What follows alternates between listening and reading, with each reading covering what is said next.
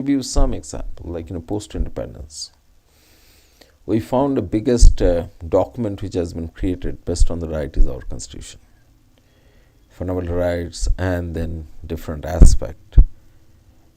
Then if you see that there was a many social change legislation has been created, there's also like Hindu Marriage Act, inheritance, and all these things.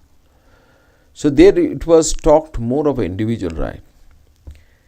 But today, if you look into the IT Act is mostly of a governance instrument, because it talks about that what to do, what not to do, and in the larger aspect of the society. Individual do figures, but it basically says that if you do all this particular thing, then you are allowed to operate into the market. Similarly, previously the purpose of the law, even if it is today also, is a restorative in nature. Like my property right has been infringed, my easement right has been infringed. I go to the court, file and read and all this, and then I want to restore that particular right. But today you will find whatever the law which we are also bringing, like yesterday Secretary Mitty was talking about DPDP. So DPDP is more of a compliance. That if you want to be a player into the market, then you have to do A, B, C, D, E, F. Your entire financial laws are compliance. Then there was a concept of a post compliance. Compliance is actually known as a post compliance. That means so once the matter has been done, like in case of SEBI, the very good example. Every year you have to file the corporate governance report with the statement from the board compliances, because regulator want to see that what are the things you have done. It's a post compliance. But today you need to have a pre-compliance, like what data you are infusing to the technology, what is the integrity of that particular data, is that particular data has a bias, so much so forth. So we are also so what we're finding that the legal process is been reimagined and silently reimagined over this particular time. Next slide, please. So if the legal process has to be reimagined, then the purpose of legal education also need to be reimagined. It cannot be the same as it has been taught to us in the yesteryears, and how the law school has teach the student to argue, analyze, and fit the facts within the legal boundaries, and possibly by the process of the analysis and the argument to create the doctrine to be followed, which we call a precedent, to be followed in the next set of legal issues. So the first was, which was of yesterday, it was ethics and justice, which was followed that particular part. But today I believe we are talking more about the interdisciplinary approach, because in the governance is a matter of interdisciplinary approaches. So that interdisciplinary approach should come into the legal education, and at the same time you need to have a technological competence. If you don't have, many of the time it is also even difficult the interplay of the law in a technology environment. And that was a experiment which we have done in IIT Kharagpur, where we thought that, well, let us have engineer to be graduated in law, so that they can really understand that how the technology interplay with the law. And I think one of the product is sitting in the back of this room itself. He was an engineer, became a lawyer, and quite successful in his own domain. Next slide, please.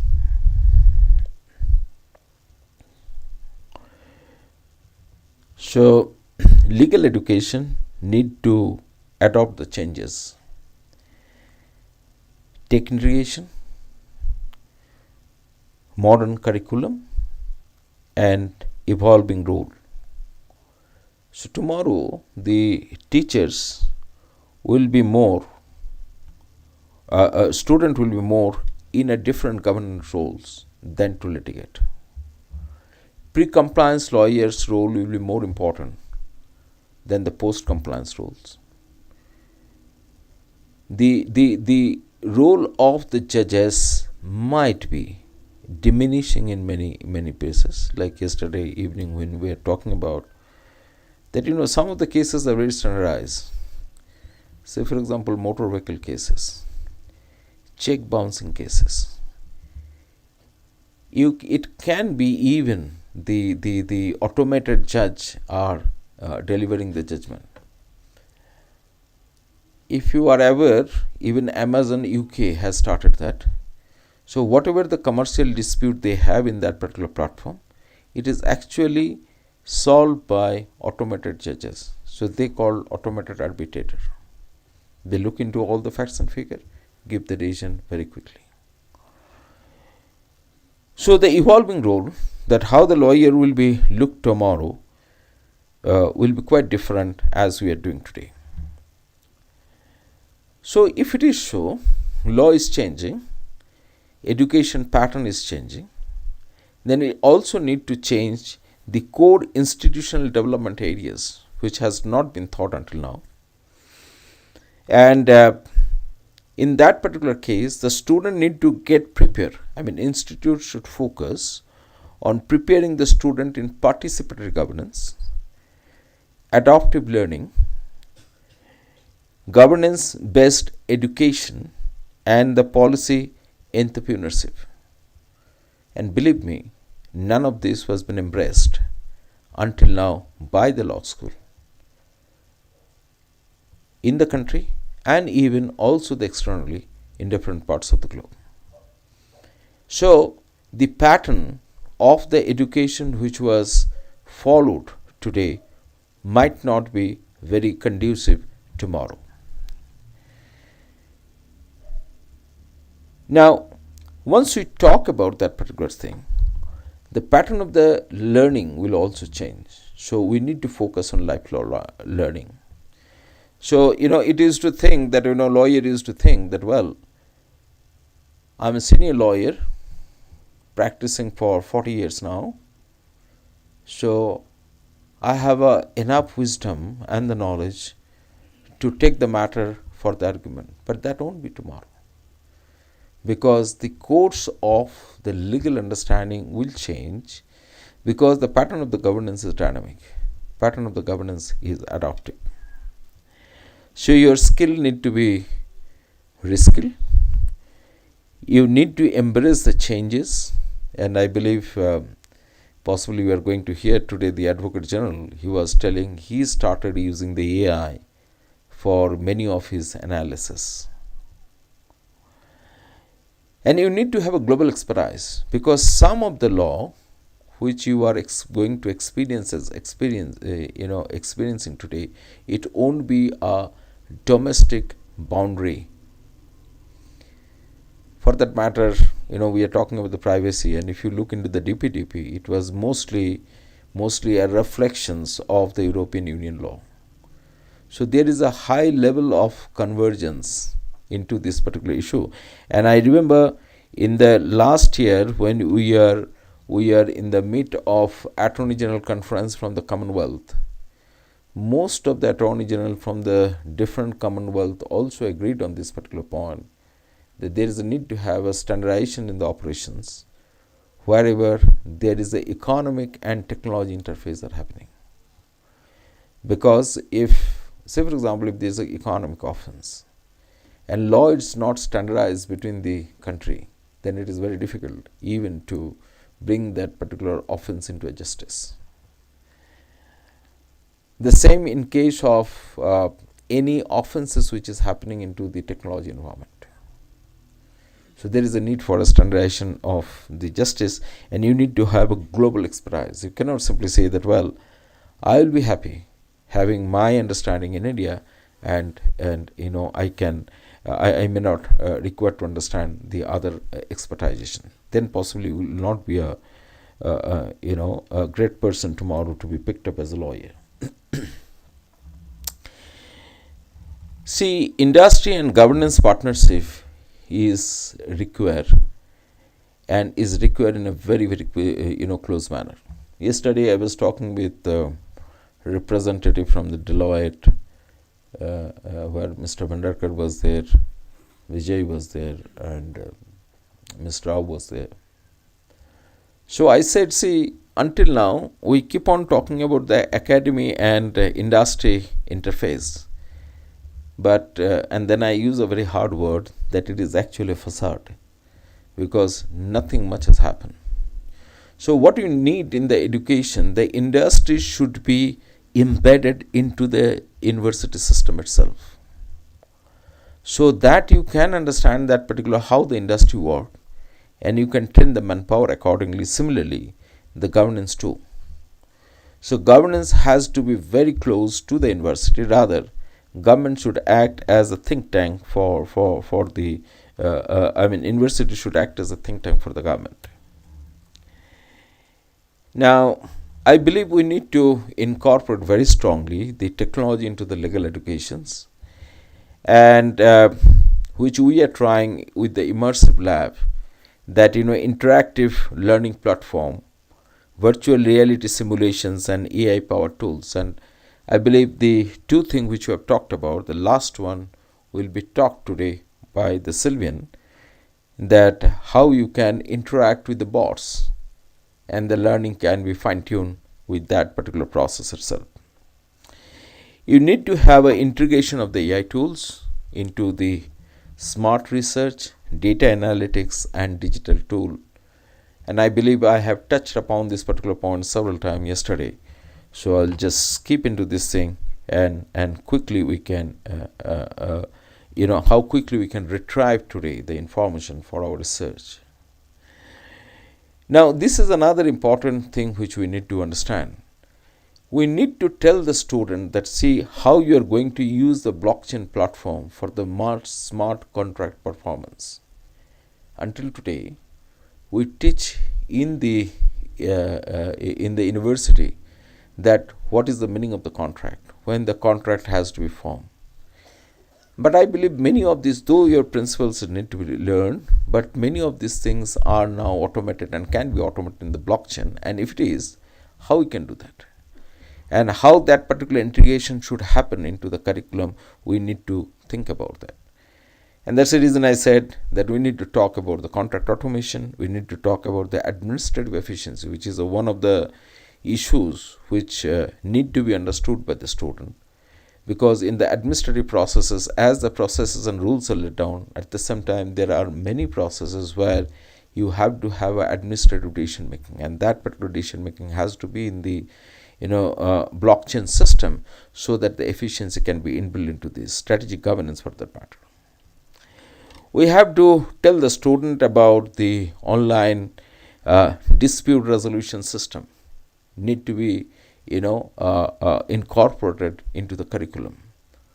We know the alternative dispute resolutions, so we need to have a digital evaluation, future ready legal practitioner executive to the virtual courtroom.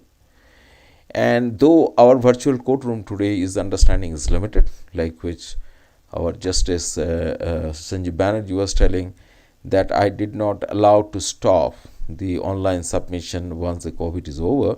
So it is an online submission and online hearing. But the moment you talk about the virtual courtroom, it is much bigger understanding than that particular online submission itself. We need to have a smart resolution, ODR. All these particular aspects need to be integrated into the legal educations. Now, another aspect which we do in a limited manner is a legal clinic, experiential learning. And I believe in India, the experiential learning was started, around 1980s. And at that time, doyen of the legal education was Professor Pandey, B.B. Pandey, Professor Upendra Bakshi. They thought that, clinical legal education has to be one of the aspects. And this particular approach taken from the social science perspective, where people wanted to see that how the law is interplay within the societal fabric itself.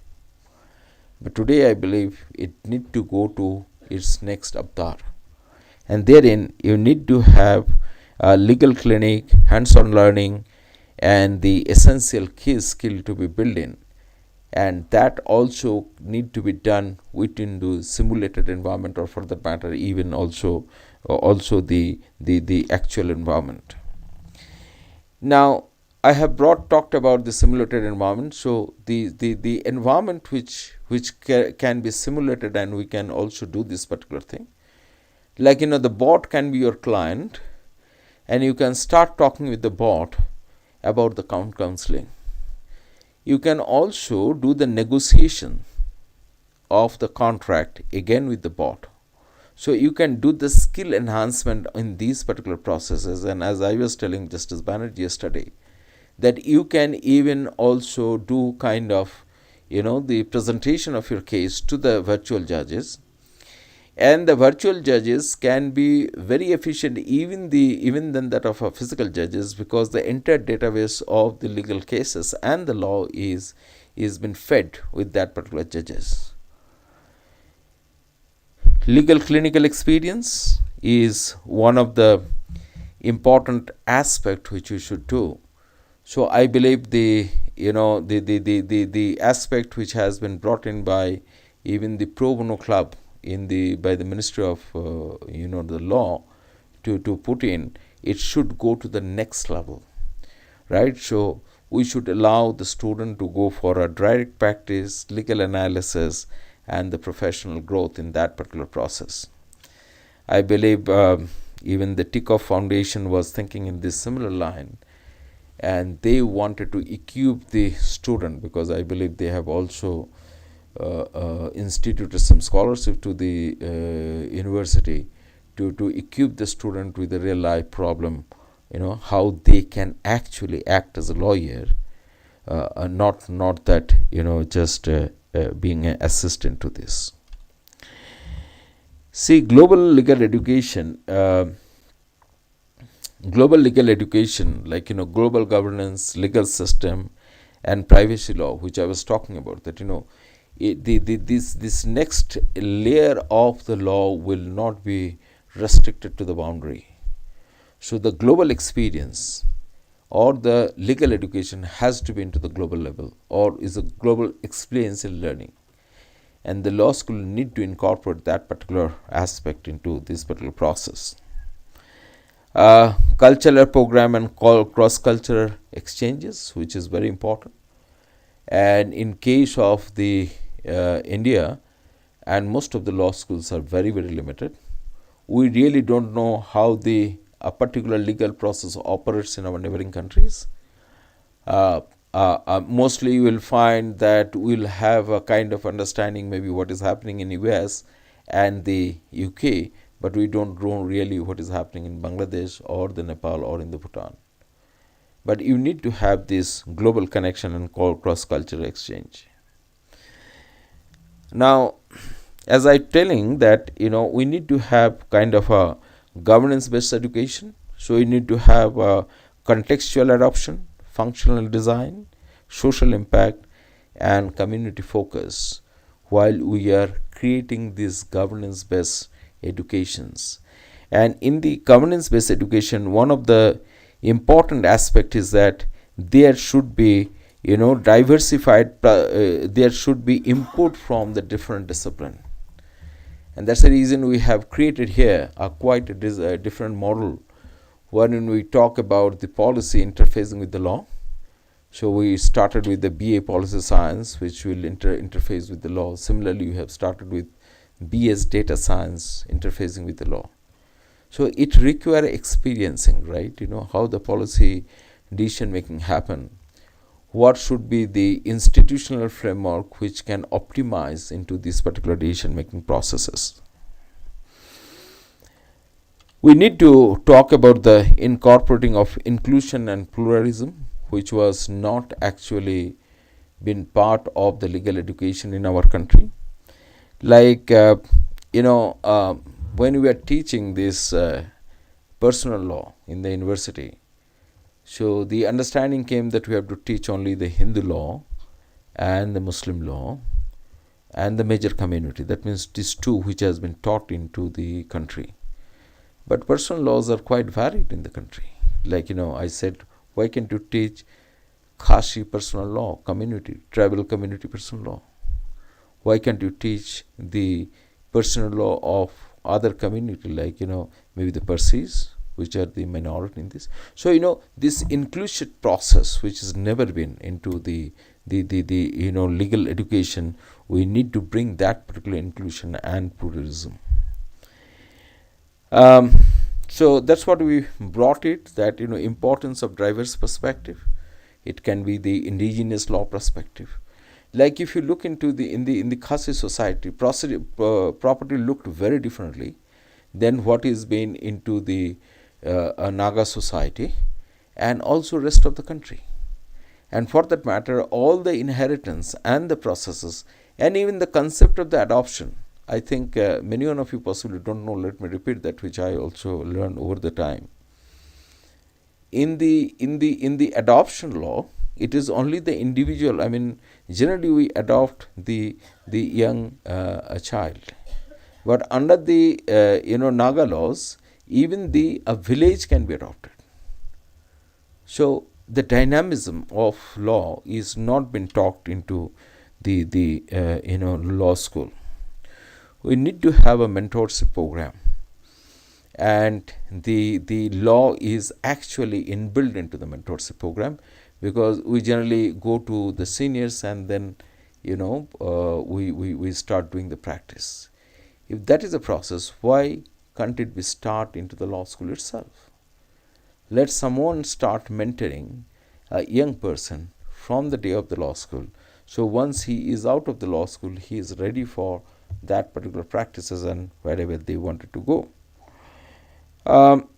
We need to have outreach information, access information and the support, and those particular has to be structured within the legal education. And if you looked into our program, we have introduced the concept of advisory support courses. The objective is this, that the outreach initiative should be inbuilt within the legal education. So you need to have a understanding of participatory governance, and that's the reason we send our student to the internship into the different places, and we have also defined that what is the internship role.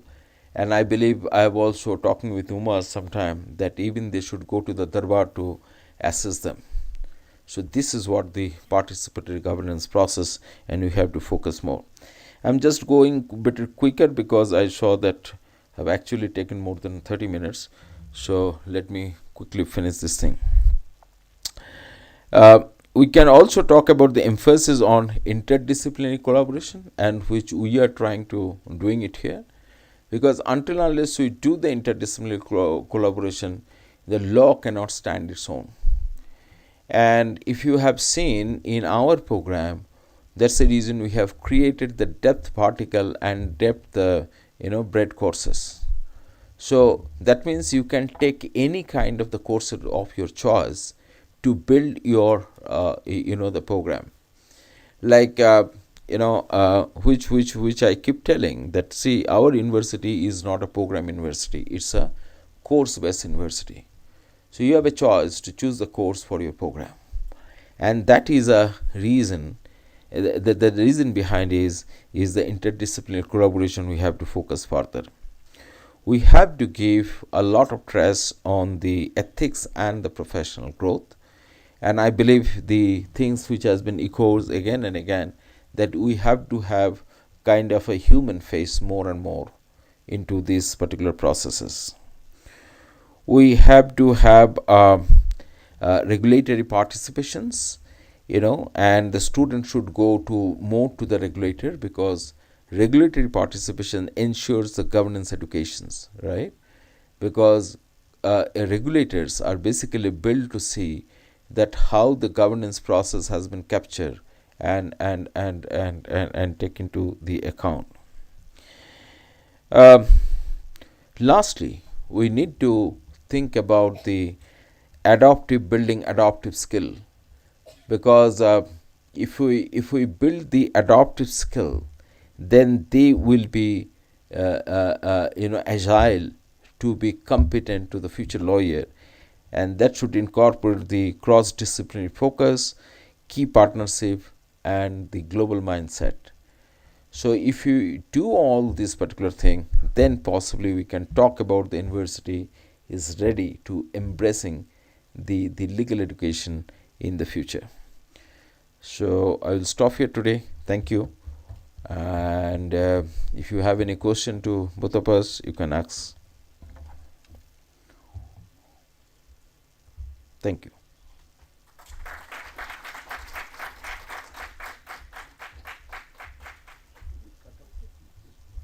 Do we have any questions?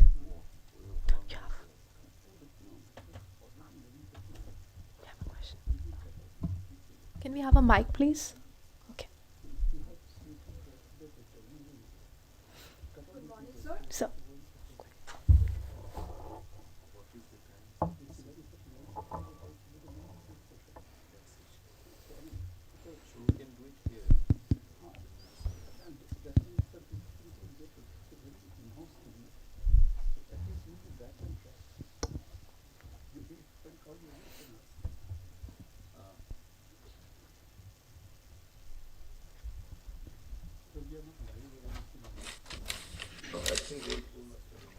We are there online, but not live. Online is only 2 4 people.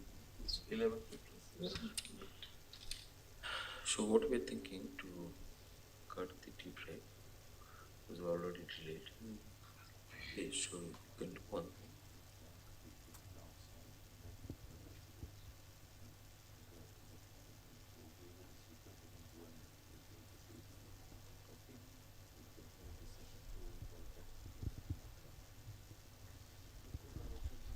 From here, Silverton starts with the last shop. So I think that's the only way to run.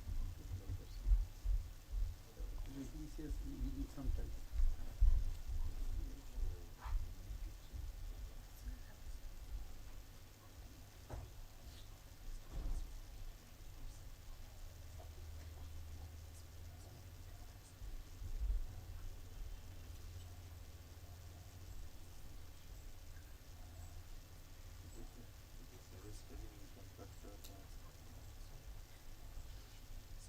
No, that is late. Startup people start.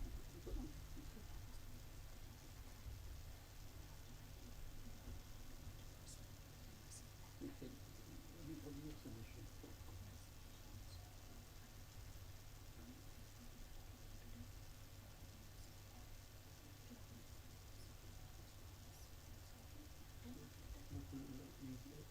Easy will come at your time. Yes, money. So IT was IT only. 6 months, 20, 30 people. So I don't know, make it. Because if they go, they will not come back. Yeah, sure, they should put the key into that logo. So let us continue with the session.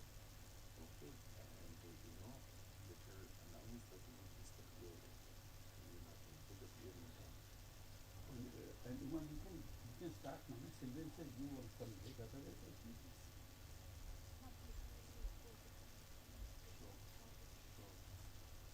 Your announcement will be, there is not to do it, we'll skip to the period to the first. We will continue with the next section. Not virtual tools, whatever Sylvain is doing. Next session. And then, what will go, he will let us go.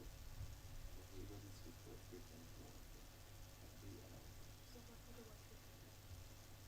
What was happening?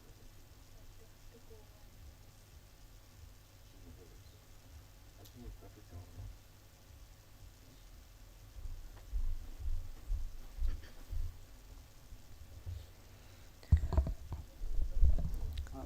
thank you, Professor Dubey, for your inspiring insights. Your vision for legal education that bridges innovation and fosters interdisciplinary experiential learning truly sets a benchmark for the future of education.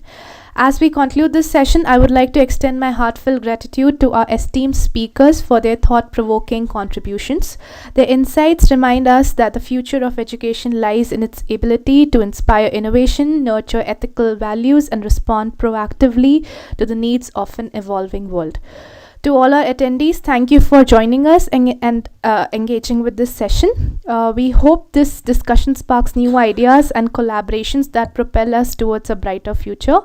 Now the tea will be arranged in the gazebos outside. Whoever requires can go and have it, and we'll be moving to the next session, which will be taken, which Mayuri will be hosting that session. Let there be clarity, there's no tea break. There's no tea break, but whoever requires it, they can have it from, it will be arranged in the gazebos outside. You can go and take it, but we are moving ahead with the next session now. Thank you.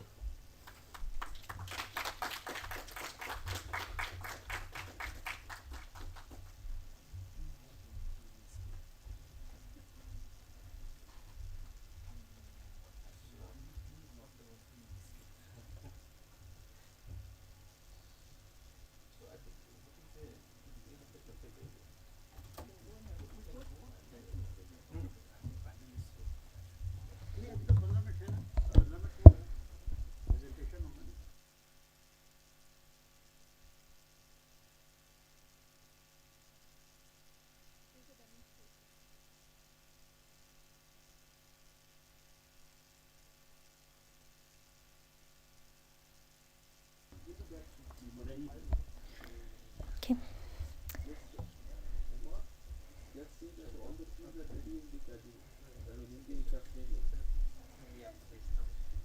Okay.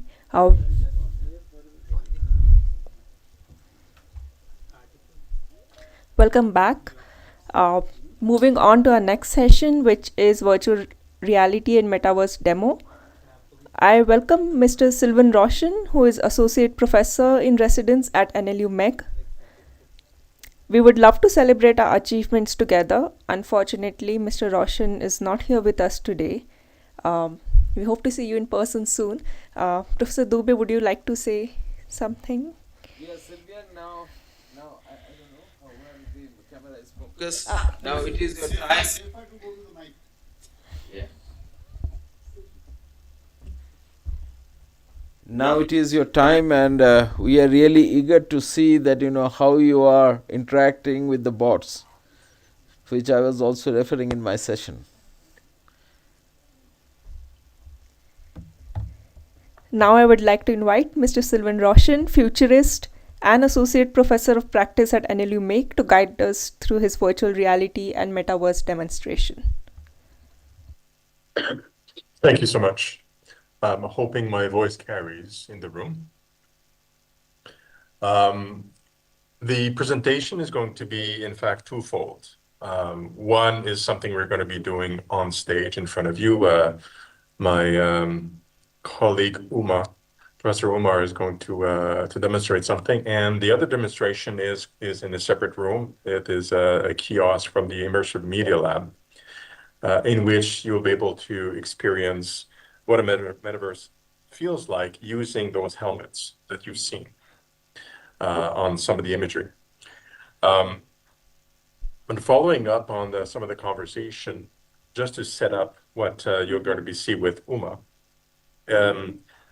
the opportunity to personalize education for students is a tremendous using artificial intelligence, as the narrow AI currently is smart enough to be able to be trained on a course and then be able to be an AI tutor for any number of students, 1 million students, 5 million students, any number of students, which allows a university like NLU MEG to serve as many students as they like, because the students now have a personalized tutor to help them with homework, grading, feedback, querying asking questions about courseware. And in the environments that we're creating, which are digital, the professors can also be from anywhere in the world. So professors can provide content and train their own personal AI that will be accessed by millions of students. So a professor from MIT can use our platform at NLU MEG to provide a course to a student that is studying from a smartphone in rural Meghalaya. And the professor is more of a mentor and experience and a human voice that provides the expertise to an AI that can provide the broad education through the web. So this is really important as we experiment. So in the Immersive Media Lab, we are partnering with different technology partners that allows us to use their expertise and their technologies to build such an AI. And I'd like to have Uma come up and to demonstrate what such a thing looks like and how it behaves. So Uma, if you could do your demo, please. Yes, Sylvian sir. So just give me a second. I'll just project the screen.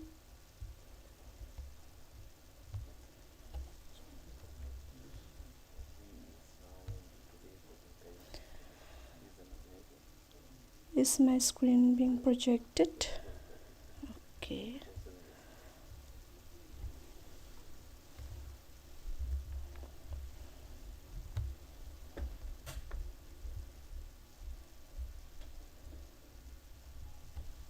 So while Uma is setting up, the context is that we're using a partner called HeyGen, and we programmed an AI avatar with knowledge of law in this case, and programmed it to be a law tutor for a student. So she will be presenting that avatar on screen with you and be able to interact with it like a student would.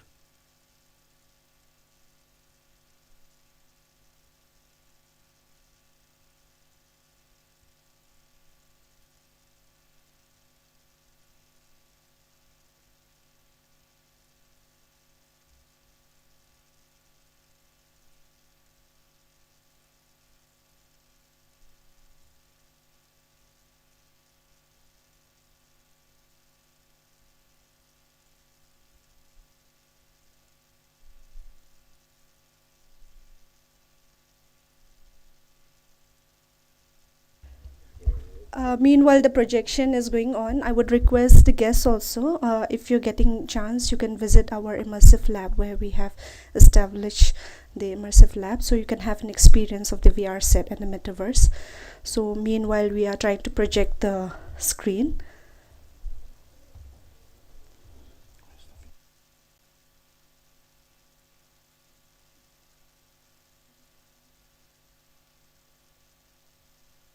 Sylvian sir, can you project from your end?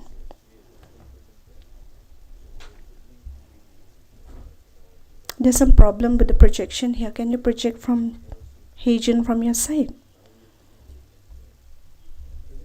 Sylvian sir, can you hear us? Yes, I can hear you. Yeah, I can't see anything on my screen though. Yes, sir.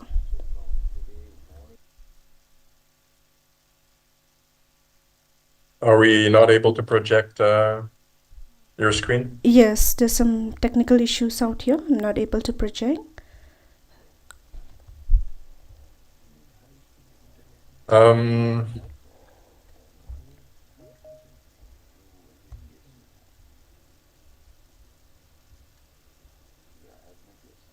Let's see if we can fix this issue here.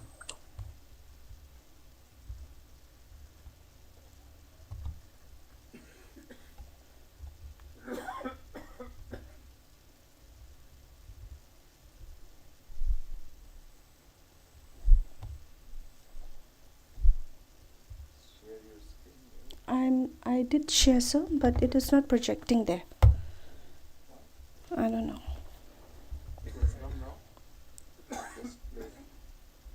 So Sylvian sir is projecting. Who is unpinning it? You share it and then you start playing it. Come and project connect. video है दे रहे video.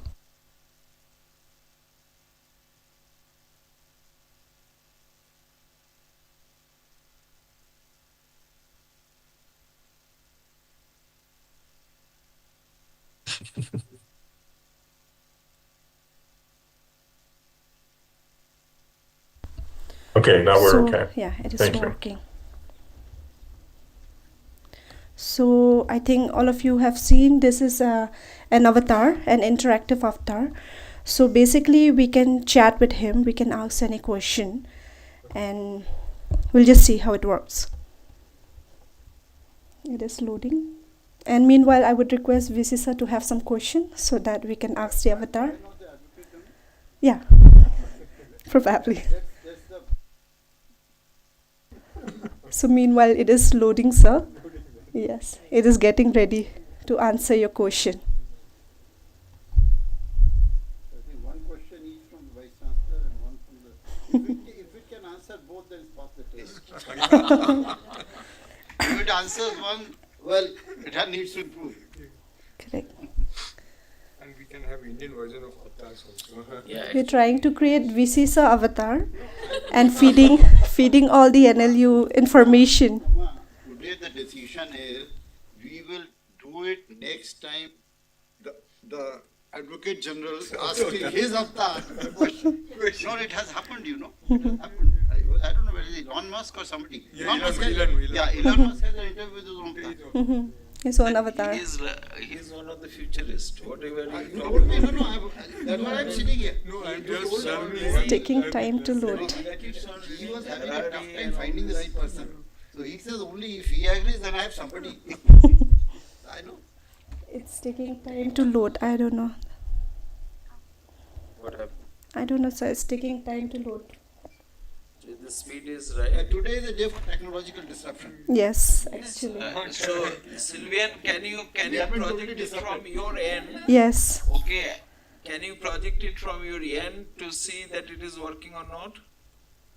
Because other day when you were projecting from your It end, worked. it was working very well. Possibly do that, yes. Give me a second.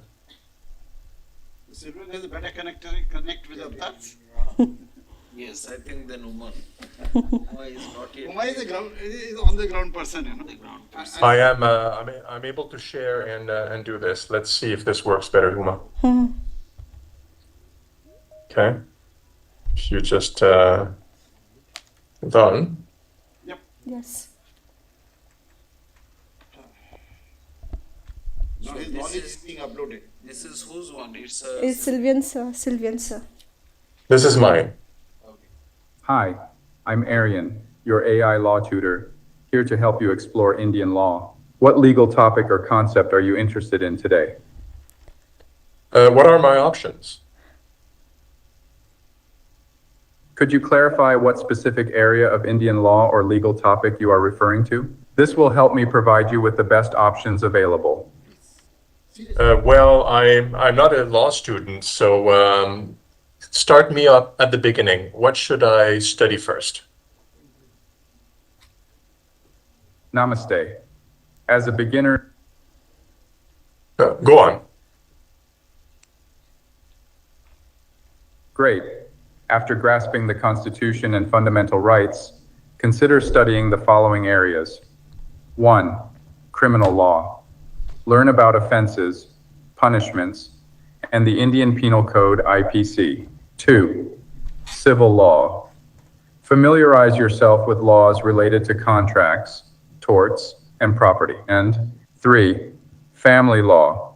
Explore laws governing marriage, divorce, Just hold on here. and inheritance. Could you quiz me on family law? Sure. Let's start with a few basic questions. Here's your first one. 1. What is the supreme law of India? A. Indian Penal Code. B. Indian Constitution. C. Civil Procedure Code. What do you think is the correct answer? Honestly, I have no idea. Thank you. Since I'm not, I don't know. But this is an example here. Sylvian, do you want to take some question from our Advocate General? That how Please, I can. these bots can work. So, sir, why can't you go to Yes, sir. and then ask the question?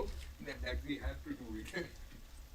So, can you start your avatar again and let question be asked by Advocate General, and then you can relate to the avatar.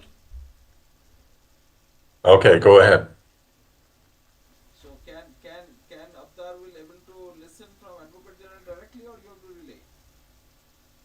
I think I have to relay because of the way my, Okay. I have to use my own voice. Okay. So let Advocate General answer this particular question and then you relay. Sir, please. Could you please explain the concept of equality as elaborated or mentioned in Article 14 of the Indian Constitution? Could you explain the concept of, oh my gosh, I forgot your question. Equality. The concept of equality. As contained in Article 14 of the Constitution of India. As contained in Article 14 Constitution of India. I'll just text him, sir. Just text. Yeah, give me a second. Some gap. Did I share the audio? Yes, please. Because I have a short-term memory, I have to take a note. As contained in? Article 14 of the Constitution of India. Okay.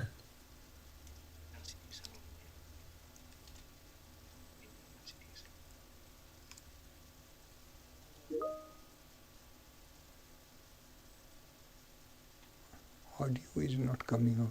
Thank you. Can you explain the concept of equality according to Article 14 of the Indian Constitution? Audio is not coming. Audio is not coming. Oh, is it? Sorry. Give me a sec. Yeah, audio of the Avtar is not coming. All right. That's what a setting issue.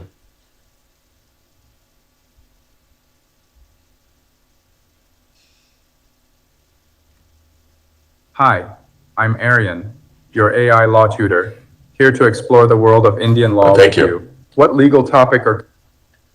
I'd like you to You're welcome. explain the concept of equality according to Article 14 of the Indian Constitution. Article 14 of the Indian Constitution. Go on ahead again. Article 14 of the Indian Constitution, same question. Article 14 of the Indian Constitution guarantees the right to equality for all individuals within India. It consists of two key principles. 1. Equality before the law. This principle states that every person is equal in the eyes of the law, and no individual is above the law. It ensures that all individuals, regardless of their status, are subject to the same legal rights and obligations. 2. Equal protection of the laws. This aspect requires that individuals in similar circumstances be treated equally. It prohibits discrimination and mandates that laws should not be arbitrary but must ensure fairness. Overall, Article 14 serves as a fundamental right that promotes social justice and protects individuals against discrimination. If you need more information or case references, just let me know. Ask for a case references. How do you explain the concept of affirmative action in Article 14? Sylvian, next question. Could you repeat again? How do you explain the concept of affirmative action in Article 14?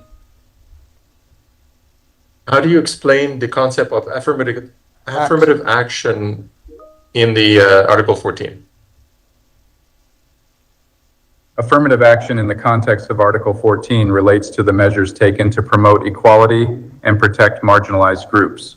While Article 14 guarantees equality before the law, it recognizes that some groups may need special provisions to achieve true equality.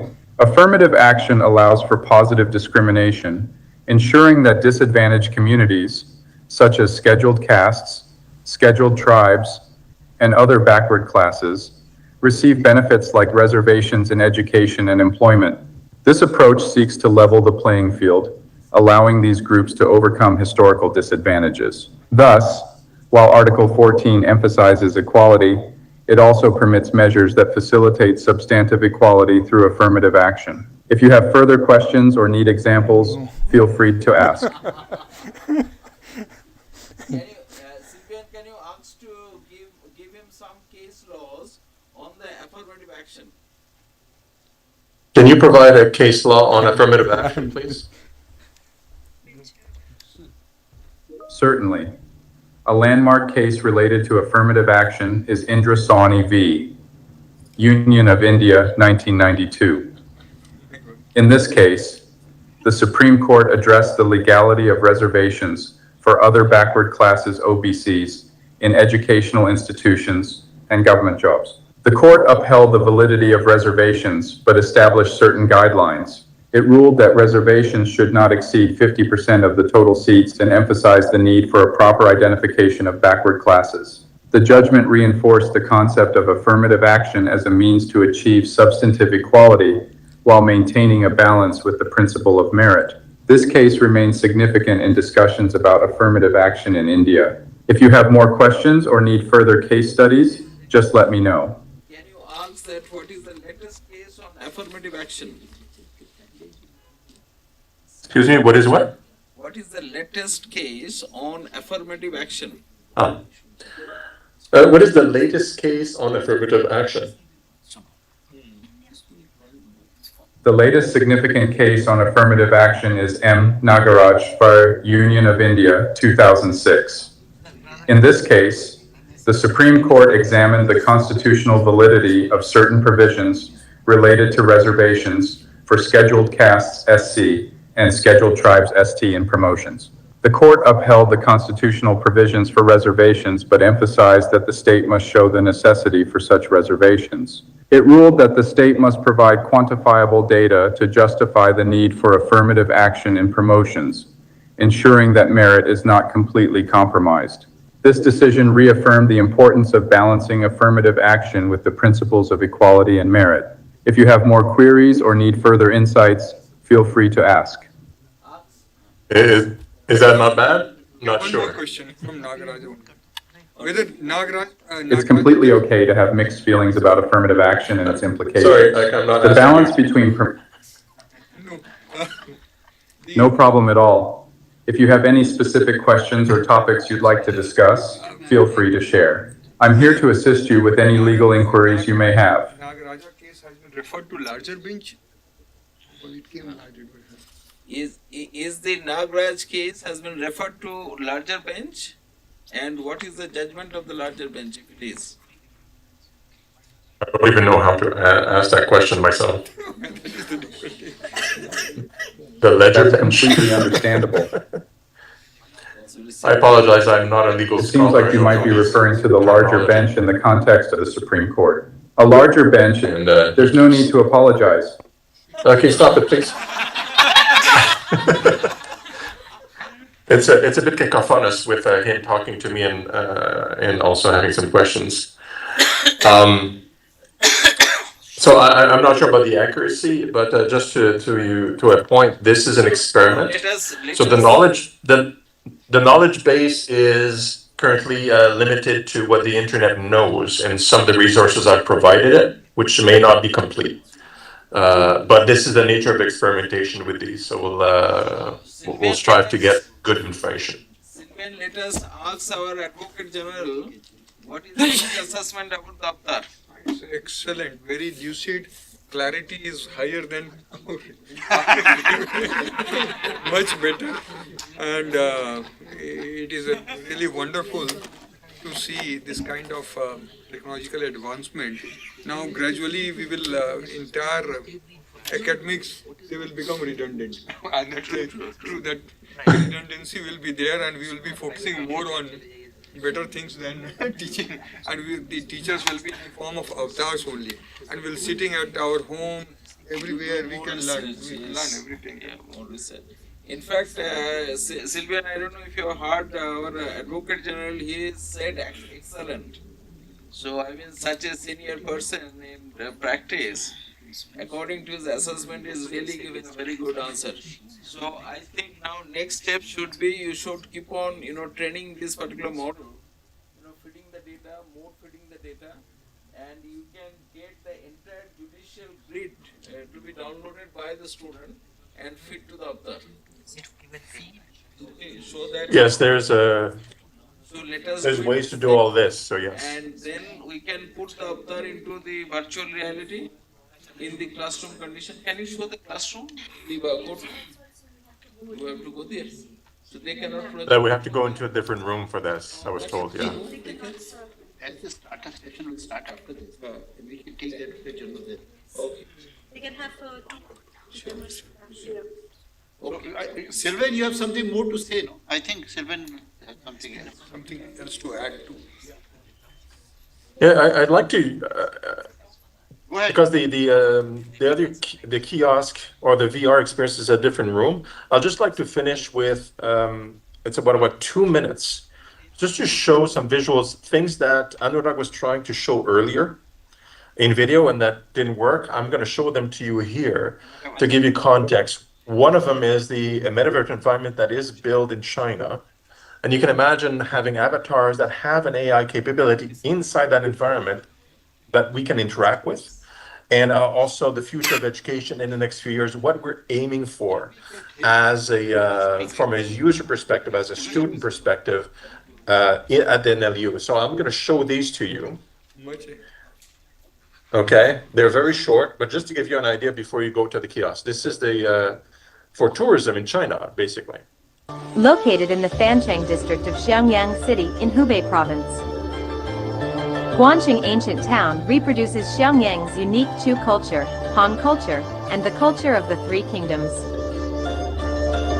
This digital twin project fully demonstrates the immersive attribute of DPS, in which tourists can create their own digital avatars and visit the town from a first-person perspective. The online park not only expands the service radius of the scenic spot, but also enables immersive touring without stepping out. Breaking through the limitations of time and space, visitors can freely switch the time and weather conditions to appreciate different landscapes. Let's take a tour of the realistic and beautiful park.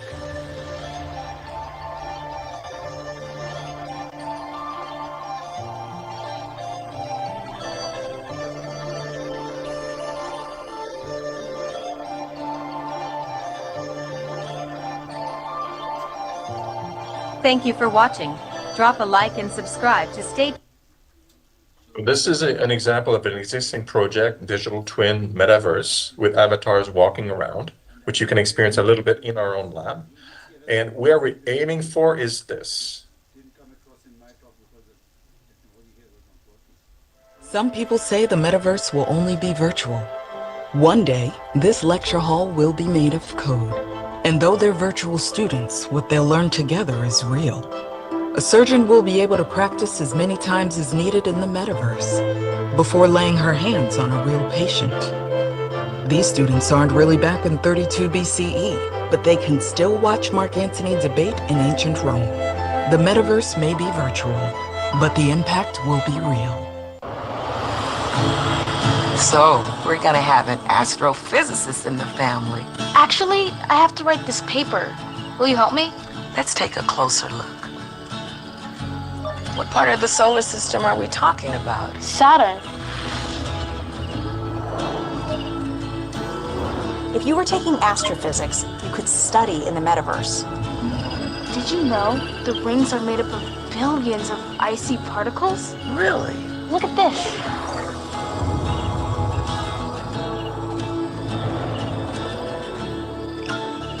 You're ready to do that paper now, right?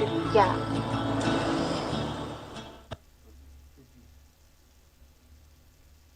So this is the image of the future that we're building currently with the AI is a component of it. It can be placed inside those metaverses and interact in 2-dimensional, 3-dimensional, digital, anywhere in the world. And so every student has access to all the information and interactivity that they want 24/7. And so this is the start this year. Thank you. Thank you so much.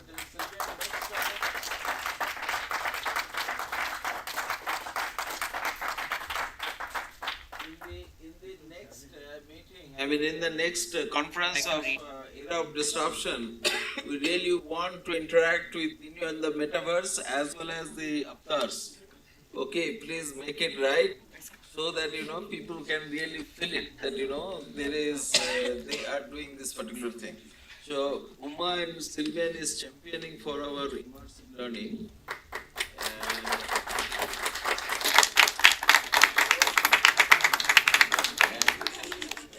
Possibly next day. This is in a very different stage.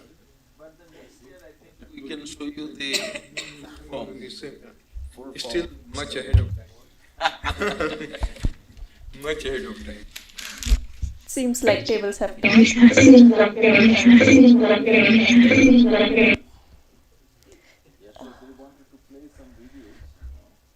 Can I start? Yeah, please start the video and then whatever your program is. Okay.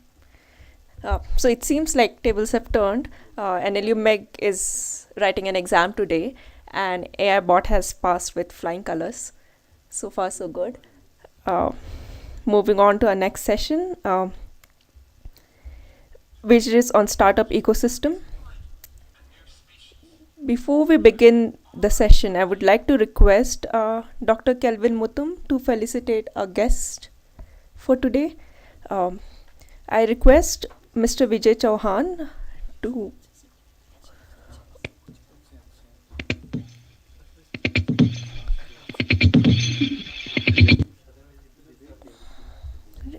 Hello, sir.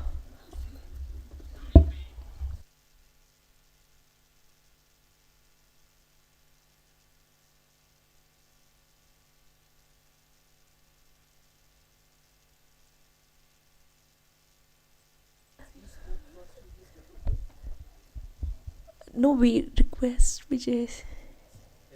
Ask me to wait for 2 minutes. Oh, I'm sorry.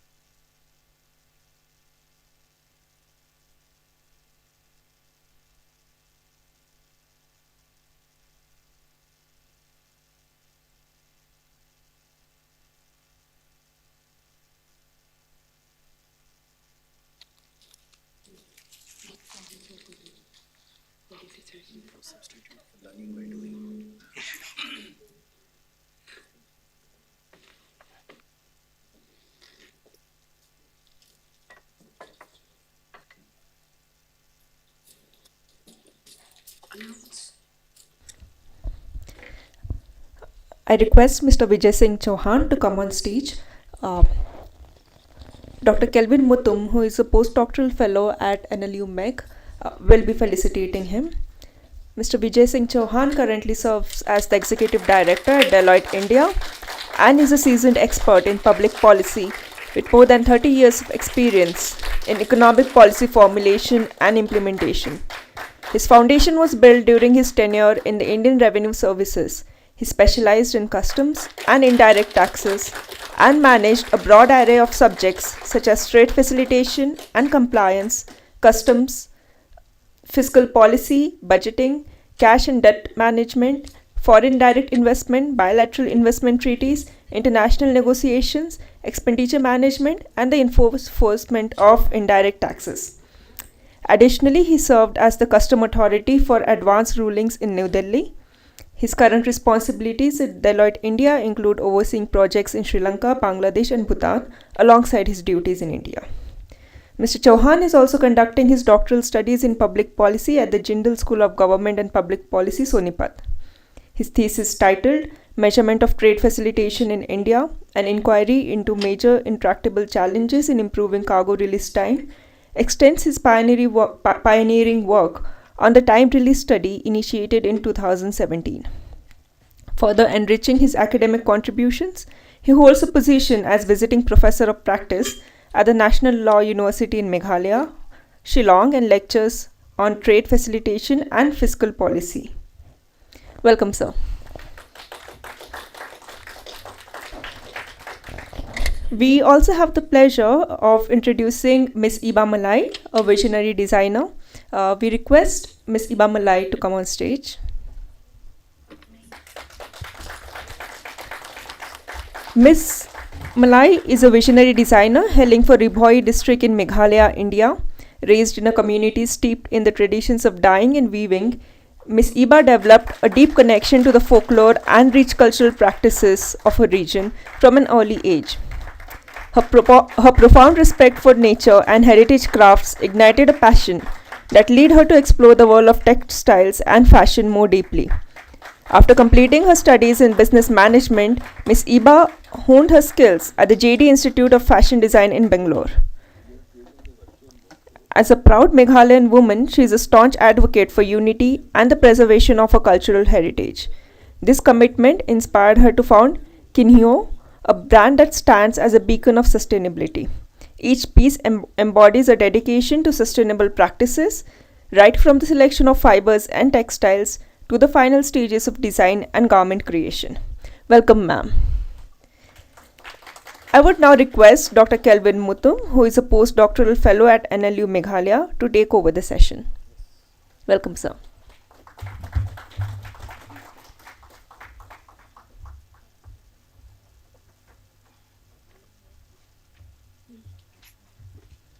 Hello, yeah. Good afternoon to everyone. Good afternoon, sir. Good afternoon, ma'am. Good afternoon to all the dignitaries and all my colleagues and all my students. This session is meant for the startup ecosystem, coming up with our conference with era of disruption. So how it is correlated? That's the question. By professor, he is also known as one of the father of innovation, by the name Joseph Schumpeter. He have come up with a beautiful term. He said creative destruction. So what do you mean by this creative destruction? Whatever we are going to create, it will get disrupted. It will evolve. This is again related to our theme of our conference. Taking his quote, creative destruction, I will like to open the session. Sir, Professor Bijay sir will please.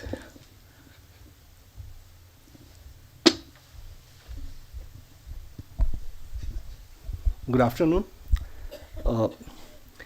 So before this session, it was supposed to have more panelists, and therefore I had prepared to speak for 15 minutes, but I now realize that I have little more time, and I'll use that essentially to buy in from all of you on the topic that is there, pulling it both in different directions. So the topic essentially for this is startup ecosystem. Since yesterday you have heard the term technology, artificial intelligence. I will add one more which has not been talked of, that is tool, startup and disruption. I am personally pretty addicted to sports, and I think that the kids, and I consider all the students to be kids mostly, buy in the idea more relating to sports. So I will try and explain all of it through some example from sports to come to this basic idea. And when I'm trying to do this, I'm fundamentally guided by the principle that what is it there for all of you when you attend a session on startup ecosystem. Are you looking at it from the point of view of one day setting up a startup, working in a startup, being adversely impacted by a startup, and over a period of time have enough money to invest in a startup? And they all can be pretty different. With this idea, let me ask you a question that in the area of sports, what's one thing that comes to you most naturally when you think of a disruption? If somebody has a quick answer, I'll listen to that. Otherwise, I'll give my own example. Anyone? Esports. Great idea. Yeah. So esports in some sense takes sports beyond the reality in the grounds. If you go back to the grounds, The one that appeals to me the most is perhaps the Fosbury jump in high jump. Before that, everyone had attempted to jump in a particular way. This person completely flipped it almost and then started jumping differently, and everybody since then has copied that and has achieved greater heights. So that's one example of disruption that happened by an individual and which was adopted subsequently by everybody else who followed that. The second example I would like to cite is that of India was the world champion in hockey. We won some 6, 7, 8 Olympic gold medals, and then disruption happened. AstroTurf came in. It completely changed the rules of the game. And it took India many years to actually catch up with. So here is another example of disruption which causes huge loss of opportunity to the ones who were greatly privileged earlier and creates a new class of leaders in the world who have different potential and skills. Think of technology again in the context of sports. I like to run. Of the basic things that I do every day, running is one of them.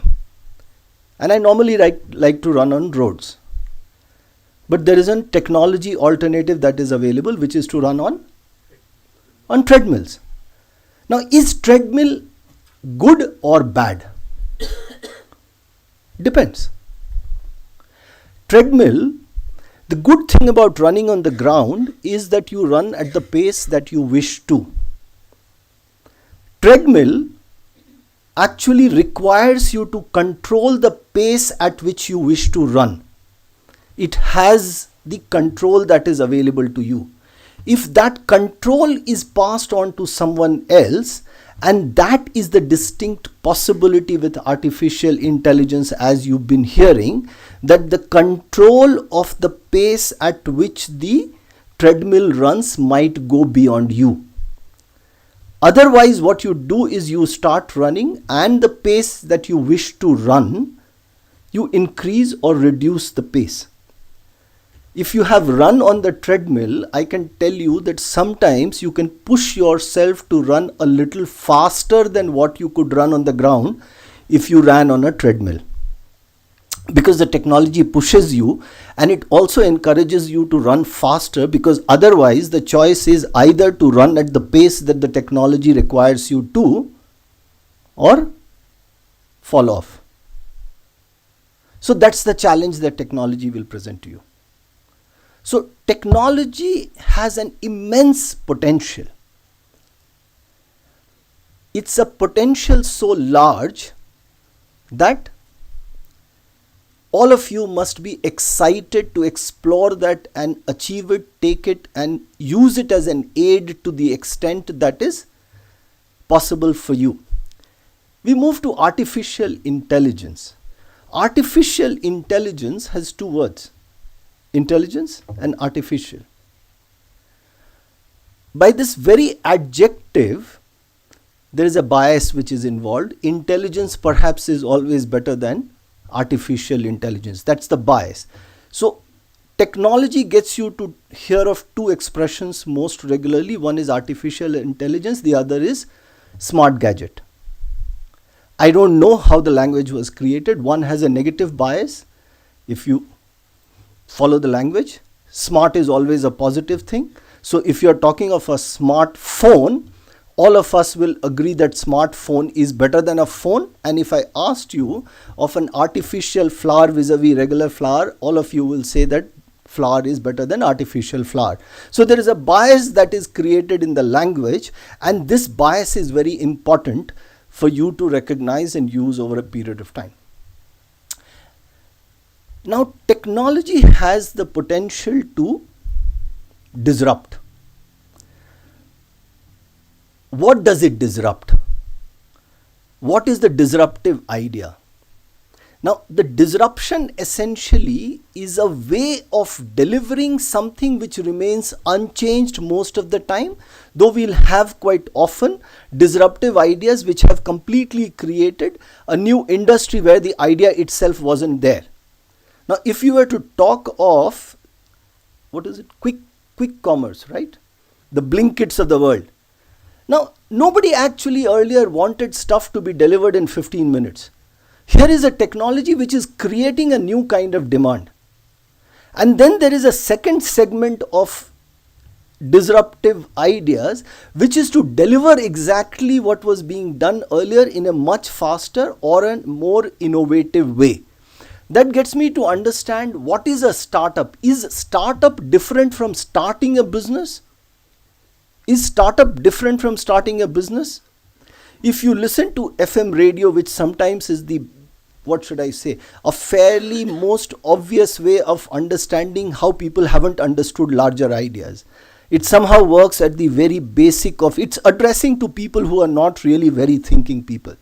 So if you listen to the FM radio, there is a guy who comes in an ad and says, I'm going to do a startup. What is he going to do? So can you take a guess what is he going to do, which he says like, yeah, I'm going to do a startup. He wants to become an LIC agent. I'm not kidding. This is an LIC ad actually.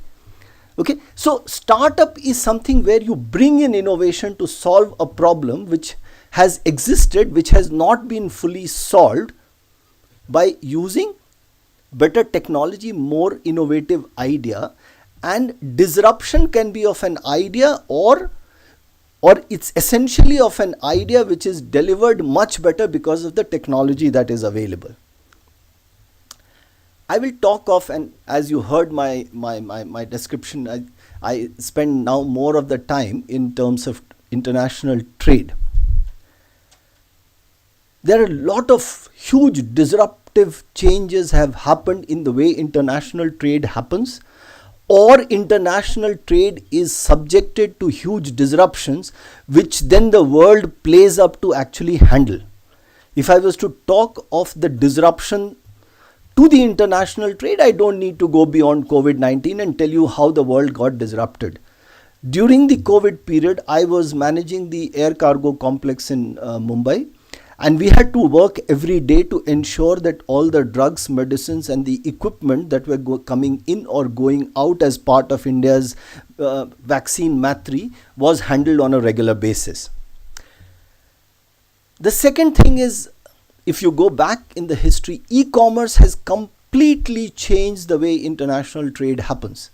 It has increased the number of documents and consignments and has reduced the size, completely disrupting the way the customs earlier actually checked each of the consignment when it was crossing the borders. And if you go back, containerization of the cargo itself was a completely disruptive thing. Before that, every consignment was actually examined. And there can be hundreds of such examples.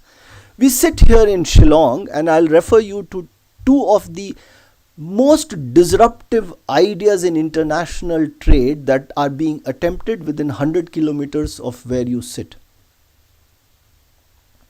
The first one is, and I would request that sometime I would take all of you to Dauki, which is the customs post between India and Bangladesh. Now, internationally, historically, everywhere, there is a check that the customs does before the goods are exported, and then there is a customs which checks the goods as they come into the country. What is being attempted there is a single check, single customs. Both the India and Bangladesh customs will sit together and handle whatever is the requirement. Now, where does the technology come into this?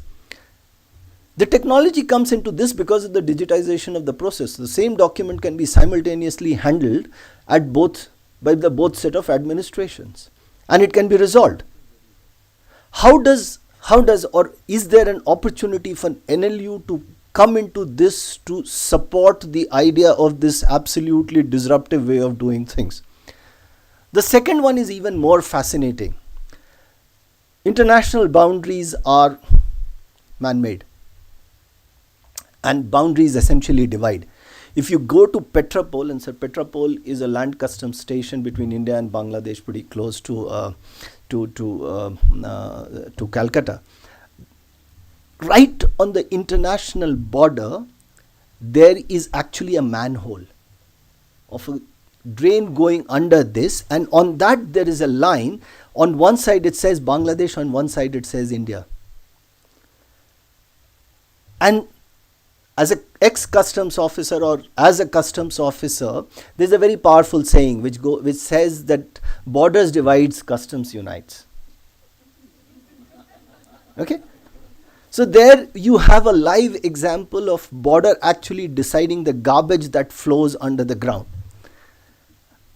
I began my career working in the Northeast, and I have spent hours and hours and hours walking on the international border, on India-Meghalaya border, India-Bhutan border, and including on the India-Myanmar border. People are divided, and we have specific checkposts at different places to say you can do trade only at this place.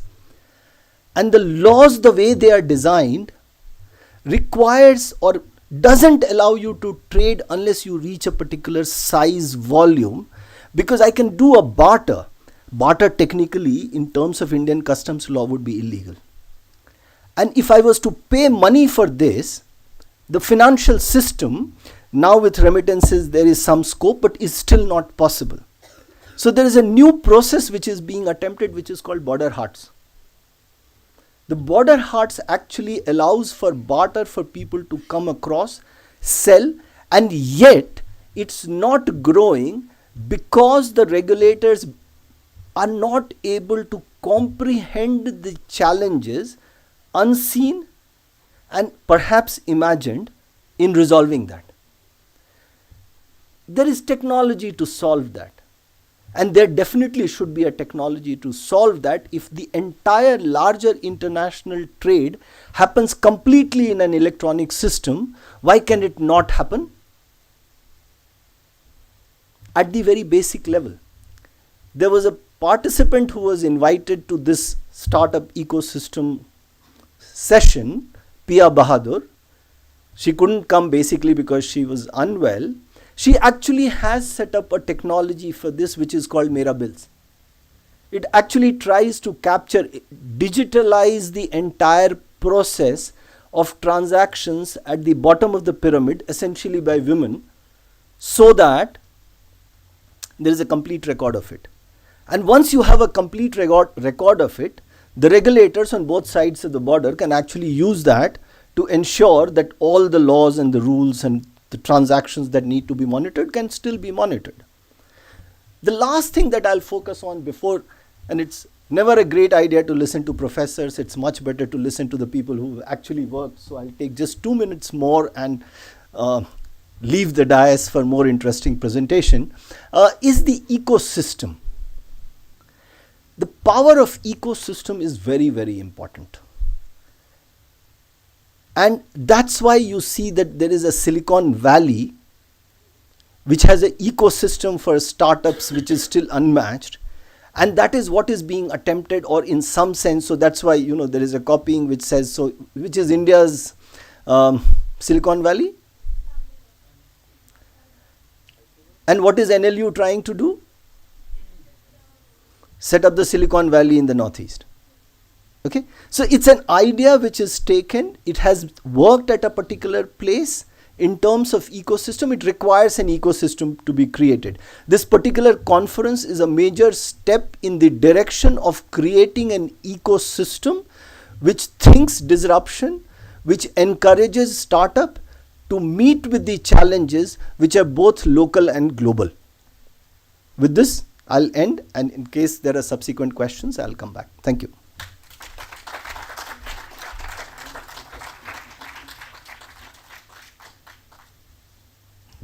Thank you, sir. It was a very goodful thought, I will say.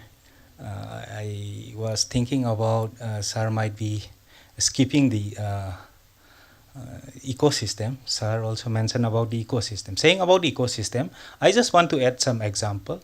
The QR code which we people are using right now for Google Pay and all, did you have any idea that at what time frame this particular QR code has been developed? And for what purpose? 19? No, it was exactly at 1994. It was developed by some Chinese agency for tracking the vehicle number. But this particular technology, they doesn't have the ecosystem of improving this technology.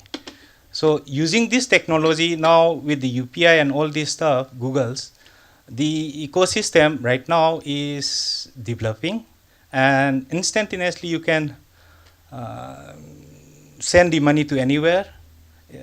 When I see the UPI, yesterday when I was listening to the session of UPI, I got fascinated, and I was checking like how the Indian UPI is doing, and it is, as Sir have mentioned, that it is number one in around the globe, and that particular environment was previously it was not there. Why I was talking about the QR code is at that time internet was not there, first of all, and second, we don't have the smart mobile.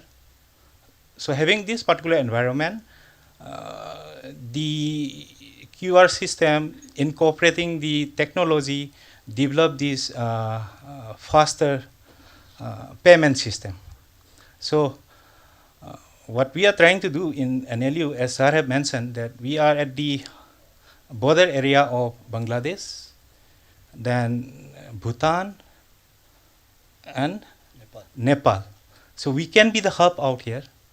Taking this note, I think we should proceed to the goal that at least we should be the Silicon Valley in Northeast.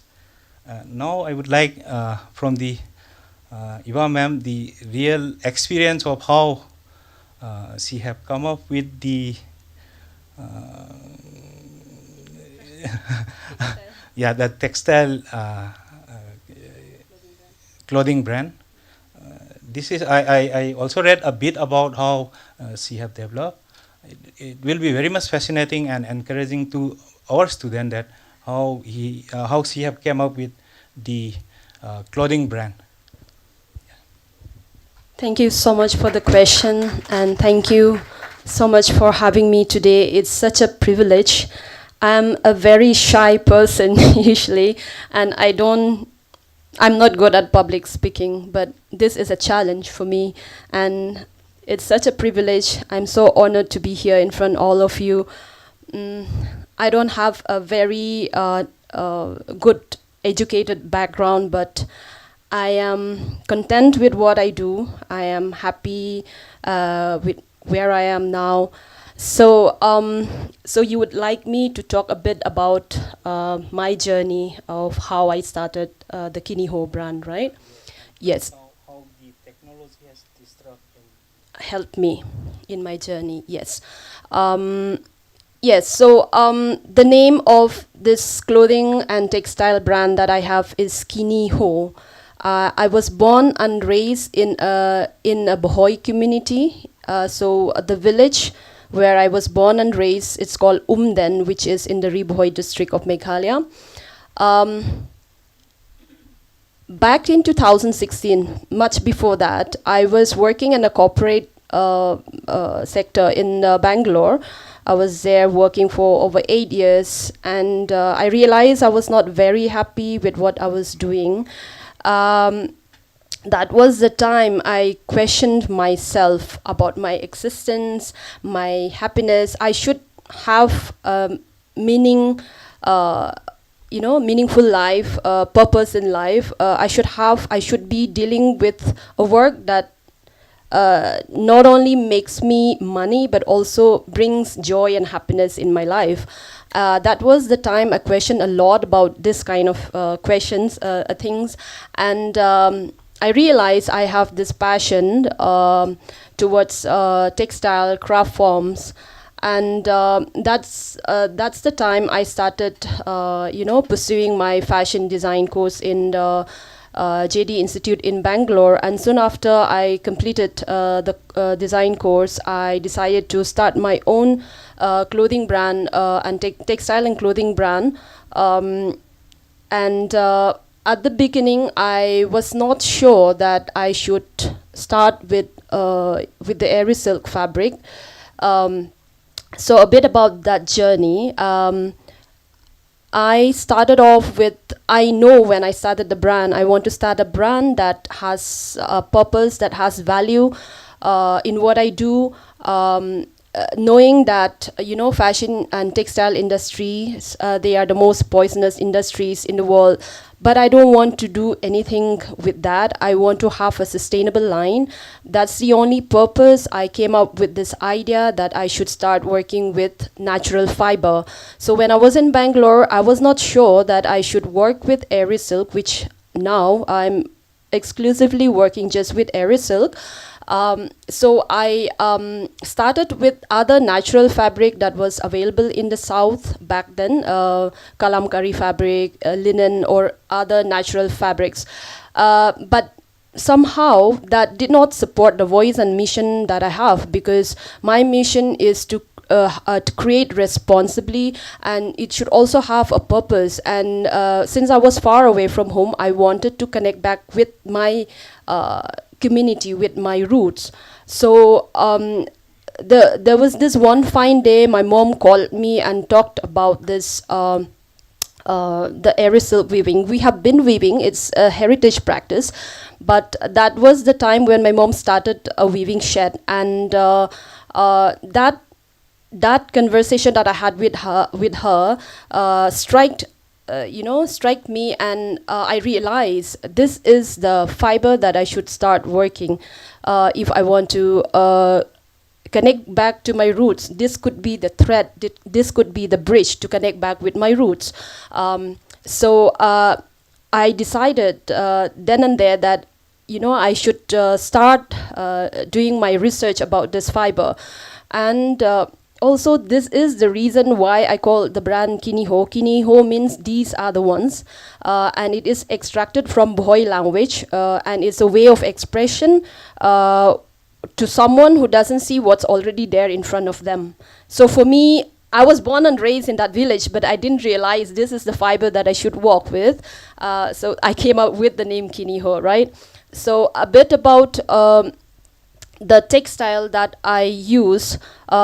It's Aerie Silk fabric. I'm sure most of you knows about Aerie Silk. If you can raise your hands, is the most sustainable silk. It is also called a non-violent silk. Why it is called a non-violence is because we don't kill the silkworm to obtain the fiber. Unlike other silk, they have to boil the silkworms to get the thread, right? But in Aerie Silk, you don't boil the silkworms. It's an open-ended cocoon. So the cocoon comes out, and that's when we use the worm comes out. That's when we use the cocoon, the leftover, right? And also how they rear, it's still an indigenous practices. So back in the village, back in Umden, they still rear it in their own home. So the process involves in making the yarn, it's still very organic. There's no chemical involved in the process. So for me, working with this textile, it's not only support the voice and mission that I have, but also at the same time helps me to uplift my community people because of job opportunities. And also at the same time, we also help in sustaining this heritage craft. It was a dying practices back in before 2000, but then with the help of the government and several programs that they have conducted, it has helped the community comes back alive now. And so nowadays we have many entrepreneurs working with Aerie Silk. And yeah, so that's a bit about my journey. So I have my own, I started in 2016.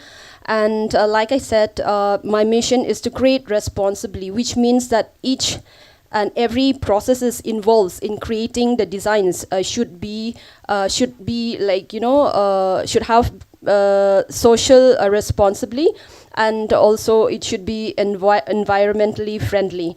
So first of all, for me, my first step is to find out about my my fiber, which I said is Aerie Silk. And then I also think about natural fiber, natural dyes. So we only use natural dyes because I don't want any chemical dyes, because it does not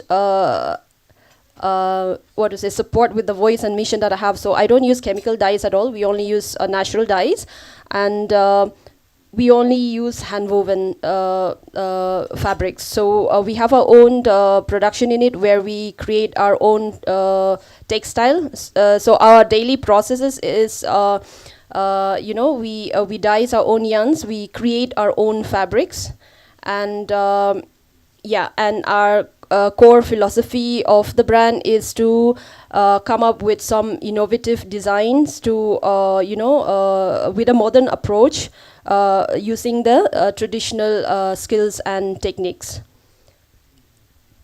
So, so talking about how technology has helped me, I'm not a very techie person, but yes, it has helped me a lot, because back in 2019, when pandemic happened, I almost quit. And as you know, a journey as an entrepreneur is not always an easy journey. So I almost quit because I found it very difficult, but also I took advantage of that time during pandemic, because obviously people don't have anything else to do but go in social media. So I made use of that, I made use of that platform, and I started engaging more with the customers in social media. So that has helped me a lot. And I can proudly say that social media, which is one of the technology nowadays, has helped me a lot in reaching, every corners of the world.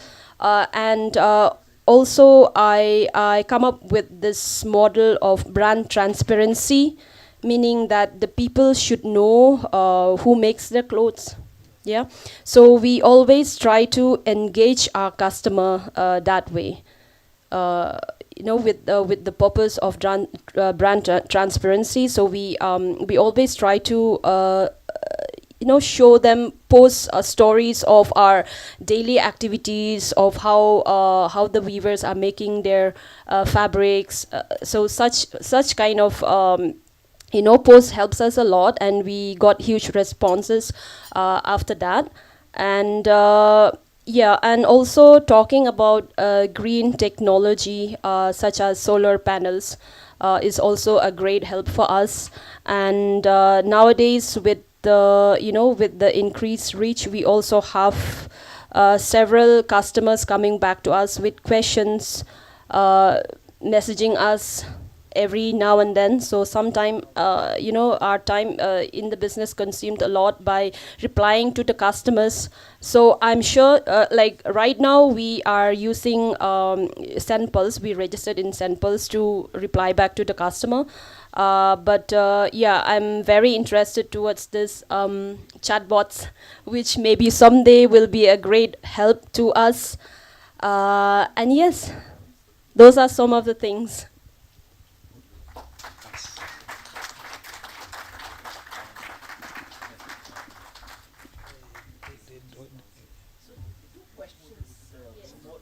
One, it's fascinating journey. It's always very, very interesting to hear.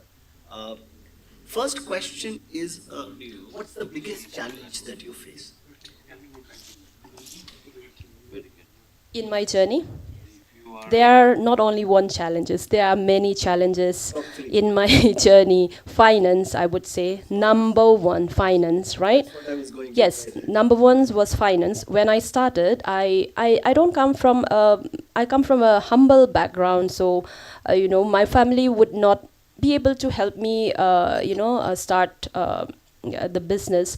But then with whatever saving that I had after I left the job, I started with that.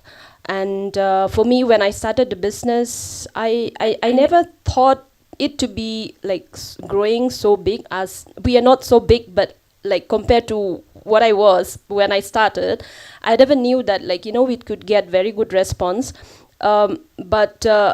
So finance was a big issue when I started, market was a bit, a big issue also, because when I started, yes, Eris silk hand weaving is a heritage practices, but then back then people would only weave like this kind of mufflers or stoles. That's the only two kind of products that they produce. But for me, I want to create clothing, so I need a bigger width fabric. That was an issue, a huge issue, and so I had to, that was the reason I had to start my own production unit so that I can create bigger width fabrics. Market was an issue because it is expensive, and our economy in Meghalaya is such that they cannot afford buying 4,000, 5,000 stoles, or like maybe our range for clothing would be like minimum would be 6,000, 8,000. So it's a huge price for them. So that was a huge issue too. And working with the weavers also not an easy journey at all, because they don't understand business approach, they don't understand the demands, they don't know how to meet the targets. So those were the some of the challenges that I face. Thank you so much. So, I'll sum up, and it's very interesting that, so if you do look up research on what are the kind of challenges they face: finance, market access, and supply chain from the artisans, because the area that she is working in is something which is not readily scalable. She's preserving culture, heritage, and the goods that she's producing is what's called experiential goods. And social media as the platform. So yesterday there was a discussion in terms of technology, and I did mention that it lowers barriers to entry. That's a live example of lowering barriers to entry. She can get the material of the quantity which is there and reach out to that very niche market which is willing to pay that price, Yes. which is there for that product. So No, that's very true, sir. Of course, it has helped me in such a great way that I could not imagine or comprehend. Like you said, if you start a business, if you only think, oh, my products is very cheap, is very expensive, no one is going to buy them here, I'm going to be doomed. What am I gonna do? If you have such kind of mindset, how are you going to grow? So you need to twist a bit and change your perceptions, right? Should always think positive. And for me, I know that doing what I'm doing now has a great potential to grow, and making use of the free platforms to advertise my products is a great opportunity for me, and I'm very thankful for that, because it is through through my websites, through my social media, or interactive sessions as this, or exhibitions, different kinds of platforms in various ways has helped me gain more reach. So I increased my reach, and I could reach to those customers who are really interested in my textile and understand the value that we do. So it has helped me in such a great way, yes.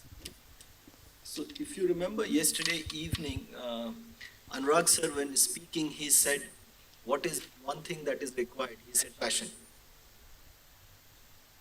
Correct. And that's Yes. passion. Yeah. And For me, yes, sir. For me, you can hear me.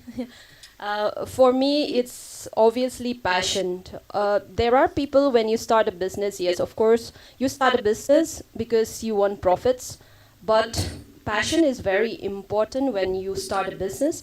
I don't know, maybe you have read the book Start With Why. Maybe if any one of you have read the book Start With Why.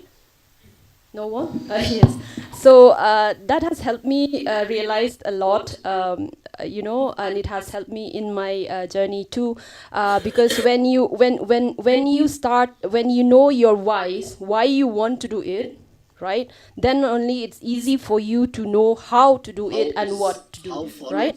Yes. To get your why right. Yes, yes. So that is your how is your why is very important. Why you want to do it for me is because I believe in uplifting my helping my fellow community, help uplifting this craft, sustain this craft. So that is my why. Right, and because of that, I already have this mission in me, that these are my why. Then it became so easy for me to understand my how and what.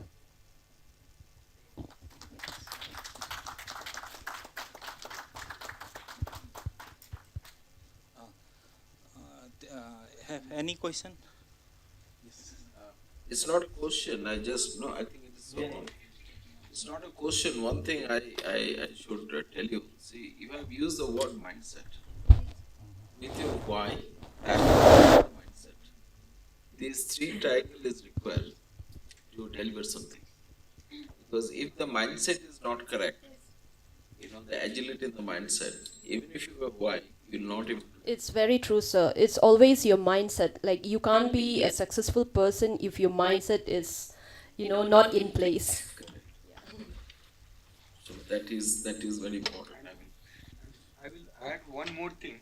That you have been, you were there settled in Bangalore, working, and then you have questioned whether I should go on this path or I should choose something else. So questioning yourself at various time interval is also required for each one of us. That we should question what we are doing is correct or not. We should improve, and what should we do to contribute to the society. This was a good idea which helped so many of us and people around you. Yes, that's very true, sir. One thing that you see, we emphasized and recognized the power of ecosystem. Yes, sir. She left the best ecosystem that exists in the country for a startup. Yes. To start a startup. To create an To create an an ecosystem which was not there. That's what the pioneers and people who have, the right passion and. But I think I would never be happy getting stuck in that sector.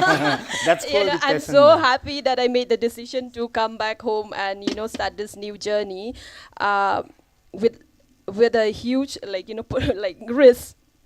Obviously, I had a lot of risk. From sitting here, let me, make a promise that from next time, whatever we buy for the university, we'll also place number of order to your farm. Yes, thank you so much. And if you have any kind of field visit, you can always come to the unit for field visits for your students. I was thinking, this is a lighter side. For a long time, I was thinking to have a start with this fabric because it's fantastic. This, in the winter it's quite warm, and in the summer Yes, it has a very unique thermal properties. Yes. So I was searching here. Nobody could give me that. Bigger, you have said, no, the bigger seat of. Yes. So if you are making, I will come to your factory. Yes, sir. I have a point of sale here in Upland Road in Limecrest, so it's easy to reach. Yes. And sir, ma'am also have a problem with marketing. So if we can provide the platform, if we are So developing. see, what we are developing, possibly it will be very quickly will be there. We are creating a e-market platform, which is the AI driven, and which is also for the artisan. That means we wanted to create the art and the culture and the fabric. Like you are in the fabric. For the Meghalaya, then Northeast, and then entire country. That's the mission in that particular project. We have reached to a particular stage now. We have created the platform, but AI tool we are still defining this particular thing. And if you are okay, we'd love to get you also on that particular platform, because what we are trying, in the last Tech Transfer Symposium also we did, we brought all the artisans here. We have given them a training about the intellectual property, how to do the contract, how to do the business processes.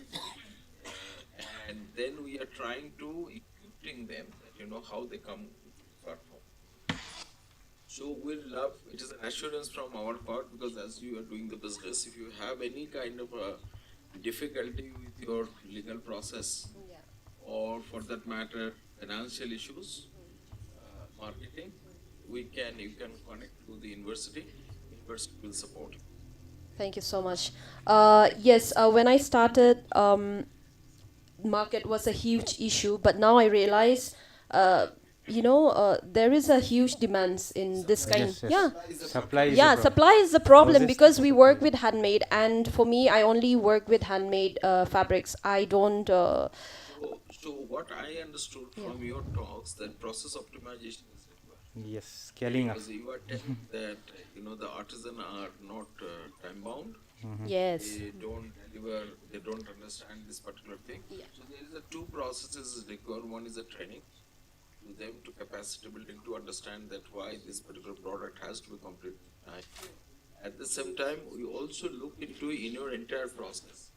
If the process optimization is required, so that time is consumed. Yes. It can be optimized further, and it also help into the business process as well as your financial modeling. Yeah.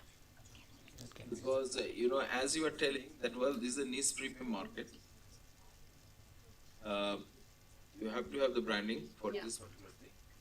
But at the same time, if you wanted to capture a larger market, that means you can have a premium product as well as non-premium product. Then in that case, you have to have entire process to be optimized with the financial modeling. That's true, sir. Thank you. So there we can help you, and university don't charge anything. So you don't have to worry on that. Correct. Because what we understand that it's a learning process for the university. The student will learn in that process. Yes. The teachers are advising to you; they also learn in the process. Okay, and you also get benefit out of that. Thank you. So we are going to have a program called the Make F Skill Acceleration Program to help all the people who are involved in this kind of activity. Right.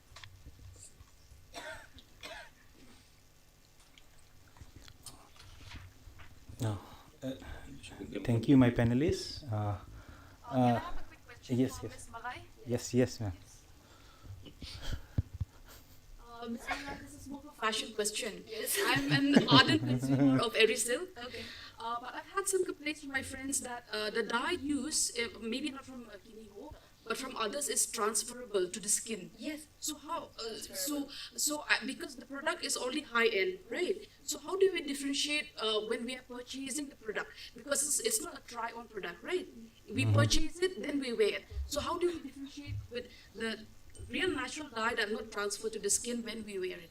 Yes. So I think the straight answer to that is you should know where you buy it from. That is because there are this other artisans who would say that they use natural dyes, but sometimes they use artificial dyes. So we started getting, even in our borders of Meghalaya, it's very difficult, like in Ribhoi too. They started purchasing these artificial dyes. Even in Umden, they started, some of them. So it's actually very dangerous, of course, because it's not only leaking, but it's also harmful for you, right? So you should, number one, and straight answer is you should know where you buy it from, right? And also to know about natural dye, it always have this leakage. But if you use the right modern thing, like to bind the dyes on the color on the fabric, you shouldn't be having much of an issue. It depends on the color. Like for example, turmeric, it fades very easily, but lac color, that pinkish color, that will not fade so easily. I wear my clothes for like 3 years, 4 years. I don't get too much fade. Depends on how you also take care of them. Yeah. But the main thing is depends where we source them from. Yes. And I cannot answer you to that because for us, yes, all natural dyes have that extra access of dyes even after washing them. After we dyes, we have to wash them several times and dry them. So even after we sell to the customer, when they wash it, there would still be some little. It still bleeds? Yeah, it bleeds, but it wouldn't be too much. But there are some people who dyes it and they don't wash it, you know. So that is one. That is the very old way, traditional method. They don't even wash the yarns. But for us, we have to, after we dye our yarns, we have to wash at least 2-3 times of the yarn. And even after we, weave the fabric, we wash it. Yeah. Okay, thank you. Thank you, ma'am. Thank you, ma'am. Thank you, sir. One question. One more question is there. Okay.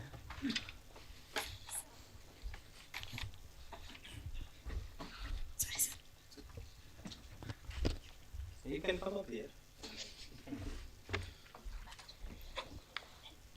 Good afternoon, sir. So, sir, as you have been in the service of revenue, so I have a question from a scheme that government of India has launched in 2014, the Make in India initiative. So, which makes the startup, the technology, one of the main part of the startups, and also that the startup should be registered in DPIIT in India, and also the loan initiatives such as Udyogini and Smile and other initiatives. But sir, on the other hand, we see that people make use of these initiatives as a tax evasion. Like they register their startup, their business as startups, and then they evade taxes from them. So like how would you analyze these kind of initiatives and how successful these are, and do they really aid the people, or it can be seen as a medium of evading taxes, and what are the success rates of these kind of initiatives in India? That's a very complicated question. Let me attempt quick answers. It will be good to ask in a classroom. Yes, classroom environment will be much better. See, all schemes are designed with a particular purpose. And when it is delivered, and that's the beauty as a lawyer, you must understand that just because you've made a law does not mean that everyone will follow that. Because if everyone was to follow, you perhaps never needed the law. So there are some natural laws. Therefore, all laws in some sense are artificial. So all schemes that you design will always get X percentage of people to think of in terms of circumventing, violating, undercutting to make that extra bit. And that is why all laws have a built-in provision for those who will not comply or violate. And there is an entire mechanism Professor Dubey was talking about in terms of restorative justice in some sense, that if you evade, what happens, right? And as a customs officer, I can say that it creates jobs for people like us. But essentially, when all these schemes are made, the first line is that it has an impact, it has a significant impact. It almost never is 100%. There are people who will violate. It almost never is 0%.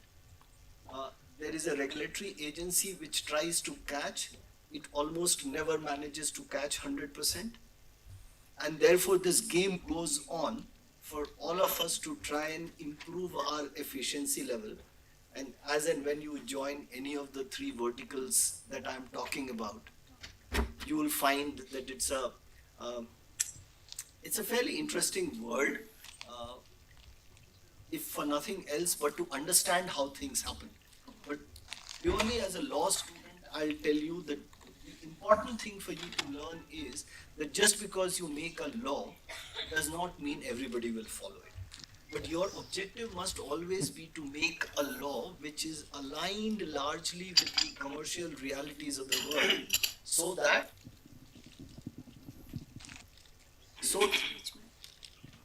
that the non-compliance is minimal, and the law must have punitive mechanism which ensures that majority prefers to comply rather than to violate, and that number is so small that the regulatory agencies and the entire legal mechanism is actually able to detect and prevent going forward. Thank you, sir. Any more question? Uh, I would like to conclude our session with one notation regarding this export and import of goods.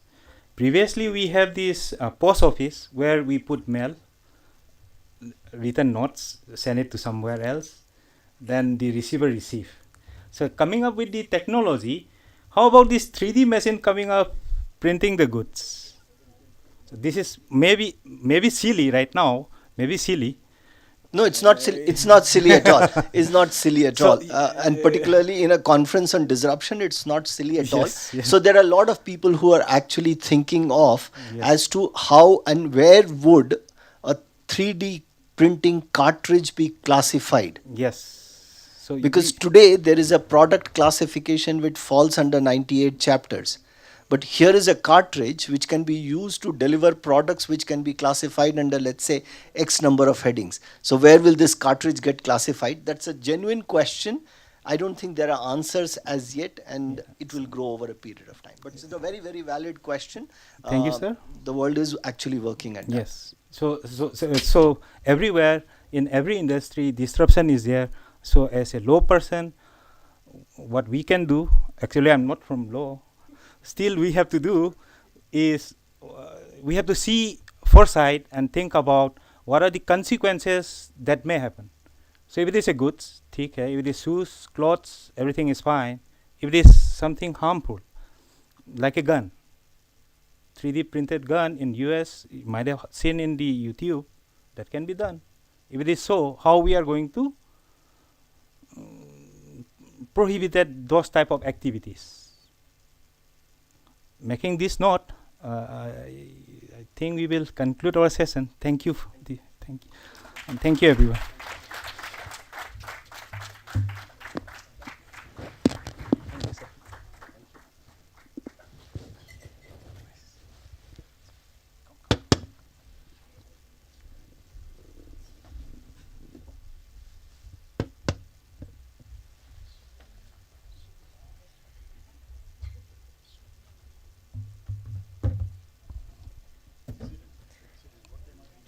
Thank you all the panelists for sharing very dense on-ground experiences in a very relatable way.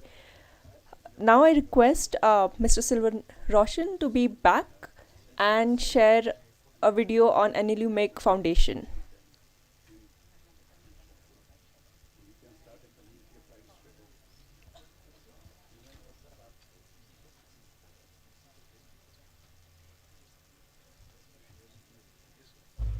The NLU MEG Foundation, MEG-F, is committed to fostering impactful change through its 4 pillars. MEG-F Skill Accelerator, empowering communities by upskilling and connecting local talents to global markets through innovative solutions. MEG-F Incubator, a launchpad for startups to nurture innovative enterprises, creating an ecosystem for entrepreneurship. MEG-F Entrepreneurship, guiding budding entrepreneurs with legal and IP support to navigate regulatory landscapes. MEG-F Agent for Social Change, driving social change by transforming marginalized communities through strategic training and support. MEG-F is a strategic think tank and policy mover, shaping governance, sustainable development, and research-led interventions aligned with global and local goals. The foundation will drive the university autonomy through revenue-generating startups and industry partnerships. This synergy will position the university to generate economic and social value. The Foundation's initiatives will bridge learning and real-world impact with on-the-ground transformations. NLU MEG Foundation, MEG-F, is at the heart of the university's vision, reinforcing its commitment to innovation, sustainability, and societal advancement. We invite you to partner with us.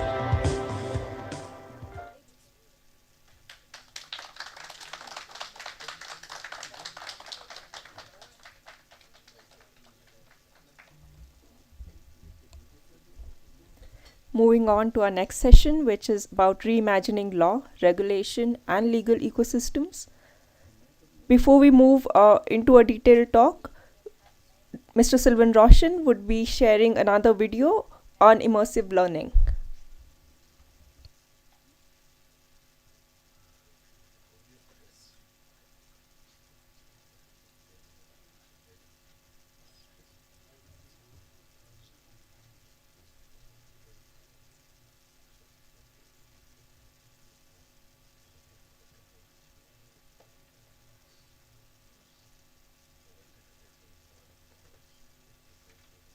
Welcome to Immersive Lab at NLU MEG, where technology meets creativity and ideas come to lift.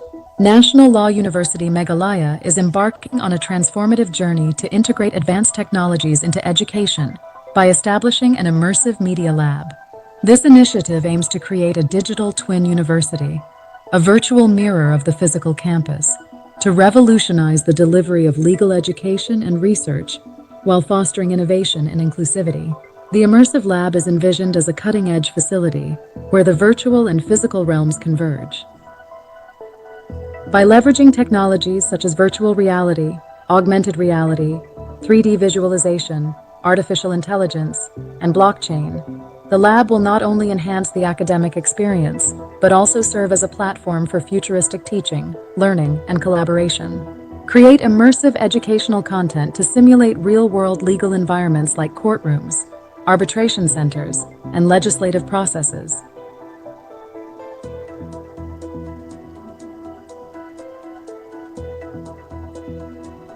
Utilize VRR for interactive case studies, mock trials, and hands-on practice. Virtual access and inclusivity offer a digital twin university, allowing students, researchers, and global partners to access NLU MEG's academic and research resources remotely.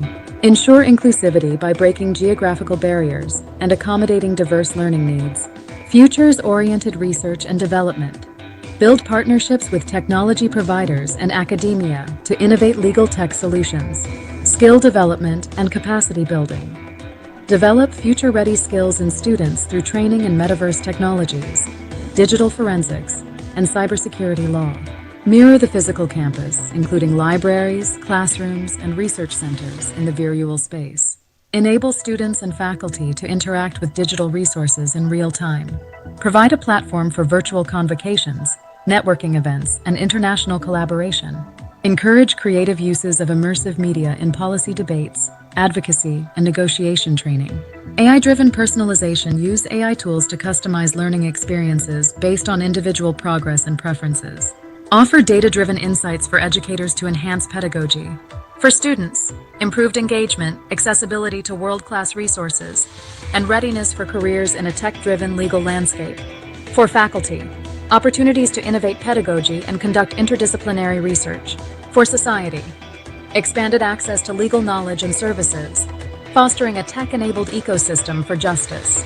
Step into a world of innovation, exploration, and limitless possibilities.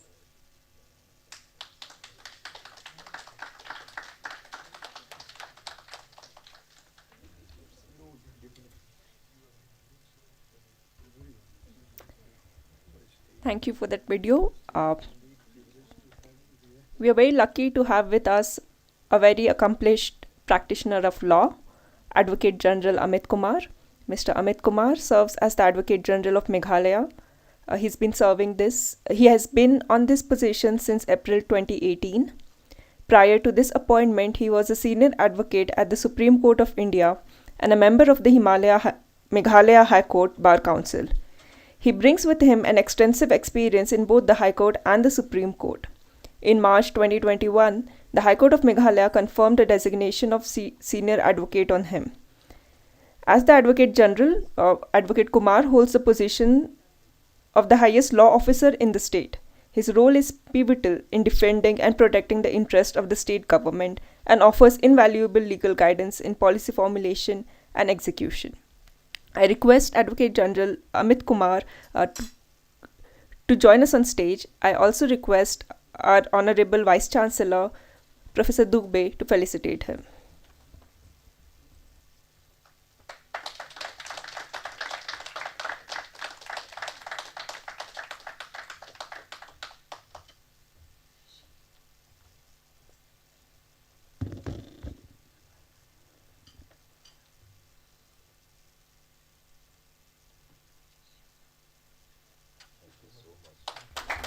Welcome, sir.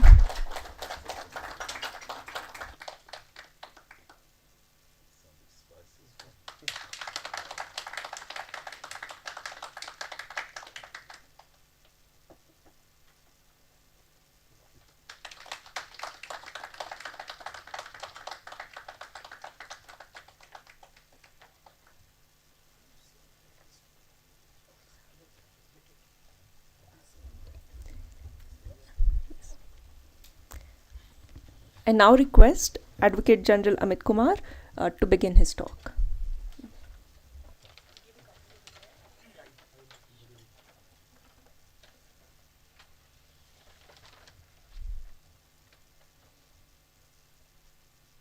Good afternoon. It is indeed a privilege to be part of this university, and I am always grateful to Professor Dubey, Vice Chancellor of our university, who has been instrumental in having this kind of programs time to time. One thing which has really struck me about this university is that the university is promoting the ideas, and it is creating ecosystem, not only for Meghalaya, not only for Northeast, but I would say that for whole of this country, because I have been getting or receiving the invites from various other universities, but I have not seen that the programs of this nature. Even I have been receiving some invites from Jindal, but those are all conventional topics. You have to speak on limitation, you have to speak on certain laws, which I have done it for Jindal, but for the first time I have been called to say something about AI, disruptive technologies, and reimagining law. So this was a topic which was very difficult for me. I am a hardcore litigant or litigating lawyer. I don't know much about this whole thing, but what was there in my mind all the time is that we have been using ChatGPT of late for last 2-3 years, when Justice Banerjee was our Chief Justice, and he was a great challenge to us. So he was putting the ideas and questioning our ideas and principles, and we wanted to have different kind of version of with different kind of interpretation of the same subject. Either you go to the books to find out the interpretation, or you go easily to the ChatGPT. That's the ChatGPT, and that is how our first brush with the AI is there. That is the first brush which we have with AI. Now we have to reimagine the entire ecosystem of law. That is the challenge which we are facing as on today. Today only I saw that immersive technology which has taken place. Now imagine a situation where we will have this immersive technology for courts also, for administration of justice also, where the judges may not be sitting, and judges may be using this immersive technology. So therefore the things are changing so fast, and if we are not going to be abreast with the changes, then the time will come we will fail, and the technology will be far ahead, and we will not be able to serve the people for which we have been created. These institutions are meant to serve the people, to facilitate and to help them in moving ahead in their life. Now, for example, immersive technology is being used for metaverse, and we have got the act, the Sexual Harassment Act, where we have the POS committees also. Now, assuming some unsavory incident takes place in metaverse, and then the question will be, what is the office defined under the old conventional act? Office will be the office where the person is working, or the victim is working in the other office. The law has not contemplated, law has not taken care of that kind of situation. So we need to imagine, we need to refashion ourselves, and we need to think about all these aspects, because see, it is being said that it is a disruption, and disruption for good or disruption for bad, because entire world is divided how this AI technologies are going to take our jobs, disrupt the conventional way of doing learning things. So therefore I didn't know much about this subject. I didn't have much idea, because only thing which I said at the outset that I've been using ChatGPT. But when I went through after Professor Dubey's invite, I went through the materials and the developments which have been taking place. So therefore I am heavily borrowing my understanding from those books, especially as Professor Dubey has said, Harari's The Nexus. That is the first book which I read of late. Then certain other books which we have read on this, even deep medicine. And so my lecture is basically printed and borrowed heavily, and pardon me for reading my lecture from this because I'm not good in this subject, but what I see is that it has some relevance, and I will take you through that journey which I have undergone in last 10-15 days after going through some of the seminal books which have been written, and the issues which have been highlighted and which we must address and at least be aware of and think how do we tackle with this. Now, first author which who has been there and he has warned us of the made us aware is that Mustafa Suleyman, who has written this book Coming Wave. So basically say artificial intelligence or LLM. All of you must have heard LLM. This is large language model, which say not LLM in our legal sense. It is a large language model which is being used in day-to-day activities as of now, and it is happening all over the world. So what Mr. Mustafa Suleyman has said, I quote, on one hand the potential benefit of AI are vast. We could cure diseases, transform agriculture and create new forms of art. But the danger are equally profound. We could face systems beyond our control, at mercy of algorithm we don't fully understand. So all of you must be aware that now the share market in India or all over the world are being run on the basis of algo trading. So they are using the algorithms to trade in volumes and to control the market also. So all these algorithm etc. are nothing but part of this generative AI practice which is being followed, and when it comes to catching up or regulating them or making them in orderly fashion, we need to have regulations, and at this point of time we have not fully understood the implications of the use of generative AI in finance, in law, in administration and in all sectors. So if we are not aware of the issues which are going to come up because of this generative AI, how are we going to regulate it? Regulation comes only when you are aware of the various aspects of the matter and how it is affecting your life.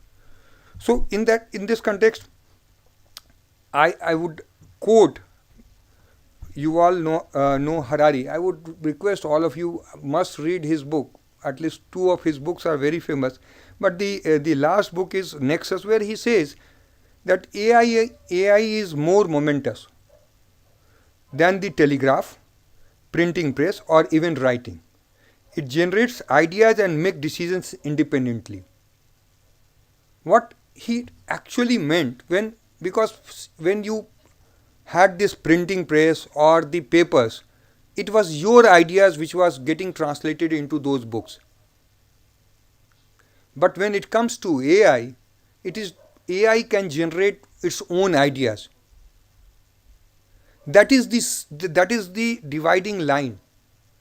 And before I go into this regulation part, I must point out certain issues which we must address and must be aware of, that because AI will lead to one of the factors which AI will lead to concentration of powers also. Because what you have seen, that what is happening is that it is a case of data monopolization. These Facebook, Amazon and Meta, all these companies are having, or Google are having data to the extent of 90%. Now if what is the fodder for AI? It is data. Those who are having data, they will control the world. So therefore now how do we regulate? Because this is a challenge. In fact, we are imbued to our mobiles all the time because they are throwing the algorithms. And those algorithms are capturing your mind that you like one type of news, one type of feature, then they will keep throwing those news items and algorithms. You must have seen yesterday only that Australian government banned the social media for teenagers. I don't know how they are going to enforce it, because there we have to, the lawyers, judges or professors, they have to formulate the regulations, because I don't know how are you going to check the use of smartphone in the hands of teenagers, because Australian government has done it. So we have to reimagine the regulations, because the data is being used for data is being used to monopolize not only data, your mind also. These are some of the pitfalls, because what happens, our concentration level has gone down because of the data and algorithm which they are using it. So this is the one area which has been highlighted by Harari in his book. What second thing he says, because he has quoted our Honorable Prime Minister also, and Mr. Modi has said, one who controls the data will control the world. So this has got the ramification which we are not really aware of or fully conscious of, that how do we use and control the use and misuse of data.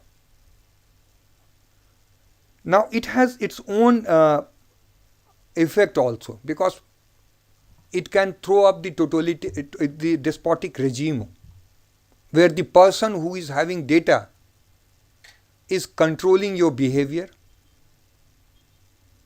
Certain examples have been cited. One example was cited that Facebook was being used to incite communal violence in Myanmar. That's a glaring example which has been there, that this communal violence was incited by using the artificial intelligence, using the data and algorithm. So therefore, the regulations need to first understand the threat which is being posed or benefits which are being given out of use of the artificial intelligence. It has its own socio-economic impacts also, because I just heard that we will have digital, we will require we will have this 3D technology printing by using algorithm, by using artificial machine. Imagine if it is used at the large scale, what will happen to the millions of textile workers? Have we created the legal system where we can absorb them, we can train them before we popularize and use AI automated textile industries? We need to ponder and think about all aspects, then only we can reimagine the regulations or laws. Because what is happening is that now we are creating a silicon curtain, a digital divide, those who are having digital means and those who are not having. Earlier, during Second World War, we were having the boundaries on ideas that the socialism or capitalism, that divide was there, physical boundaries are there. Now we have got silicon curtain which are dividing nations into rival digital countries. Now the other aspect which is also equally profound by use of AI is that we have the possibility of cyber warfare also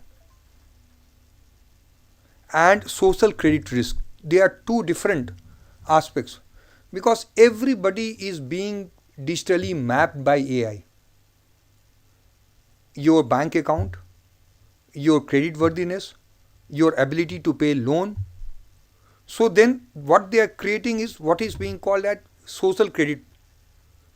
So your individual identity is dependent on your social credit, that you have been good, you have been doing certain things in proper manner, you have been returning the loan in time. All these aspects are part of this artificial intelligence, and which has the effect of even in treating individuals as digital entities. So therefore, need of the hour is to refashion our entire ecosystem of law, to rein them, to regulate them, to control them, and to promote them. Because this egg and chicken issue is always there. Because if you have this, the issue is that if you over-regulate them, then you are killing the enterprise. You are killing the requirements, which will help in alleviating poverty, finding the disease, and solving the problems which we have not been able to solve for so many years and decades and centuries. So therefore, there are arguments on both sides. One side is that we are having digitalified social credits, facial recognition technology. The police administration can use it in many ways, multiple ways.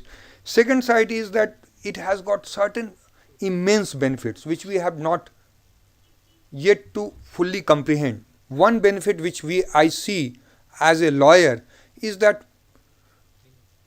we have got huge pendency of the cases. One example is motor vehicle case, 138 negotiable instrument cases. Those cases do not require very higher application of mind, interpretation technology. Those cases can be now put into this AI based solution. As a matter of fact, I have read somewhere that Government of India is coming out with the idea of putting AI based court for motor vehicle cases, where the cases are getting compounded, the cases are structured, laws are structured.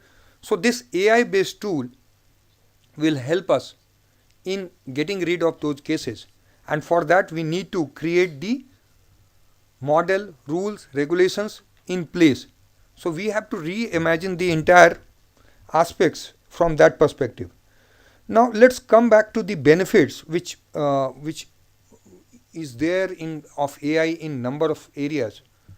For example, I was reading that there is a company called CareScore in USA is developing AI system to predict the timing of mortality, significantly impacting the palliative care and treatment planning. Based on this is what, so based on this, that when you going to, when will you die, based on that they are preparing the palliative care, they are preparing the hospital's requirement, they are training and this model is using this in various ways to help the people in tackling the diseases.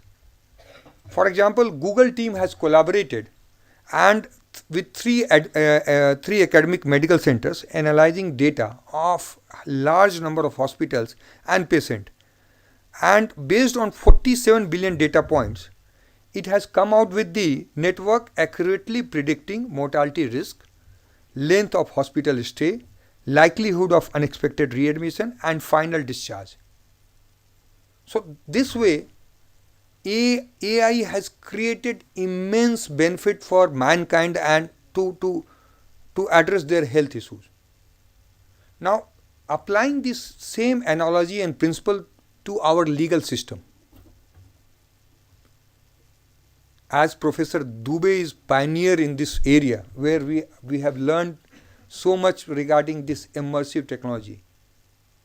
And in immersive technology, I can visualize one, that there will be lesser requirement of physical infrastructure. There will be less and less requirement of physical infrastructure.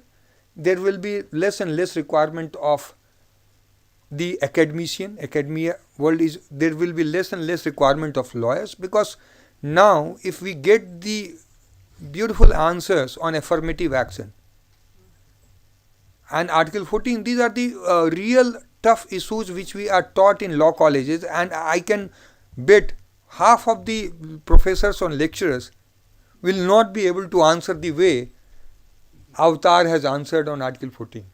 that's a beauty of AI. So then the exponential growth of learning will also take place. through AI, and new doors and vistas will be there for us to learn and grow. It's not that it is going to disrupt, and disruption is norm.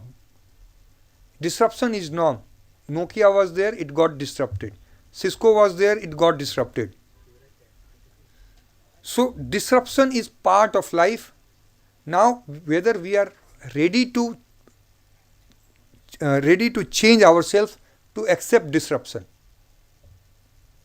So then disruption I see in always in positive context, because disruption helps us in becoming better and better. So therefore this AI tool and AI requirements, as I have given some of the examples, I have got plethora of examples, but I won't use them, having regard to the paucity of time also, and before lunch you should speak as little as possible.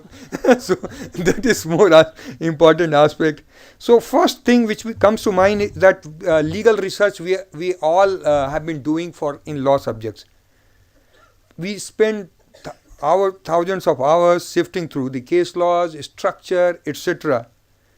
And then what we can use these tools, like Professor Dubey is contemplating that we should have the ChatGPT for law also, especially because if you put something in ChatGPT, the ChatGPT is addressing the needs of the entire world, but there is nothing specific so far as Indian legal system is concerned. Because I was personally facing this problem when Justice Oak invited all the Advocate Generals, sitting judge of Supreme Court, and then law secretaries, then ministers, and then including the judges of the High Court. And the Supreme Court was experimenting with the AI tool for translating all the judgments of Supreme Court in regional languages, so that with the use of AI, people will have a closer understanding of law, better understanding of law, and then their lives. The issue which came up, that look, what is the version or the Khasi version of word injunction? Because if you are translating the AI tool, and then there was no answer, because we have to improve a lot to bring the Supreme Court judgments concerning our lives to Khasi language. Then we have to have those improvements. So first issue is that legal research, we have to reimagine the entire legal research ecosystem in this manner, and the AI will help us in focusing more on strategies and less on data gathering, because legal research involves two components. We gather data. What we do, we go through the SCCs, we go through the digest, we go through the judgment, and that AI tool is giving you data. But when it comes to application of mind, your strategies, you will have more time for those aspects than gathering data. Because my senior used to say, you read less, think more. Because whatever problems in law comes, you read, and then you have to think more about the topic, the idea, a narrative which you are going to place before the court. Then there will the second advantage or second reimagination will be that we with the use of AI tool, we can do this prediction of judicial outcomes also. Yes, because judicial outcomes are sometimes, now more often than not, it is dependent on the individual judge sitting as a judge. Sometimes you read law in the law college and say that, look, this is 2 + 2 is 4, but in law it's never 2 + 2 is 4, it's 2 + 2 is 5 also, or 3 also, and depending upon who is the judge. So by using the AI tools, because what we can have is that we can predict the judicial outcomes. So this is the important aspects. And in predicting the judicial outcomes, what I was going through some of the materials, what I found that one of the PhD scholar in Latin America, his name is Juan David Gurez, he did a seminal work on these aspects. He analyzed, because in Latin America, this ChatGPT, legal research, they are using extensively. And one of the judge, Colombian judge, he authored his judgment, and he boldly stated that 30% of my judgment is based on ChatGPT. 30% of his judgment was based on ChatGPT generated data.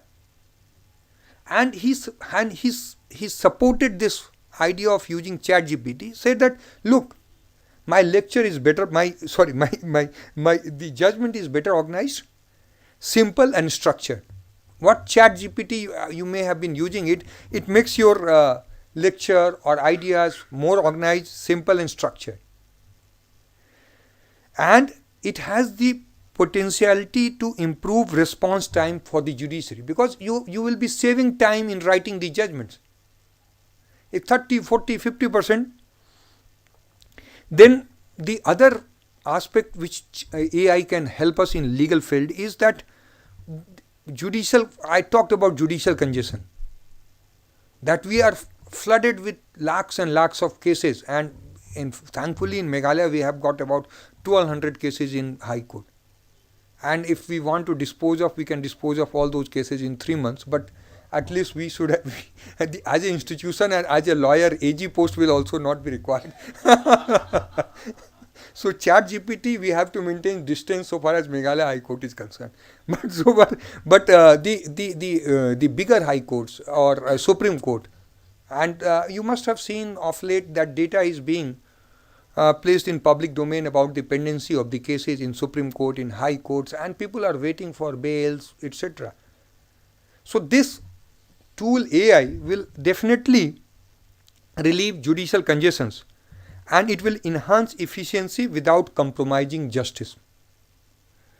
It will definitely enhance, because there are risks when you are using data set.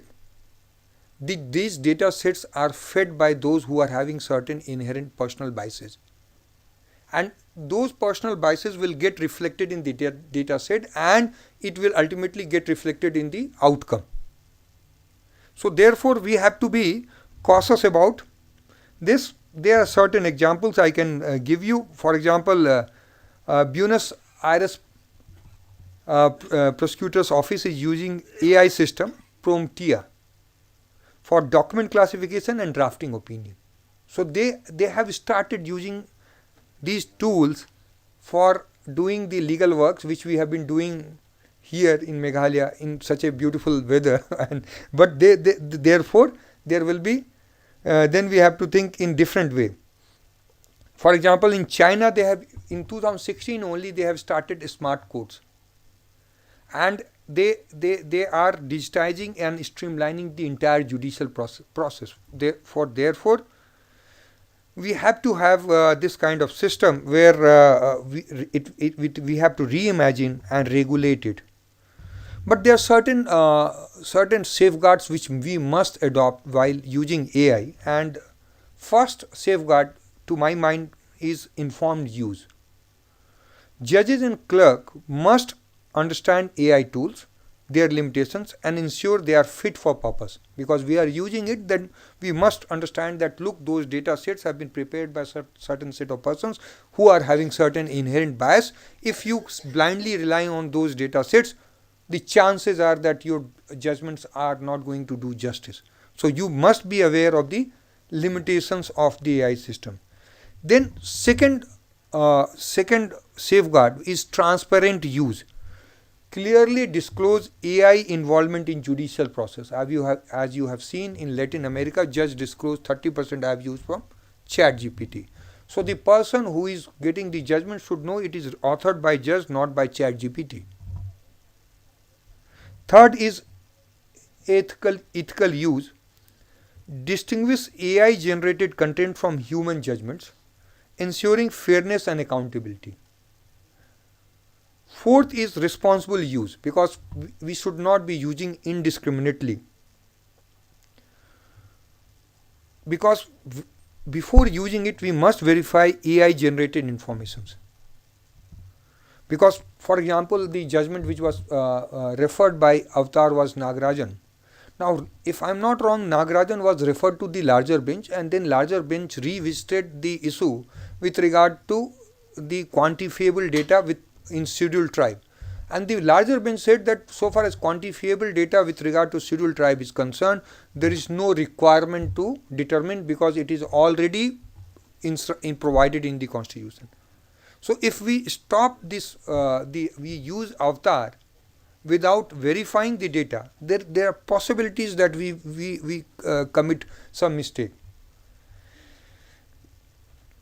So then we have to do the balancing act in using the AI generated or AI tools and regulating it. So the certain benefits which I have already enumerated is information processing for lawyers, drafting legal documents, and decision making process. One example I will give you of a judge in India, Punjab and Haryana High Court judge, using this tool called ChatGPT.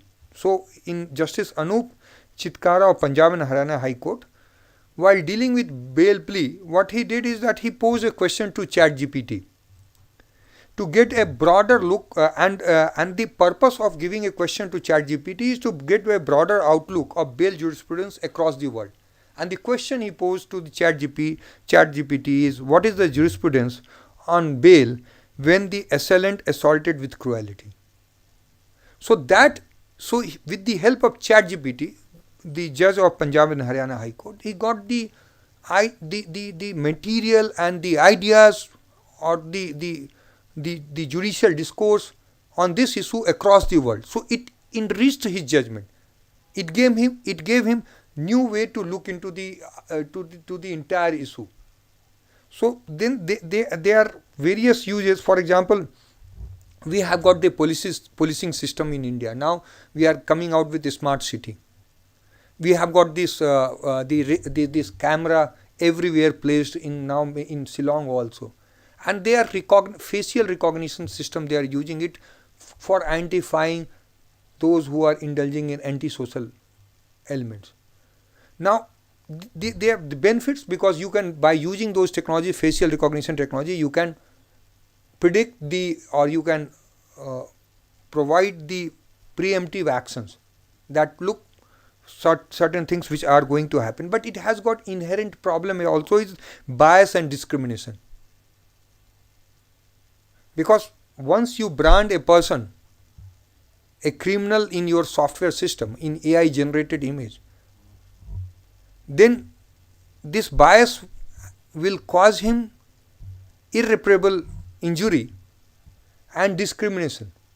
So when we are going to use AI tools for facial recognition or criminal prosecution or for preventing the activities, we must keep in mind that that there has to be check and balance by human agency, failing which we will have a catastrophic effect on our societal norms, and we will suffer more in the hands of AI. Now I will cite one example, is that in some of the countries, for example, they are doing predictive policing. Policing represents one of the most promising AI application in law enforcement. By analyzing data such as crime reports, demographic information and historical crime trends, AI algorithms predict where crime are likely to occur and enabling better allocation of resources. In Los Angeles, police is also using PredPol system to crime data to forecast potential crime hotspots. These aspects we must keep in mind for regulating, for safe use of AI and better use of AI. US courts are now using this COMPAS system, and by using this COMPAS system, what they are doing is that they are assessing the likelihood of re-offense and recommends whether grant bail or parole. So this tool, AI tool, is being used to decide whether with this accused is going to commit offense in future or not, and based on the inputs provided by AI tool, judges are also taking a decision whether to grant bail or parole.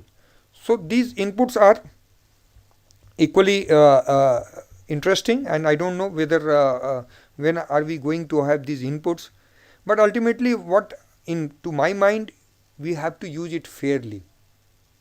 Indiscriminate use without certain checks and balance, it will have catastrophic effect. It will have difficult issues, which I will simply point out in one line, is that it is a kind of threat to privacy.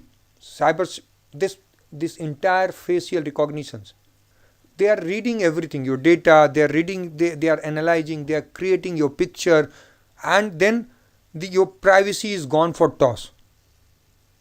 So therefore, when we reimagine, that's a very important topic, when we reimagine our ecosystem or legal system, we must keep in mind that there has to be some kind of check and balance, which we need to deliberate more and more and know how they are operating. Unless you know the intricacies of their working, you won't be able to check them, you won't be able to regulate them. The huge risk for judges in use of ChatGPT, as I have earlier said, is that it motivates you to take a particular view. It limits your thinking because you get influenced by the ideas which are being projected by ChatGPT. So therefore, what I say is that it is called automation bias.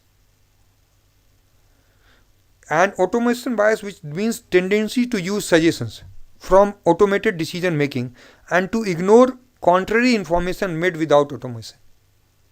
Once you get the information based on ChatGPT material, and then your mind captures that idea, and then what if it is something else is there in your file also, you go by automation bias. So therefore, this has also been highlighted there. For example, deep fakes are also coming, because we have to regulate this use of deep fakes. And one of the important example which you have seen recently in TV is that somebody was using a digital arrest impersonating CGI DY Chanchu. So these are all AI based tools which are being used by the criminals to distort the legal system and therefore, are we equipped, are we having sufficient legal system as on today to handle all these issues? Deep fakes, then you have got this privacy issues, then you have got social credit issues. These are some of the issues, challenges which are being posed by AI. And when I went through the legal system or legal system which are in place as on today, what I see is that we have got 66 of IT Act, punishment for identity theft. But it is not the only identity theft which is taking in the days of similarly, section 66D, impersonation. Then 66E, privacy for violation. You don't know whether your right privacy is getting violated in what manner, because you do not have access to those algorithms. So we need to deregulate, we need to come out with the regulations and really reimagine, refashion our regulations in this new world. I would cite one case of Anil Kapoor. What has happened in what he was, his voice was being, actress likeness, name, voice was being used by deepfake technology. And then the party went and then he got injunction. So this deepfake in Delhi High Court, this happened, restrained the unauthorized use of actors' likeness, name and voice through deepfake technology, setting a precedent for the protection of one's persona from misuse. There are some examples here and there. For example, in patent law also, Professor Dubey may be aware of this, that section 3K of Indian Patent Act, all mathematical methods, business methods, algorithm and computer program per se are excluded from the scope of patent protection. Now, everything is being run by algorithms only. All new ideas are coming from the algorithms, and 3K is saying that they are not protected. So the first and foremost thing which we have to do is we have to change we have to have comprehensive review of our existing laws to understand and that whether they are in tune with the requirement of the day or not. And there are issues which are coming up. For example, in Delhi High Court, one interesting case came. Microsoft Technology filed a case against Assistant Collector of Patents and Design, and there the Honorable High Court held that if a computer-based invention provides a technical effect or contribution, it may still be patentable. The technical effect or contribution can be demonstrated by showing that invention solves a technical problem, enhances a technical process, or has some other technical benefits. So we are trying to grapple with this issue of AI in not in concerted manner, in a sporadic manner, in different ways. But what I believe, and I'm of the that we need to have some sort of lab or technological incubation center here addressing these issues, because I do not know, I may be wrong, no other institute has come out with this idea, and I would urge Professor Dubey to have this kind of this center or ecosystem here where the lawyers, the judges can come, learn and understand, and they will be better equipped to regulate and advise the government. As a lawyer also, I have my duties to advise government, but if I am not aware of the real issues, the problems which are there, how will I advise the government? Yes. No, because the problem which we face, we go read the judgments, we go and argue. Senior government advocate is there every day. We go through case file, we read and we do it. But things are changing. Things are really for big change here. And I would end my this short speech with this idea that Victor Hugo, so famous quote, that he said that nothing is more powerful than the idea whose time has come. And it is the idea of artificial intelligence which has its own and effect, and I urge and implore the young students to please guide us, because you people are better equipped to guide us. I have put in 30 years of my practice and we are slow to learn, but new generations will help us in understanding these new ideas by understanding the technology, understanding the legal implications, and how do we use this idea for benefiting the entire society, entire community and entire world. Thank you very much.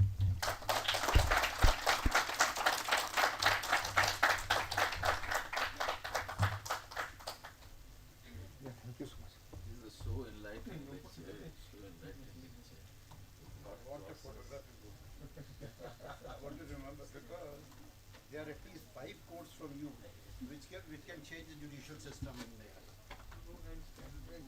That's why we will be taking help from Professor Dubey in understanding the AI and the use of AI. Thank you, sir, for a very inspiring talk. Yes. We now break for lunch. Yeah.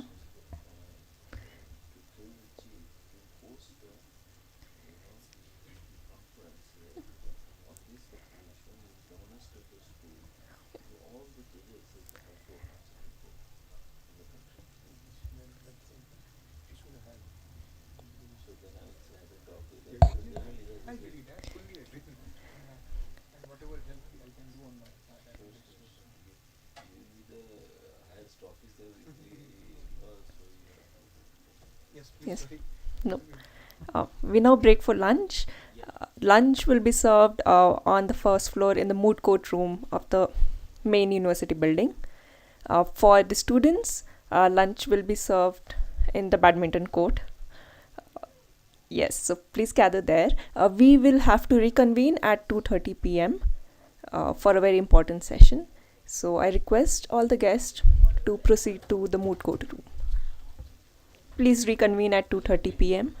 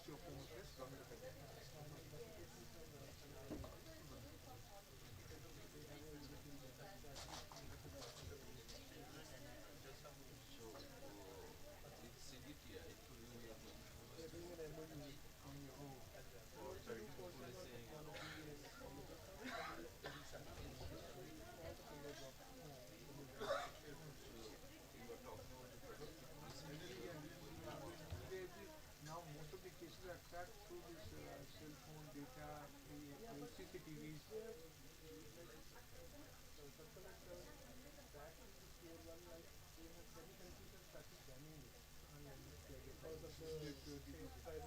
Privacy issues, because of the privacy issues. But in India we are lax about the privacy issues. and it's not that we throw all the data in the public domain on our own. They don't sometimes we agree on sharing data, everything. When this data protection rules come up, data protection it is championing. Yeah, championing. Yesterday also they are drafting it. Yeah. So then we get an idea how the concise mechanism will look like. We have the rules are correct. So in any case, government of India has already indicated Act is in place. all data has to be kept in India. You cannot take Indians. Yeah, data localization. Sectoral किया हुआ है. So it is RBI is looking after finance, SEBI is looking after companies. They have maintained data localization. Right. But for MHA and other ministries, any ministry under like Google and Facebook and all, they are taking our data. Gmail and Google and this. They are all taking our data. In fact, even what we have been doing is that I've been traveling to Delhi. So all files are getting uploaded in Google Drive. Okay, everybody. So that's because our system is a more transparent system. Data scavenging is uniformly there everywhere. But what RBI and SEBI has done is that it needs to. If there is some litigation or if there is some problem, if there is some activity. So then the data will be pulled out from there only. Gupta ji हैं बड़े senior journalist हैं and लोग बोलते हैं चाणक्य हैं political तो मुझे कोई बोले कि ये सबका पोल खोल दे रखते हैं You write for which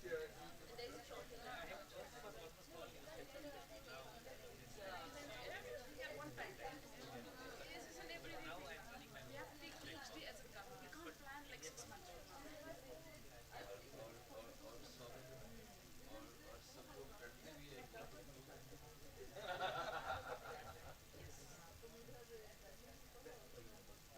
Yes. Very good. Card में आपकी बात नहीं I believe that. Whatever you are discussing about the right discussing, How they are protecting, because that is also what I found, I talked with many inside fields are very many people are not even ready to recognize that these things are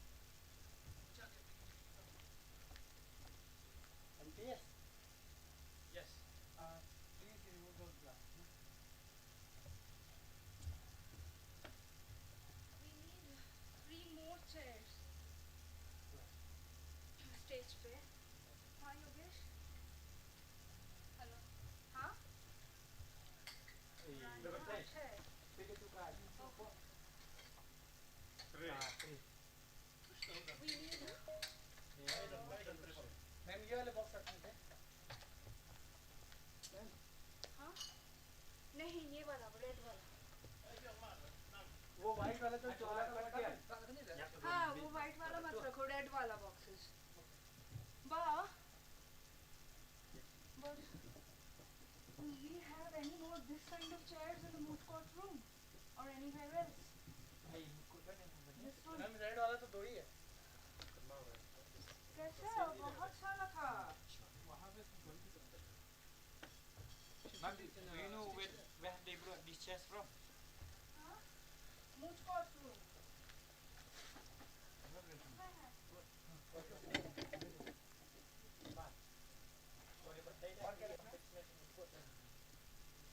और red वाला और दो दे दो इसके अलावा भी कुछ रखना है हाँ हाँ उसके अलावा टोट बैग्स और दो तीन तीन लेके आओ मैंने को उम नो नगलों ना ने कट्टू बखब टोट बैग तो वहां नीचे है ना नहीं और लेके आओ और लेके आओ बा and this one no this table also you give up okay which one which one is better this one or I think one is enough but we need two more chairs actually okay this kind of chair you at least put this one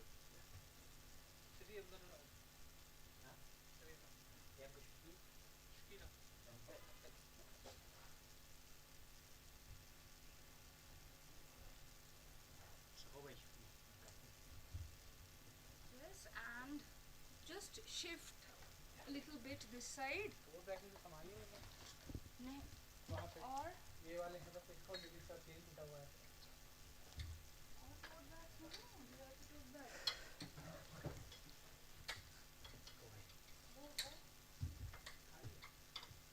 वो कोई बोलम ग्राम pedang lah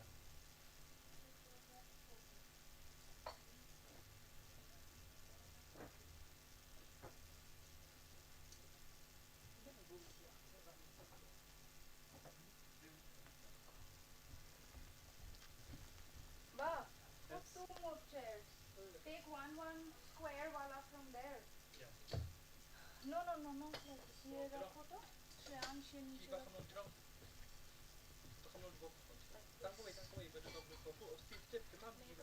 Little space.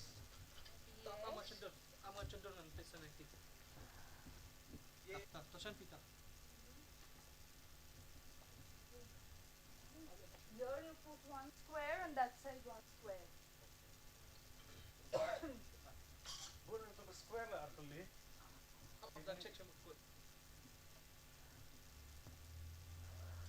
If they can, no, two more like this. we have this guy in mood court Yes. Two Which one? more. Which one? This one. this one and that one no? Yes. Oi 230 Mayuri. Mayuri. आपली की बना side one तो हमको 235 तक बोलना है हाँ सबको immediately 2:35 तक everybody should be seated. Second session Pulak is doing right. Can you just call her? She's coming in 5 minutes. Okay. Tell her to be here also. Because I have to brief her. Okay. और नहीं है Year India? लेके आओ. And where are the trays gone? Yeah. Trays. वो अभी लेके गए सामान ओहो ये लोग trays लेके क्यों जा रहे हैं?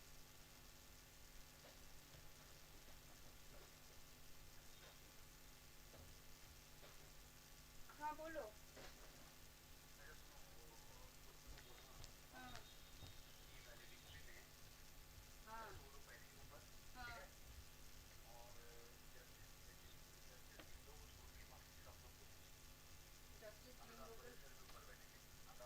अरे इतना सारा चेयर नहीं है. ठीक है मतलब और एक चेयर चाहिए. ठीक है. हाँ.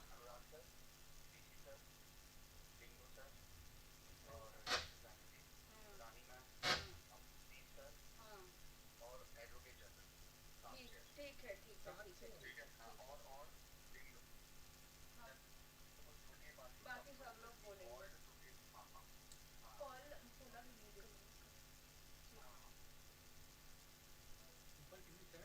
7 chairs चाहिए MTS को कॉल कर नहीं उनको मैं 2 बोली थी मुझे उनको बोलना पड़ेगा कि 3 और क्या चाहिए वहाँ यहाँ पे ट्रे चाहिए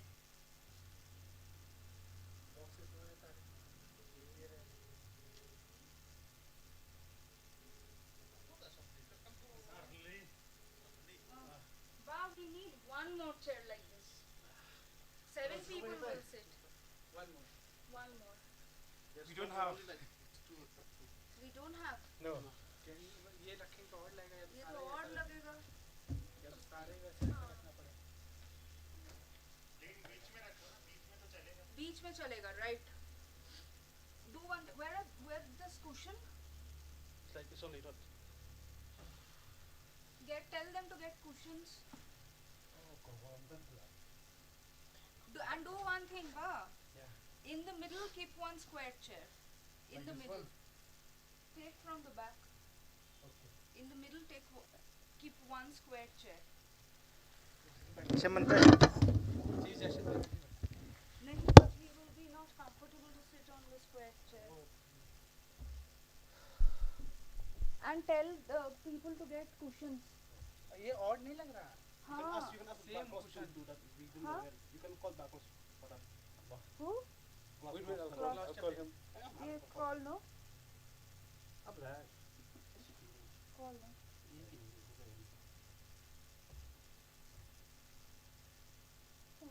There's 2 round chairs there. Round. Yeah. Great. Small Then ones. get 2 rounds. Small one, but not big like this. Great. We will put the 2 rounds here. This side. 2 rounds we will put at this side. And then we'll be done. Tell them to get 2 round chairs but with cushions, please. It's very smaller thing. See like this. It's fine. I mean, We just need comfortable chair for this one, no? yeah. No, for Justice Banerjee. This is comfortable. This one, round one. We will put here On the side. on the sides. It's okay. But cushion it's not good. I'm not put also.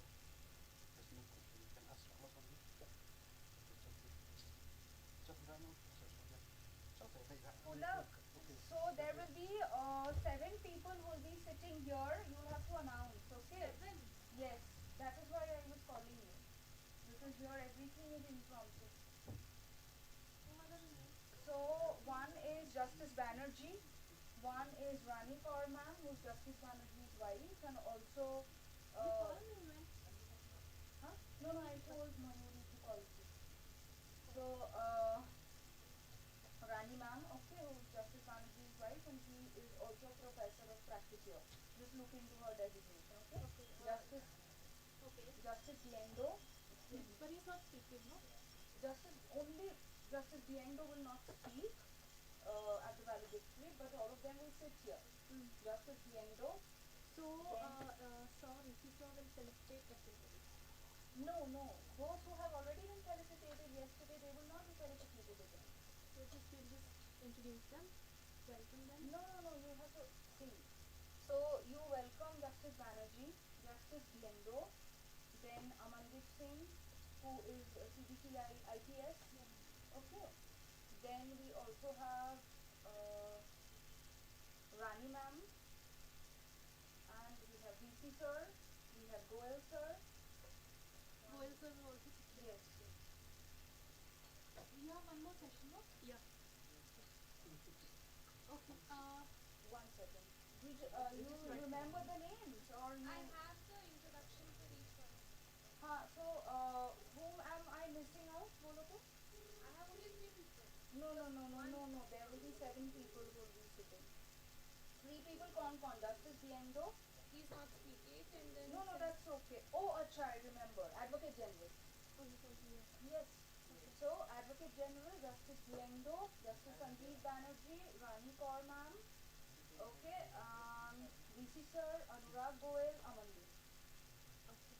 Okay, I'll just write my final script and show you. Like, Abhi, you do impromptu. You just keep the names and you just call them on stage.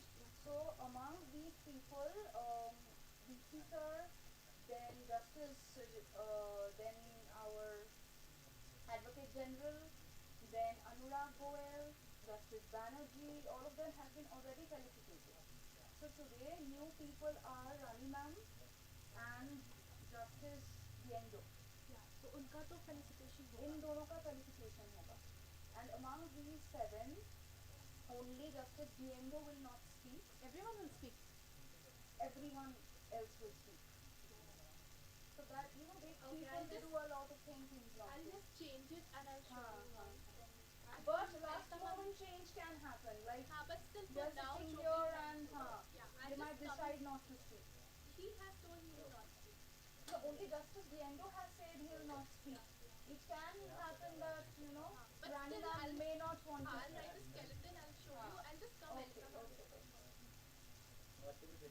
ये Yogesh sir के बाहर से उठा के लाए तो फिर तो उसका नहीं है कुछ सब कुछ है good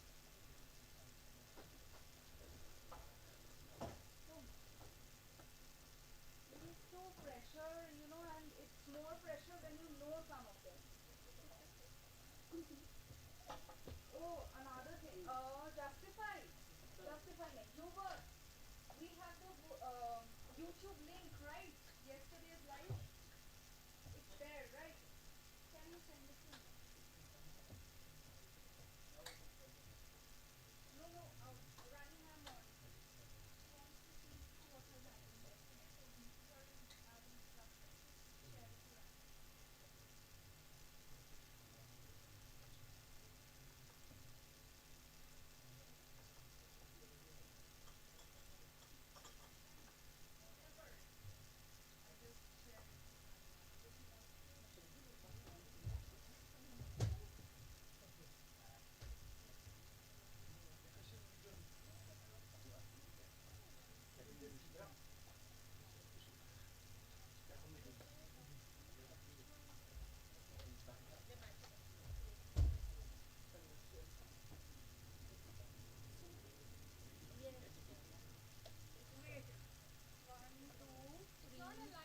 It's not aligned. 1 second.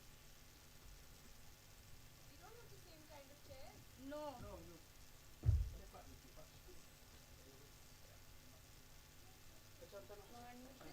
One, two, three, 4, 5, 6, 7. Okay. Now do one thing.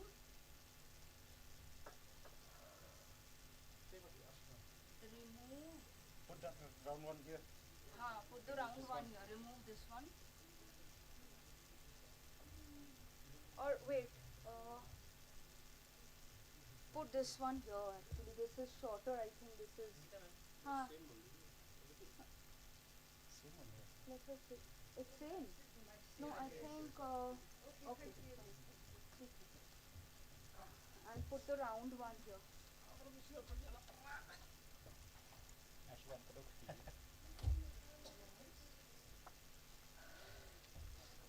Both of these, Divyani, just check. No, both these chairs are same. They're looking same. This one and this one. This one is a little broader, no? Yes. Yes. Change it.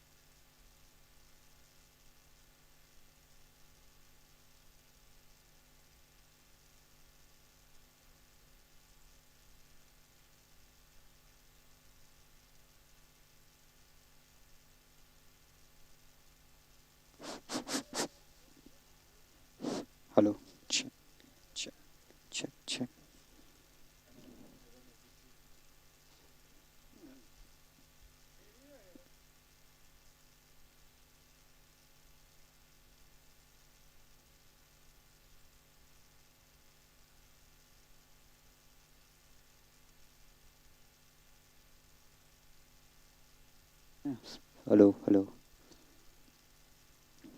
Hello, hello. Check, check, check. 1, 2, check.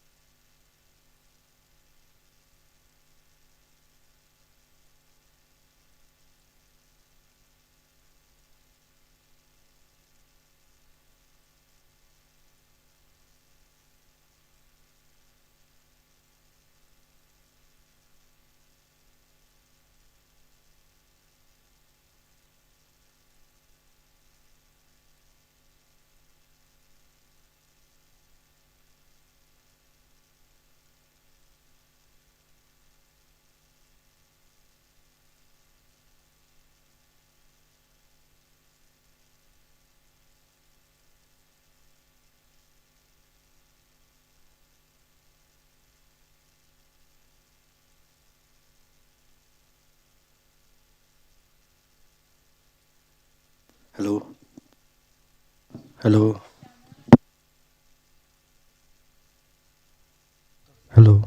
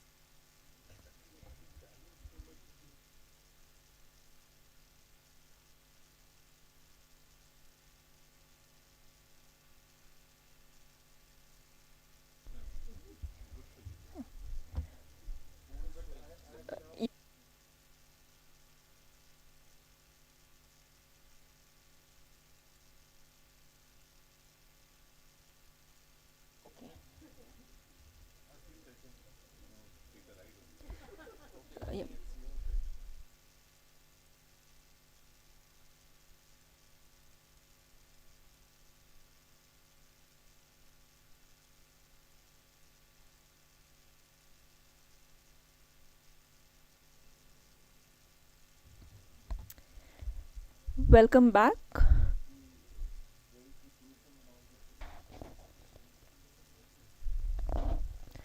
Welcome back to the leg end of this very disruptive and generative conference. We have two new guests joining us. Welcome Justice Dingdo. Welcome Dr. Ranikaur Banerjee. We welcome you all. There has been a slight change in the schedule. So, yes, I request Mr. Sylvain Rochin, Professor of Practice, to guide us through his demo.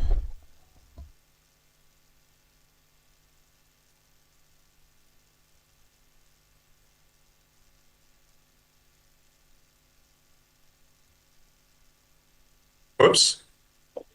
Here I am. Nice to see you all again. Noticed. So I didn't have time to move my light, but hopefully you see me a little bit. Would you like to be? Okay. So here is what we were showing earlier. So in context, this is a, just for the new people that came in, this is an avatar from a third party. It's called HeyGen. And we instructed them on Indian law, specifically for the area of Meghalaya. I'm sure it's not an extensive since we made it for a demo, not for practical use yet.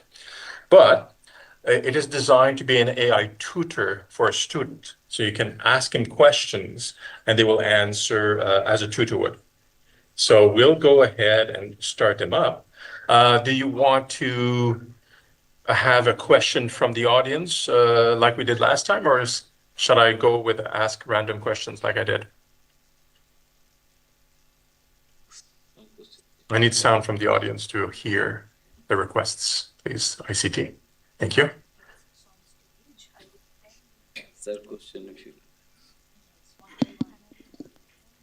I'll just start it up so that he's active.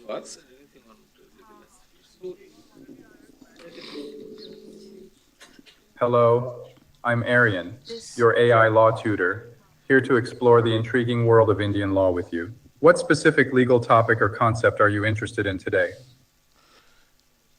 I'd ask you about the extent of judicial review of laws parked in the new schedule in the context of Kesavananda Bharati and I'm Coelho. Aryan. I cannot hear the microphone. I apologize. I didn't quite catch that. Could you? No problem at all. How can I assist you with Indian law? Yes. Thank you. If you Can- have any can you hear me? specific topic, Yes. you're welcome. I was asking you a question. Great. What specific legal topic or concept would you like to explore? I'm What here to kind assist of you with any laws- questions you may have about Indian law.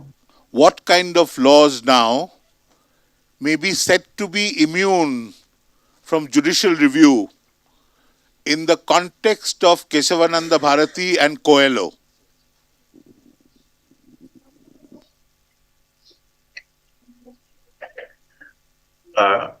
This is detailed, so the question is being typed in for me. Kesavananda Bharati I understand. Please go ahead and type your question. I'm here to help with any legal queries you have about Indian law.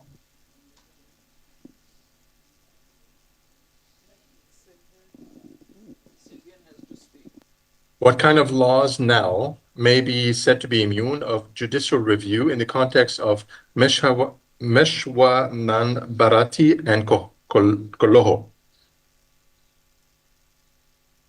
In the context of Meghalaya, particularly referring to the case of Meshwanand Bharati and Co., laws that may be considered immune from judicial review typically include those that are enacted under special provisions or laws specific to tribal areas. The Constitution of India provides certain protections for laws concerning tribal rights and land ownership. Not sure if you understood the name of the case. I apologize if I misunderstood the case name. Could you please clarify the exact name of the case or provide more details? This will help me give you a more accurate response It's regarding judicial review in that 1973 judgment context. of the Supreme Court. It's a 1973 judgment of the Supreme Court called Kesavananda Bharati. It's a celebrated So it's a judgment on the 1973 basic structure doctrine judgment. governing the Constitution. Thank you for the clarification. The case you are referring to is likely the 1973 judgment in Meshua, Meshwan and Bharati & Co. This case dealt with the issue of judicial review concerning laws that govern tribal areas and rights in Meghalaya. In this context, laws that may be considered immune from judicial review include those that pertain to the administration of tribal areas under the 6th schedule of the Indian Constitution. These laws are designed to protect the interests and rights of tribal communities, ensuring their autonomy in matters of governance and land. If you'd like to delve deeper into the specifics of the case or its implications, feel free to ask.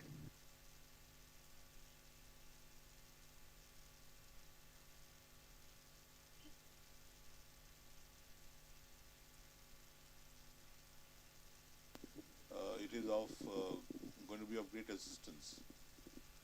So it'll take some fine tuning. Let Sylvan ask a couple of questions just to show us. Yeah. Are we still in touch? Can you repeat the question which has been asked by Advocate General in the morning or Advocate General in the morning? If you have this question with you. Oh. Can you still hear No, it me was never clearly? written to me, so I don't remember the detail. So I will give the mic to him so he can answer. That's perfectly fine. If you don't remember the details, we can discuss the general principles regarding judicial review in tribal. You're welcome. If you have any more questions about Indian law or any other legal topics, feel free to ask. I'm here to help. I asked about the equality concept of equality in Article 14 and affirmative action under Article 14. Can you describe the concept of affirmative action according to Article 14 of the Constitution? Certainly. Article 14 of the Indian Constitution ensures the right to equality before the law and equal protection of the laws for all individuals. The concept of Go on with your answer. Certainly.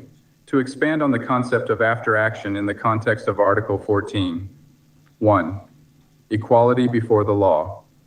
Article 14 establishes I think you were that every interrupted individual is by a sound here.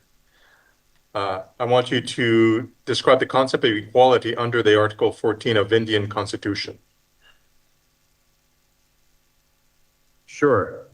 The concept of equality under Article 14 of the Indian Constitution is foundational to the legal framework of India. Here are the key points.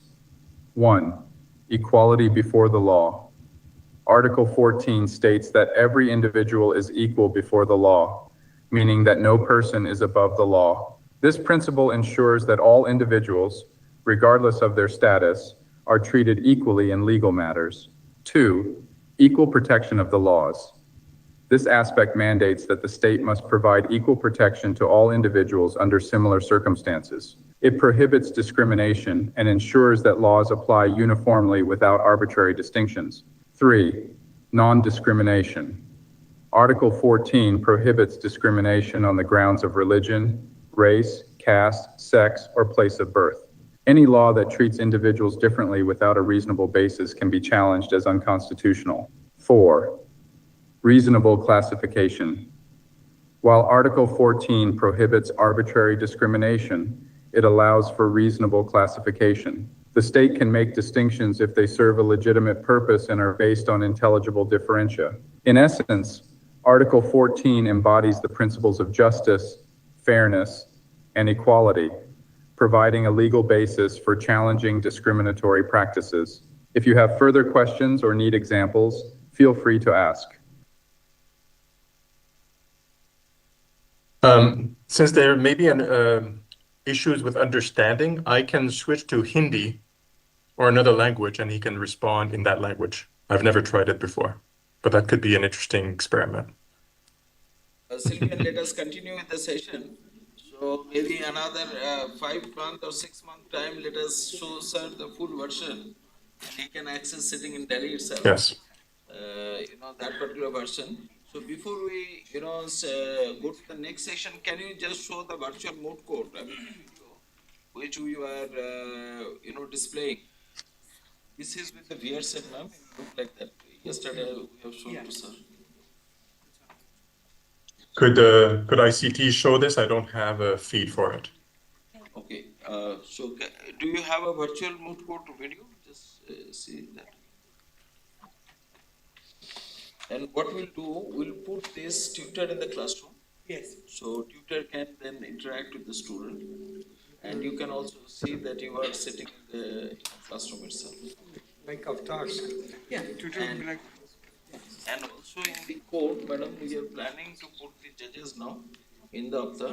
So student can now submit before them, and judge can give a real time, feedback, judgment. Yeah, sounds good. Yes, so much you can do with VR and AR now. Exactly. It's not. Well, so let us start the session. I will show you physically. Yes, love to see.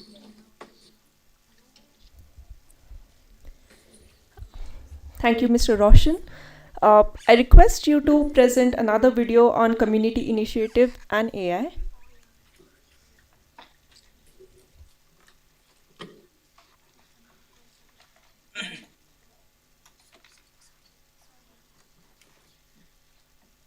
At the heart of National Law University Meghalaya lies a vision. A vision to create an inclusive and supportive learning environment. The aim is to foster a sense of belonging and empower our students to engage meaningfully with the community around them. Our mission is to inspire students to explore their passions, cultivate leadership skills, and make a tangible difference in society. By integrating artificial intelligence into our community engagement efforts, we are amplifying the impact of our initiatives.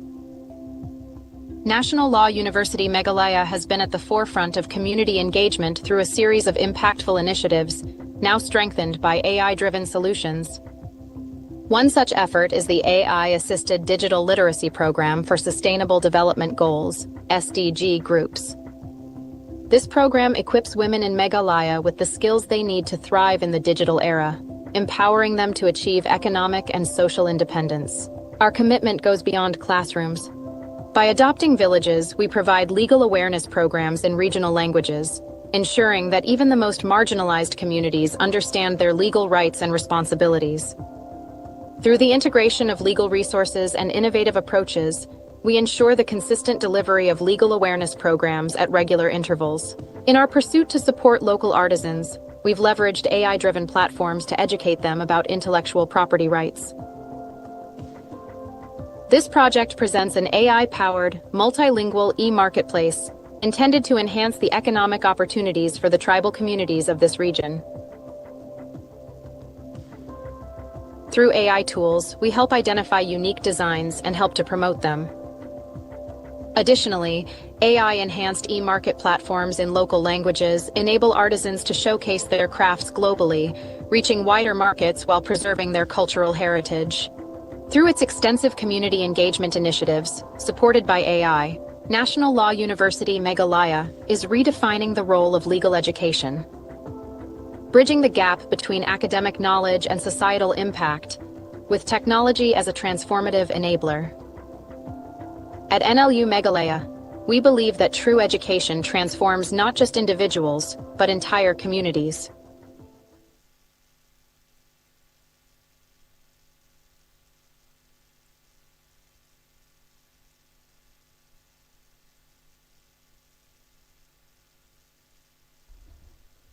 Thank you, Professor Roshan.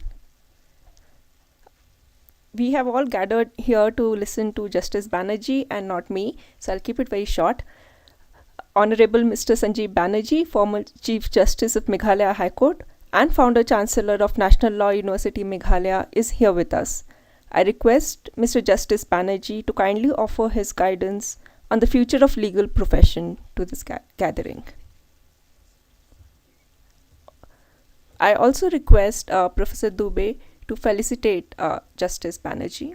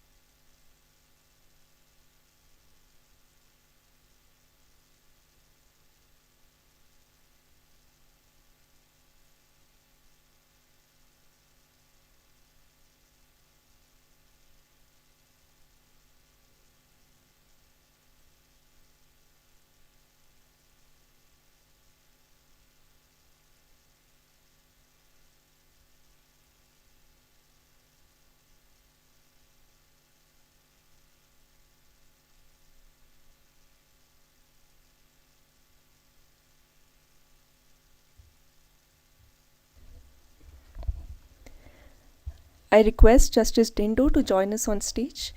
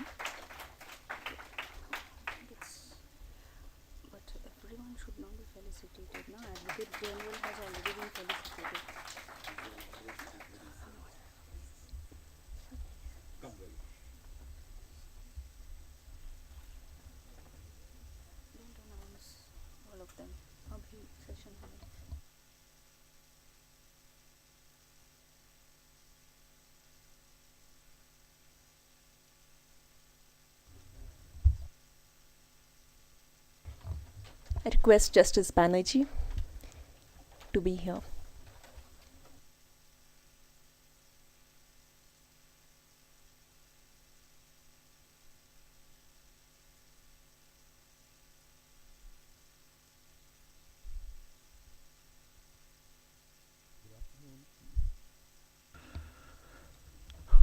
And the session is scheduled to be for an hour, which is far too long for a speech, even if I talk about my experiences or my apprehensions of the future of the profession.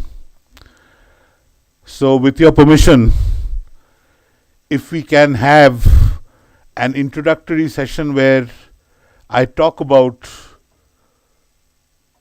the past and the future, for technically speaking,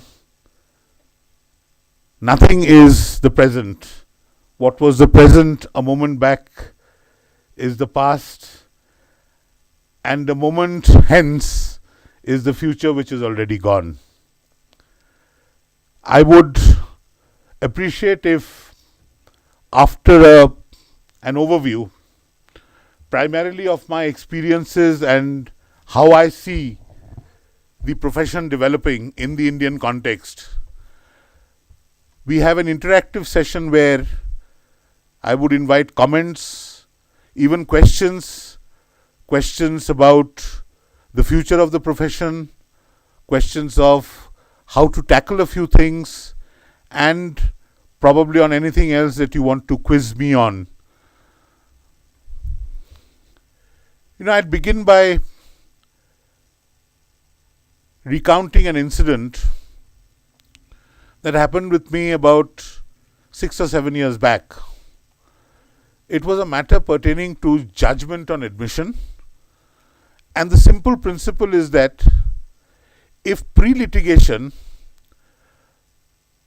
the defendant has admitted or acknowledged the debt which is claimed in the list to be due, then he is held by that admission unless he can give a plausible explanation to explain away that admission. That's the principle of judgment on admission.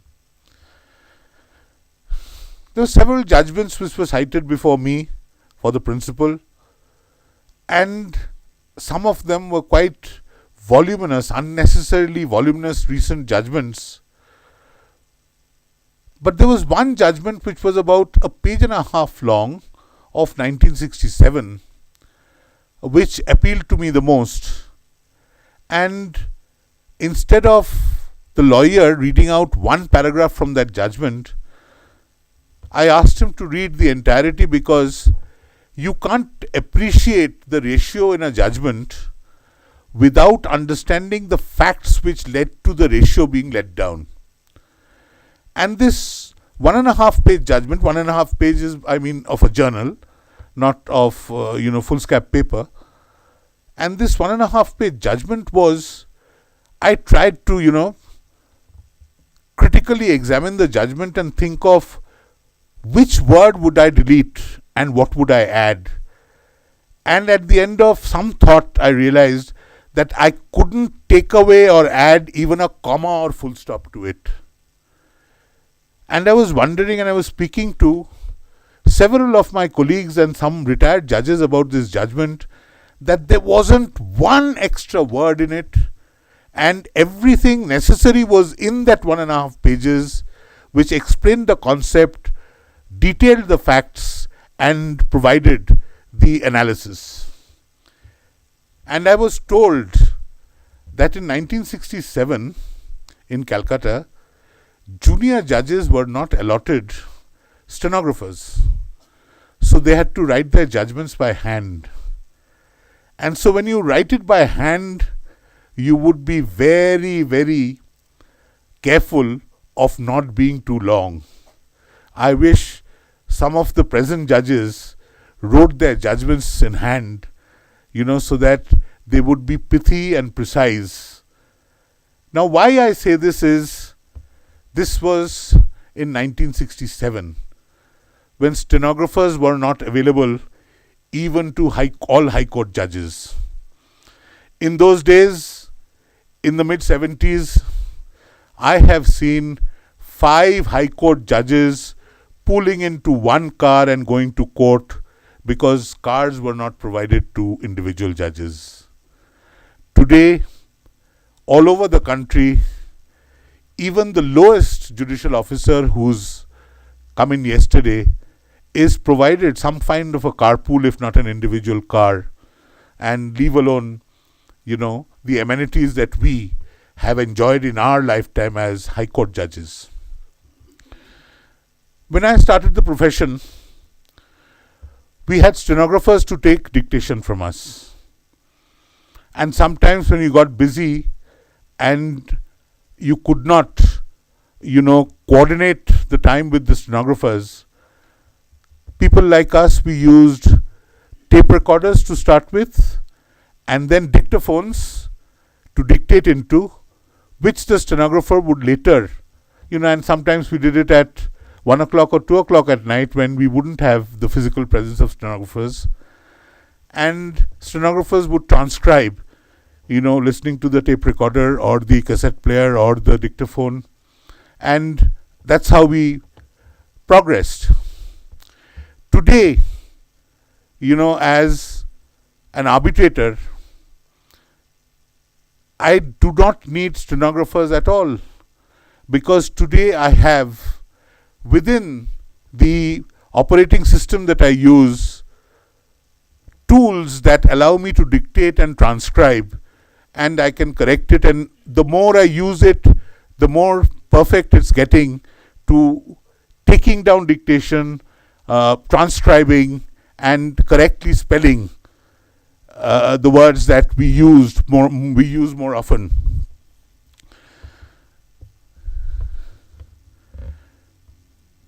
There are 2 aspects to the future of the legal profession. One is the lovely thing of the use of technology.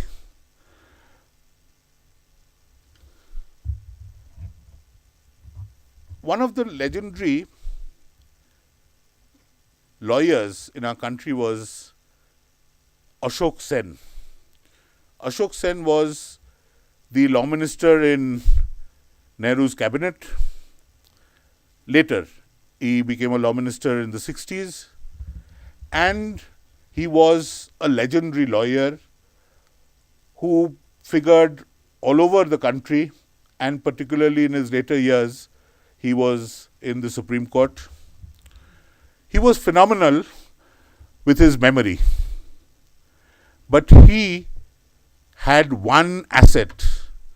From the day that he joined the profession, he maintained a small notebook, a kind of a fat exercise book, into which he used to write down the references, and till he was about 80, 85, his reference book used to be next to him, and in a difficult situation, when he could not remember, he'd just pick up the reference book, flick a few pages, and come out with a judgment. And he was very methodical because he would read law on at least 1 or 2 days of the week when he did not see people, did not have conferences, and he would keep abreast with the development of law. For the last 4 or 5 years of his practice years, Mr. Ashok Sen used to lament that someone or the other nicked his precious, property, and he didn't any longer have access to it. He had a kind of an idea who may have, but said nothing of it. I remember an incident where we were at a conference and there was a very ticklish problem, a very serious legal issue which arose. Our client in that case was almost indefensible, but there was one line which could probably get us out. And Mr. Sen said that, look up Supreme Court between 55 and 58, and, on the right-hand side of the page, the right-hand column, the first 6 lines, it will be highlighted and your answer lies there. And sure, there were a lot of cases to look up, but it was limited to 55 to 58. And we found that in 57, there was the judgment that he was talking about. So he had a photographic memory. Those are things that people need not rely on anymore. With the software that is available at your fingertips now, and with the AI that comes to your assistance and is now slowly developing more and more.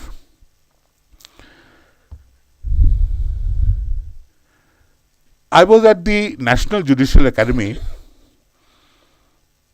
just before COVID.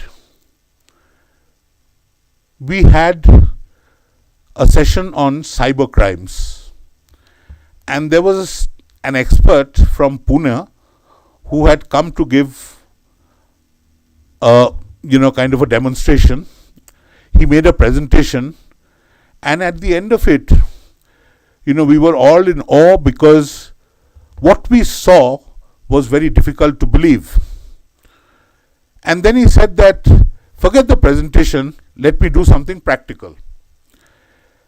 And he said that, I want a volunteer to hand me his phone, mobile phone. So we had a volunteer from the audience who handed over his phone. So he said, please don't hand it over to me, keep it in front of you, take out the battery, take out the SIM card. So he took out the battery, kept it on one side, took out the SIM card, kept it on another side, and the phone without a battery and the SIM card was placed in the middle. And then he said that, write your phone number on a piece of paper and please give it to me. That was done. And then he said that, you are very sure now that from your number there can be nothing generated, whether a call or a message or anything. And everyone was sure, how could it be done? It was a lifeless phone, the SIM card was out, the battery was out, and then on the screen he generated WhatsApp messages, not only on the screen but to several of the other participants. WhatsApp messages went from that number. And then he explained to us how it is done, how a phone is compartmentalized, and these kind of scams are perpetrated. And then he talked about a particular case in which he was involved, which was solved by the use of the mobile phone and telephone towers and the GPS.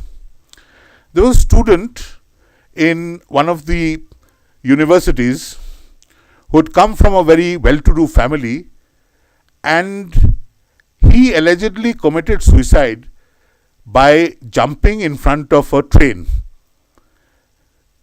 The family did not accept it and engaged very expensive investigators, private investigators, to unearth what may have happened. The family believed that there must have been some kind of foul play. To cut a long story short, and these were the early days of GPS in mobile phones, I'm talking of several years back, they found by using the GPS system on the phone that the boy had got out of his hostel at 1 o'clock at night. It tracked the path that he took to the railway lines, and at 1:17 everything went off. There were no further signals, and the incident happened at that particular time. So what they could say is that either the boy went on his own or he may have been dragged. So they had narrowed it down to this much. But this is how, science, all these mechanisms are now being used for the purpose of, dealing with crime, for the purpose of investigation. We have DNA analysis. As far as the practice is concerned, I have two concerns. One is, as we see more often now than we did before, and unfortunately I see it in moot courts also, there's too much reliance on law which may not be applicable than on facts which should be the basis of decision making. There's too much research which is done on the legal aspect, probably with a view to impress, but at the end of the day, the facts in every matter are unique, and unless the essential facts are gleaned and the really applicable law applied, so much of law is useless. More and more in courts, lawyers are relying on judgments without first getting the facts straight. And even more worrisome is that they're relying on repetitive judgments. If you want to establish a legal principle, get the best authority on that principle and cite one. That's more than enough. But the overkill or the gallery play that has come into the profession now, you give 5 judgments of that kind. You can give 5 judgments of the kind if you find that there is, between various high courts, there is disagreement. Then you show 5 judgments of 5 high courts, and maybe if there is a Supreme Court judgment, then that shuts up all other high court judgments.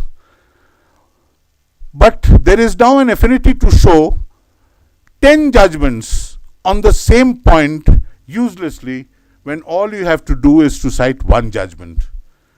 That's because these software that are available now make all these judgments so easily available to you that you do not want to apply your analytical skills to find out which is the best. You kind of present a bouquet of 10, 15, 20, where 18 out of 20 may be irrelevant and are a waste of time.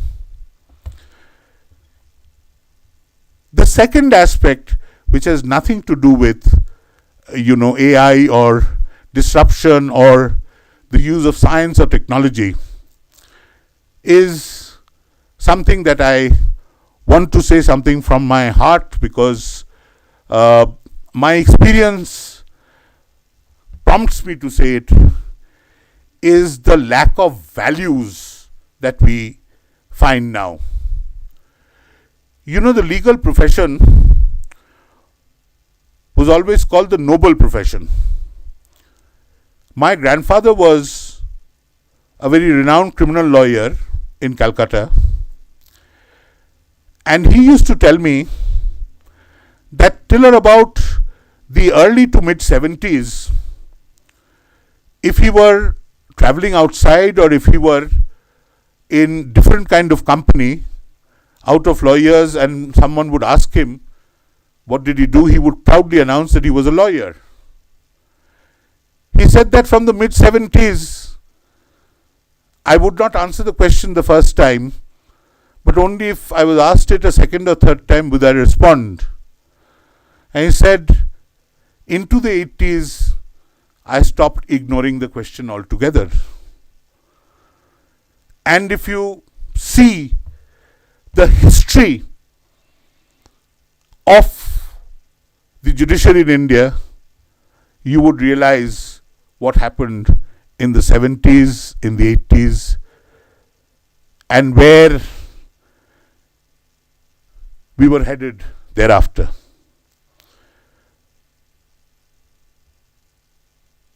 Everyone practicing in the High Court wears a gown. If you know how the gown is designed, there is a pocket at the back of the gown. The front of the gown is mostly open. That pocket at the back is symbolic, because that pocket is where the client, depending on his ability and depending on the satisfaction of the client, would put in, because we inherit the English system, would put in the coins which would be the fees. And that would be behind you, because you wouldn't be allowed to see it, so that you are not partial to the client who has paid you more, or you take less care of the client who has paid you less. The noble profession, in course of my lifetime as a lawyer,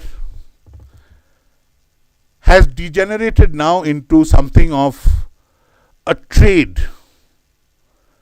And that is what we must guard against. Lawyers, doctors have special training, and more often than not, people come to lawyers and doctors in distress. And these are not situations to exploit. Sadly today, lawyers take it to be a trade. A client is another customer, and the most you can make out of a customer is the merrier the business. But that is not the way it used to be. That is not the way it ought to be.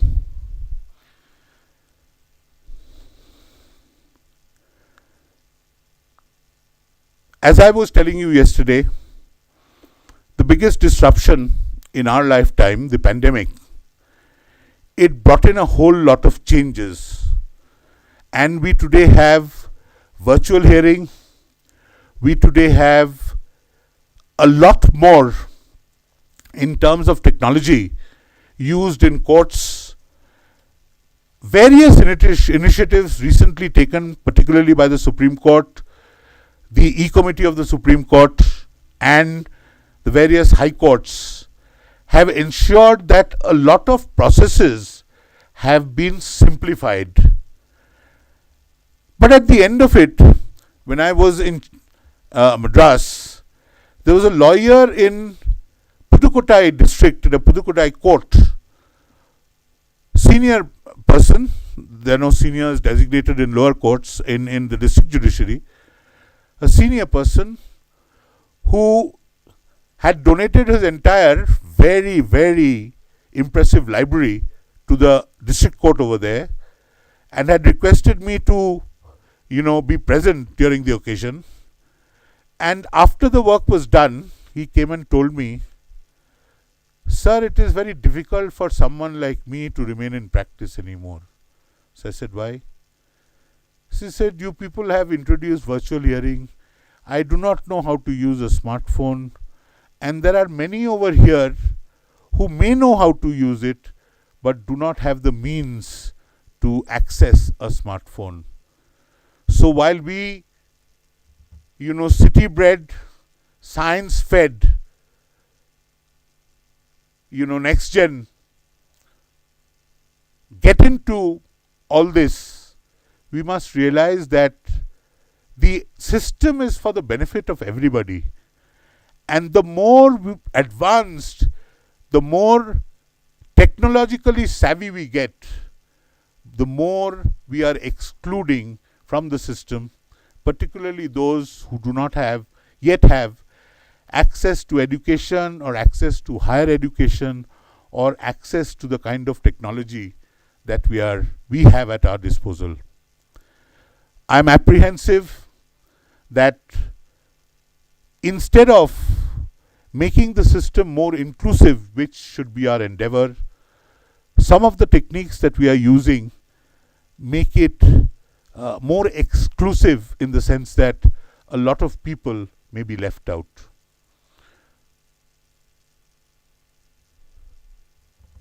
I do not want to give a negative twist to what is really a futuristic conference, a conference of the first kind, for which I want to congratulate all of you. But as I said yesterday, there is a need to regulate, introspect, and use what we are using wisely for our benefit, and so that we do not become slave to the kind of possibilities that arise. I think I've covered the kind of time that I had promised to, talk to you. I would invite questions after probably my brother Justice Dingdo may say a few words on his experiences, particularly with the modern ways of justicing that are available and the modern techniques in the profession. But please feel free to ask questions on the topic, or once the topic is exhausted, on other issues. Anyone, faculty, students, staff, invitees, because the more we discuss, the better solutions we come up with. Thank you for giving me the opportunity to be here. I've always loved to be in Shillong, and like I said, it's like homecoming every time. God bless you, and please let the questions come.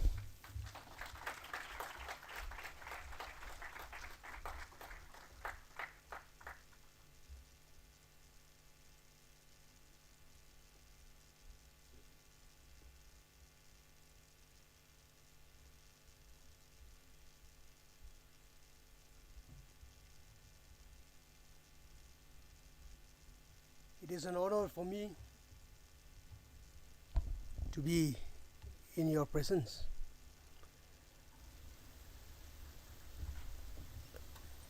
I would start with a caveat, and that is, I'm always a man who's very, very reluctant to give a speech. The reason being, if I give a speech, I fumble in between. I lose track of the subject matter, and I don't know from where I start and how I end. But I'll tell you one thing. Whenever I'm in the presence of His Lordship or Chief Justice, he is still my Chief Justice, I will say that, I'm always in awe of the immense amount of intelligence and wisdom that he has. and the way he imparts the same to us. Forget AI. He can beat AI anytime. But then I'll tell you from whatever we have heard just now, the experience and the encounters that we are facing in the legal profession, we are facing as judges and lawyers. We are, I would say, in a different realm altogether. As His Lordship was saying, when we started practice, it was I would say, a very conservative, environment. We stand before a judge, we present our case, we go through our files with piles of books, and that's about it. Now, we are, caught up in the atmosphere of science and technology overtaking us. We are in virtual hearings, which is unheard of a few years ago. Who would have thought that a lawyer from Shillong would be able to present his case or appear before the Supreme Court of India anytime, anywhere, not being physically, there? Vice versa, who would have thought of eminent personalities or lawyers from Delhi and other places appearing before our courts virtually? It is something to be taken advantage of. It is also something to be wary of, because in every situation, every new, I would say, innovation, there would be some advantages, disadvantages. We are trying to cope with it. We are trying to, as judges, as lawyers, we are trying to cope with it. I am very, very glad that we have this kind of program. You call it what? Disruption? Indeed, it is a disruption of our, our thought process. But it would be in a positive kind of, direction. Be that as it may, these are changing times. These are times for new things, new ventures, new thinking, new applications. AI would be a tool, I would say.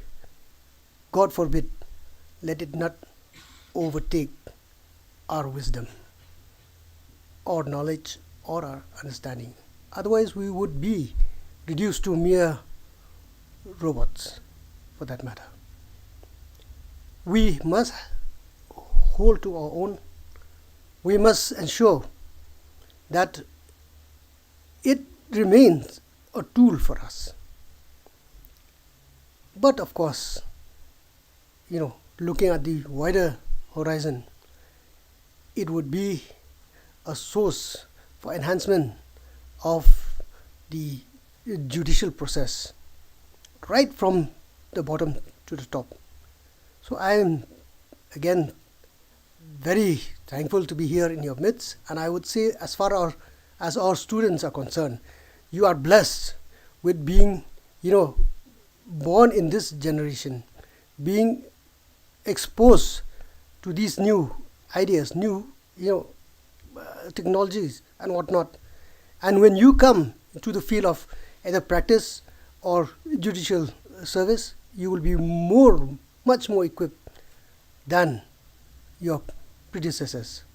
So thank you very much for giving me your time. And I'm once again saying this, I'm very grateful to Professor Dubey, the faculty, and all of you for inviting me. Thank you.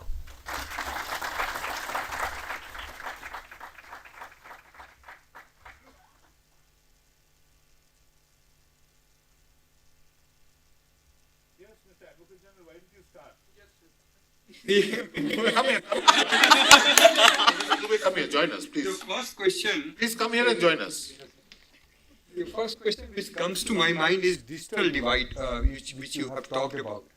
Now there is a digital divide. How do we bridge that digital, and what do we do to bridge that gap? Because now technology is creating have and have-nots in our legal profession, and that the administration, judiciary, and we all should do something to bridge this gap, because this will have certain, because as rightly pointed out, that mobile telephone and smartphones are available all over places, even in nook and corner villages.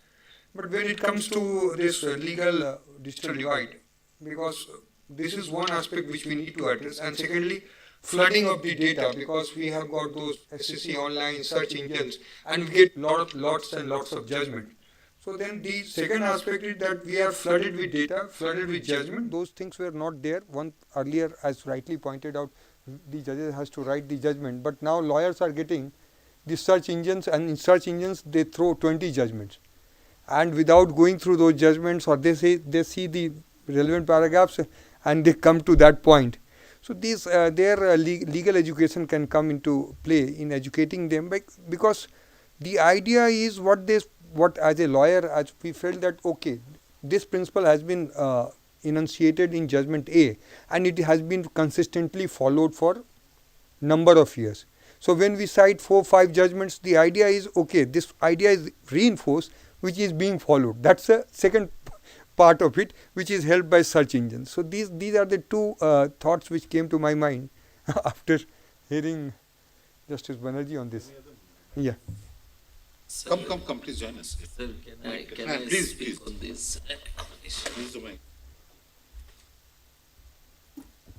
I think what Sir has raised the question is very, very important to answer. And we, being a institute or university, has a lot role to play. Let me take the first one, the digital divide. How we are going to bridge the digital divide. In fact, in the morning also it has been echoed that digital divide is going to create a different economy. Those who know, those who have access, they will be more richer. Those who don't know, those who don't have access, they will be more poorer. Yesterday, I think many of you also heard Mr. Krishnan, who was a secretary to MITI, and he used a particular word. He said AI democratization. And he said that, the major problem with the AI is that it is the big companies who are basically, which you have also indicated today, is actually capturing the landscape. So how we can democratize, how we can take it to the common masses to make it better. Then he was talking about the different scheme, and he said that, well, we are trying to bringing back the institute to, bridge these particular gaps. And that's what, sir, I was telling you, he also promised to give a, big computer so that it can also use for a larger community for these particular purposes. Having said that, I believe university has to be very, very proactive to reach to the people. Like, which I was telling yesterday, that we are going to launch a program called Make Skill Accelerator Program.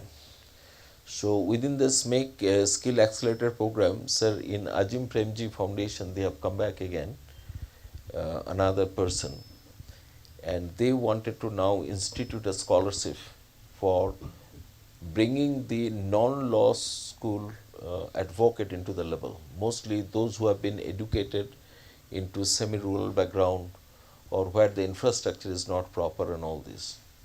So we are creating a continuous education program to them, and what we are going to do after feeding them, we will also send them into the internship, bring them back, again we will send them internship. And this particular entire program will be financially covered by the Azim Premji Institute. And the batch size which we have thought to start with is a 30. And over the years, they have promised that if this particular program became more consolidated, we will increase that. Now, the first target is Northeast region, that we are going to take the state of Meghalaya and then the northeast region, and then to expand, if the program works, we will expand that particular program to make it as a proof of concept. Second thing, as you were talking about, the sir was talking about, there's a very contentious issues that, I don't have access to the gadget. How do I finance? And for that matter, initial days that, the 3 years, how do I sustain? In fact, I will truly speak, I couldn't sustain in the profession. So I thought, let me take alternative route to teach. Because it was really very difficult. I remember, sir, I used to only use 2 rupees in the backside of the High Court to have my lunch, and that used to be 2 noodles and the left out water of the rice. It was very tough in those particular days. So what we are planning, sir, here, that we are going to create a corpus for those who require to give us support for the litigation. And that will be the 3 years corpus. We will give it to our student. If we could make the corpus bigger, we can even extend to those who are adopting as an alumni through this skill acceleration program, so that they are comfortable with the gadgets, as well as we are giving all other support and the sustenance allowance for 3 years.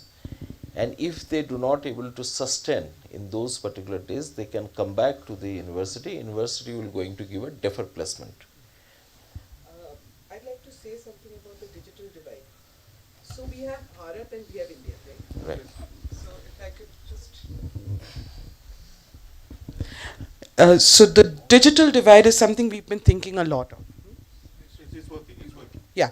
So there's Bharat and there's India, and the gap between Bharat and India is becoming bigger and bigger, as you know, and technology has a lot to do with it, because we use technology a lot, right? But during COVID and even before that, and also I'll tell you something, Bharat takes to technology much easier than India takes to technology. You just have to give them, many years ago, ITC started this program called the e-Chopals. Yeah, it failed. A few years later. But then, if we could find people to set up in the legal side, e-kiosks or e-rooms in the district courts, in the lower judiciary, right, where people could be guided through the process. So it's accessible, it's free to everybody, right? So if we could do that in some manner, the difference becomes much less. Now you talk about access to simple things like smartphones, and smartphones are now available for 1500, 1600, 1700. They do the basics. The person who works for me, she's so good, she's illiterate, completely illiterate.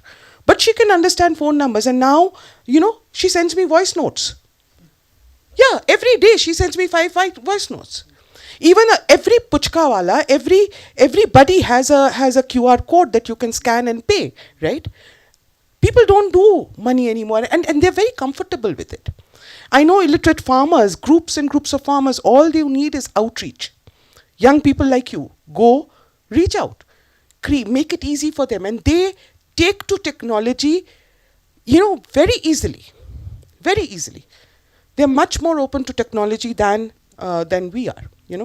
So I think we just need to provide that imagination, so it's imagination from young people like you as to what we can do, how can we make access happen, and that's the divide. May I give you, sir, the other side of it, and particularly what the learned Advocate General said, and Justice Dingdo also echoed, because from experience, in Meghalaya, we have e-kiosks at district headquarters, and sometimes, and several of the other, taluka or subdivisional courts. I've traveled extensively, as anyone over here would know.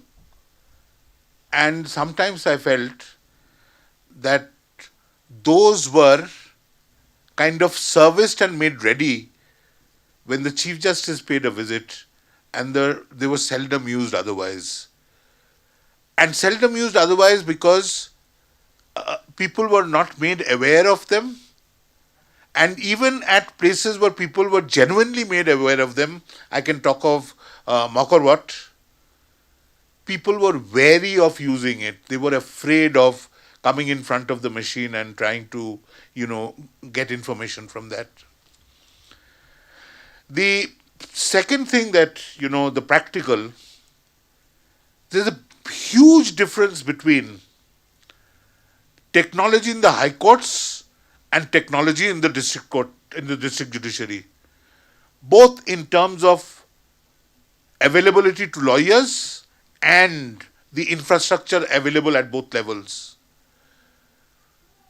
We had, certain diktats from the E-Committee of the Supreme Court looking at Delhi courts. Now, Delhi is not typical of India. Delhi is a city-state where Karkarduma and the other courts, if you see that, they are technologically much more advanced than the most advanced of high courts elsewhere. And if you go to Bagmara in Meghalaya and think of the Bagmara court being equivalent to the Karkarduma district court, then you're in a fool's paradise. Because in Bagmara, in that district, we still don't have a high tension electricity line. We do not have access to internet. These are practical things that, I talk from experience.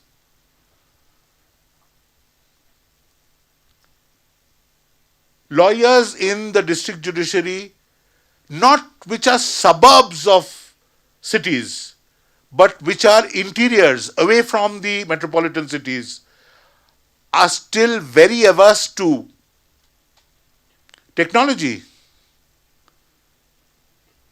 And while we can, think of city-centric, processes, I think they become less and less inclusive as we diversify and modernize with our city-centric ideas. I want to embarrass the learned Advocate General by asking him whether he's been to Bagmara or Dadengre or Resubelpara or Mendipattar. No, Tura only. You have solar power, satellite powered internet, so people just need to be. So, Yeah, I'm just telling you the problems on the ground. That's because, I've gone and seen them. Sir has in fact every weekend. People didn't know. I asked people, I'm the Chief Justice, do you know who I am? So, some said that I was an assistant to the Director General of Police. And things like that. So, and by and large, people are still wary of courts and the judicial system. There are two big reasons for it. One is that to a common person, the very edifice of the institution is not inviting. Imagine a person wearing a pagdi who doesn't have shoes on his feet. He is not interested in entering that building because that building is so foreign to him. Next, there are hundreds of black robe people speaking foreign languages. It's so, foreign to him, and for want of a better word. He thinks that he is not part of this. His future is being talked about, his future is being discussed, and he understands not the least of it. Not even the outcome, because that's not in his language. And we still have not been able to translate that into meaningful language where he'll understand why he won or lost and how his fate was dealt with.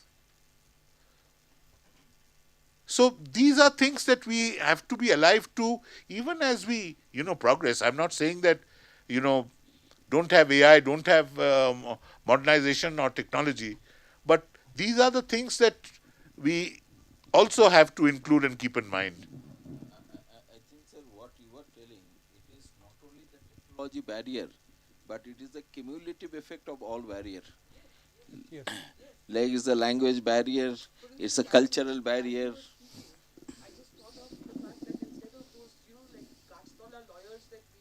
Right. Who stand under a screen Correct. and they are typing away for you and they are translating your story into legalese. We could have AI To do that, yes. to do that.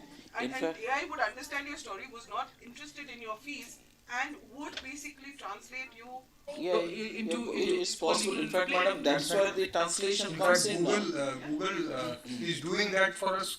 Yeah, doing it wrong. So no, I mean, yeah. But LLM Yes, yes.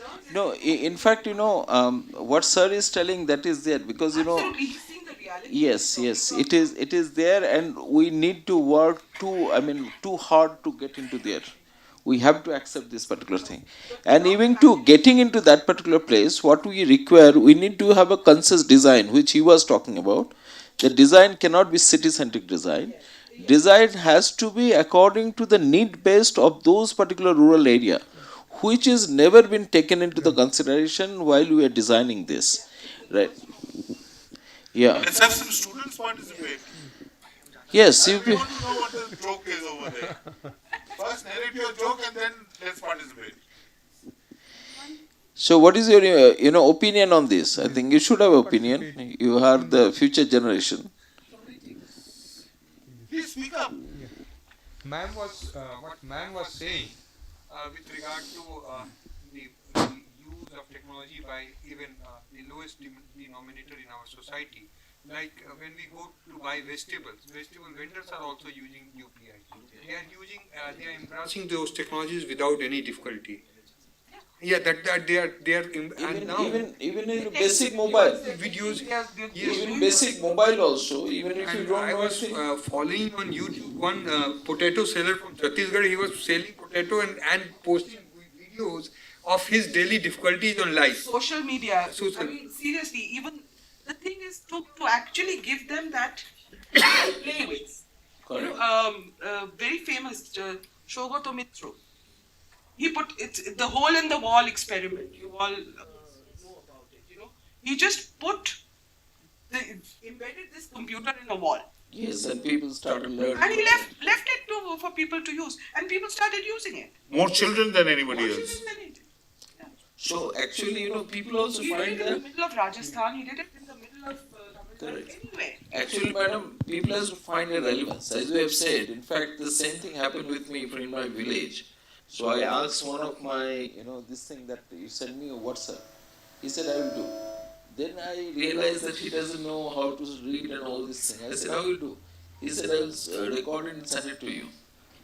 And then he also told me, even if you he could not pronounce Google. If you tell to the Google will type for you. So, see the need actually, make him learn that particular thing. But what sir is telling is very important, because when you are making the policies, and that's the huge difficulty in our policy making, because policy making was never liberalized, neither is democratized. It was mostly on the sitting into the Delhi, or I don't know, sir, Goel sir is there and Amandeep is there, all the administration people are there. But even also in judiciary also, it is all centralized system, not looking into. And I feel whatever sir is telling, how many judges gone and seen those particular things, then possibly things would have been totally different. Some students, please. Yes, madam. This actually this intensive discussion, and it actually triggered me because I'm a 90s kid and we are in between the Gen Zs and the boomers.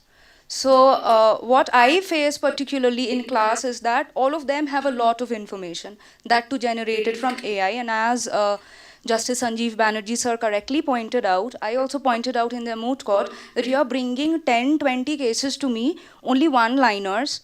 You are taking out the principle from there. That's a common principle. Why are you not citing one singular case? You have 5 minutes, convince me with that. That they are not able to do. So what I find that only democratization of AI is not the solution. If I don't have the basics clear, if I don't have the knowledge, so knowledge without democratization will lead to Americanization of the system, which I don't want. You know? So, Americanization. Americanization of the system.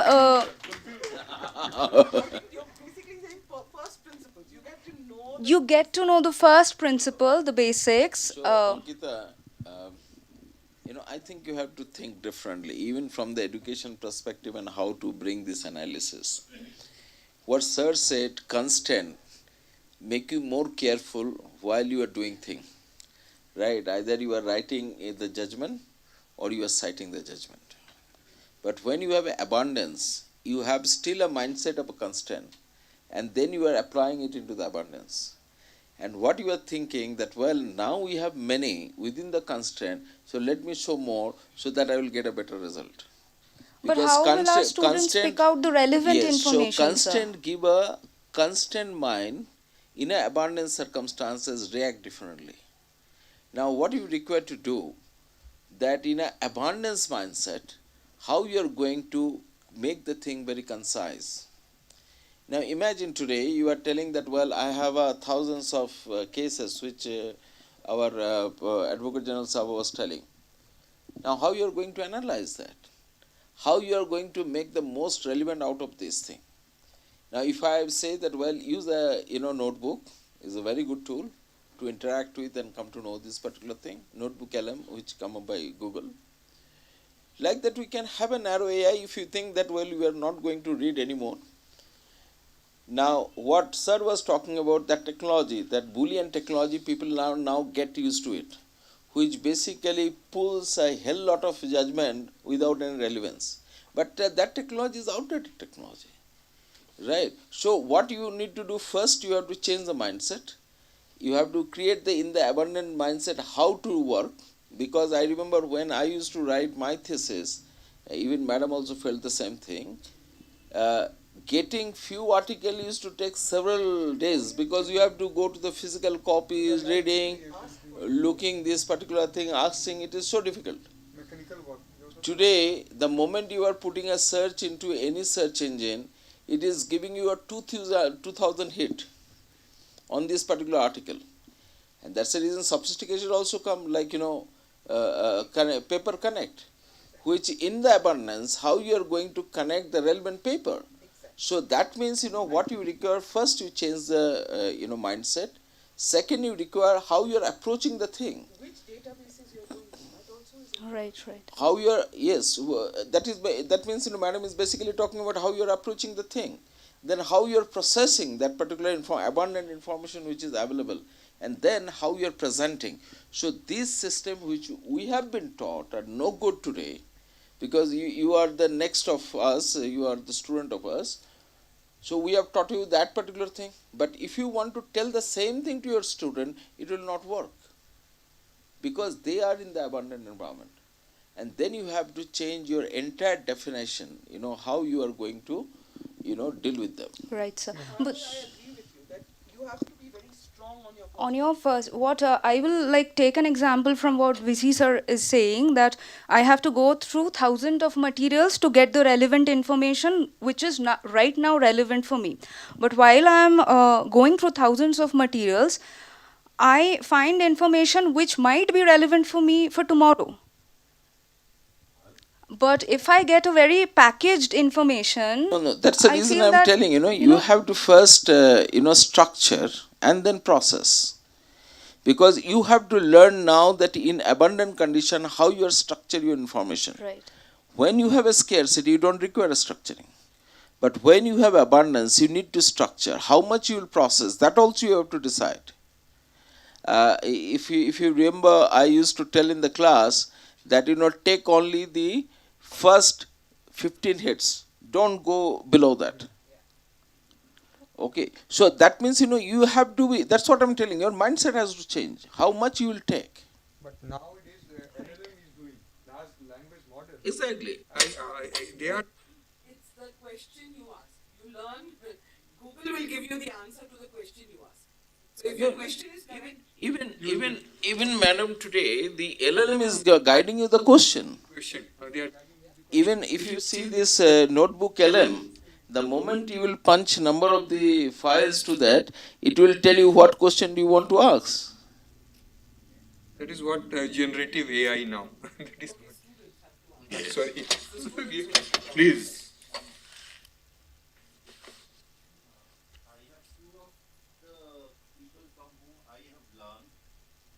Dr. Dubey, Professor Dubey directly, and from Justice Banerjee in court number 16 in Calcutta High Court. So, I would take the indulgence in asking a very direct, very blunt, and might be a bit hurtful question. I see 4 of the most powerful people sitting here who have identified a certain problem with regard to the digital divide, with regard to the divide being creating limitations to access to justice in certain areas. My direct question is, what are we doing about it? Or are we at all doing anything about it? Direct, blunt and easy answer is, I'm out of the system.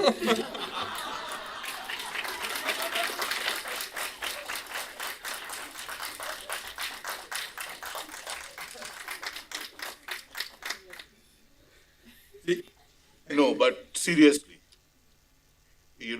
please, seriously, people like, people in my position have the obligation to raise these issues, and which is what I have done.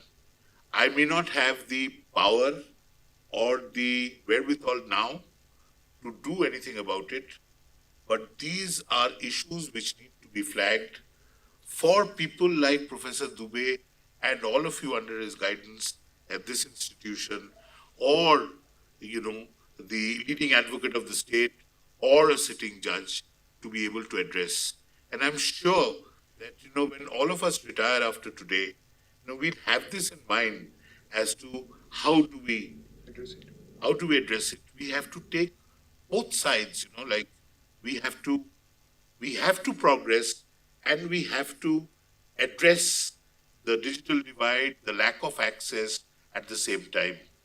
And people like us can only flag issues at the moment. We are out of the system, really.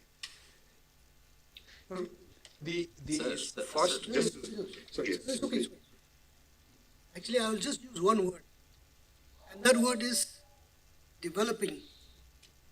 Everything is in a state of flux. It's evolving, like the Advocate General is saying.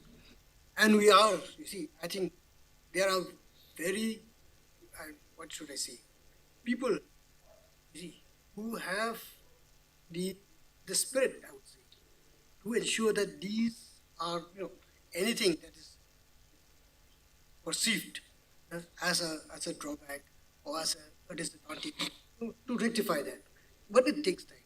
It takes time. As a Chief Justice has said earlier, talk about Baghmara, a very remote place. But in the realm of, like I said, cyberspace, there's no divide at all. A time will come when every nook and corner of the state or of the country, for that matter, will be connected. And like I said again, it's developing. It's taking time. So you just have to be patient. We are doing a bit. It may not be much, but nevertheless, we are doing that. I fully agree to what Mr. Jindal has said. See, the first and foremost is that we should have the awareness about the digital divide. First, we have to, that awareness, discussion, and consultations. These processes take us to the further level that now how do we overcome this digital divide? What do we do at the policy level? We learn from all of you, and we contribute our bit in this system. Because we are all a spoke in the larger wheel, where we have to contribute in our bit in bridging the digital divide. We are not as powerful as we look like, but we do our job and we try to understand, because first we have to have this awareness, and that is the first step towards bridging this digital divide. Thank you, sir.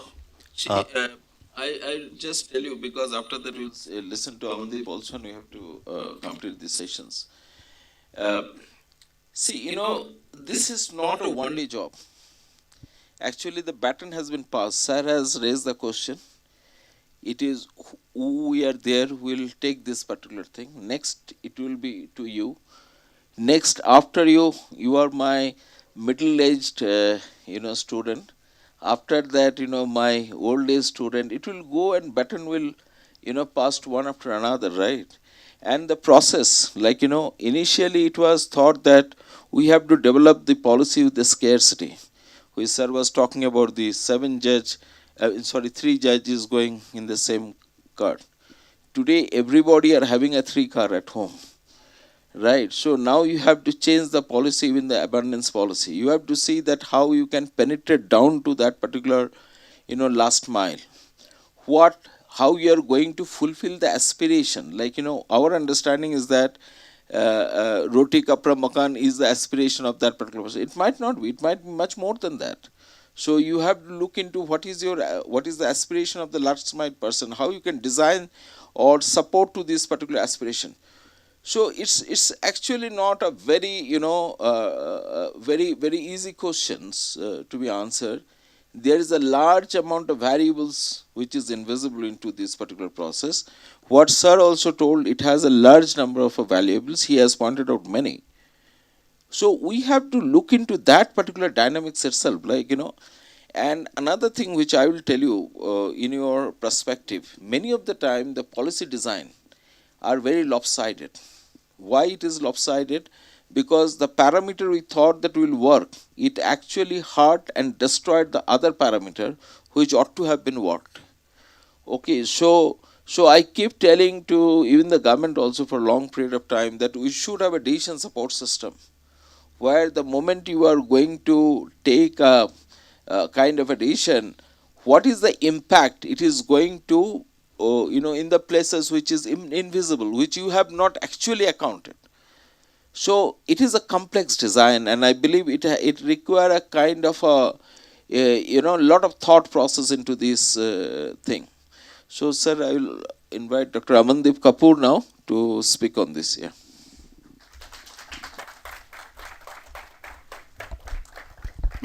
Thank you, Professor Dubey. I have taken this liberty to prepone my talk because I wanted the policeman's perspective before this forum. I was not sure if this forum will be available at the valedictory session, where I was told by Anurag sir to keep my talk. But sir, I hope that it is rightly placed. I'll do the pleasantries. Justice Banerjee, Justice Dingdo, it's lovely to meet all of you, Mr. Amit Kumar, Professor Dubey and Professor Anurag.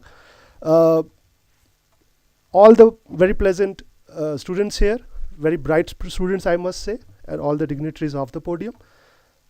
Thank you, Professor Dubey, to invite me to your lovely campus and this beautiful city of Shillong, which I am visiting for the 3rd time. When I entered Shillong yesterday, there was a board there right in the police bazaar that said that Brian Adam is coming here on 10 December. So now I'll talk about the context that was talked by Dr. Bhandarkar yesterday. So this data piece gave me a good context on Shillong. The thing is that this, I searched that he's going to 2 or 3 major cities and he's coming to Shillong. So maybe the context is that this city has its mind and its heart at the right place. So I've taken the data, I've taken the context. Now I'll say that this is just an off-and-cuff remark. I've also done a machine learning, I can say. Last time I was here with my wife, so we visited a cafe on Bob Dylan. So I then found that people here are quite contented and happy in themselves.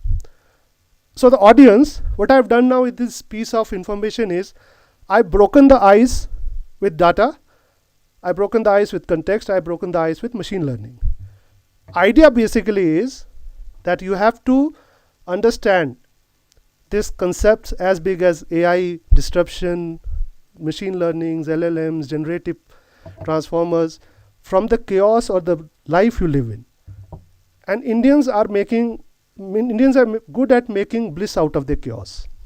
So now I'll begin with the context of a policeman, how I see it, how I aspire, and why I am doing a MOU with this university. I'll be going off in English, so that's a lingua franca of police personnel. Please allow me that.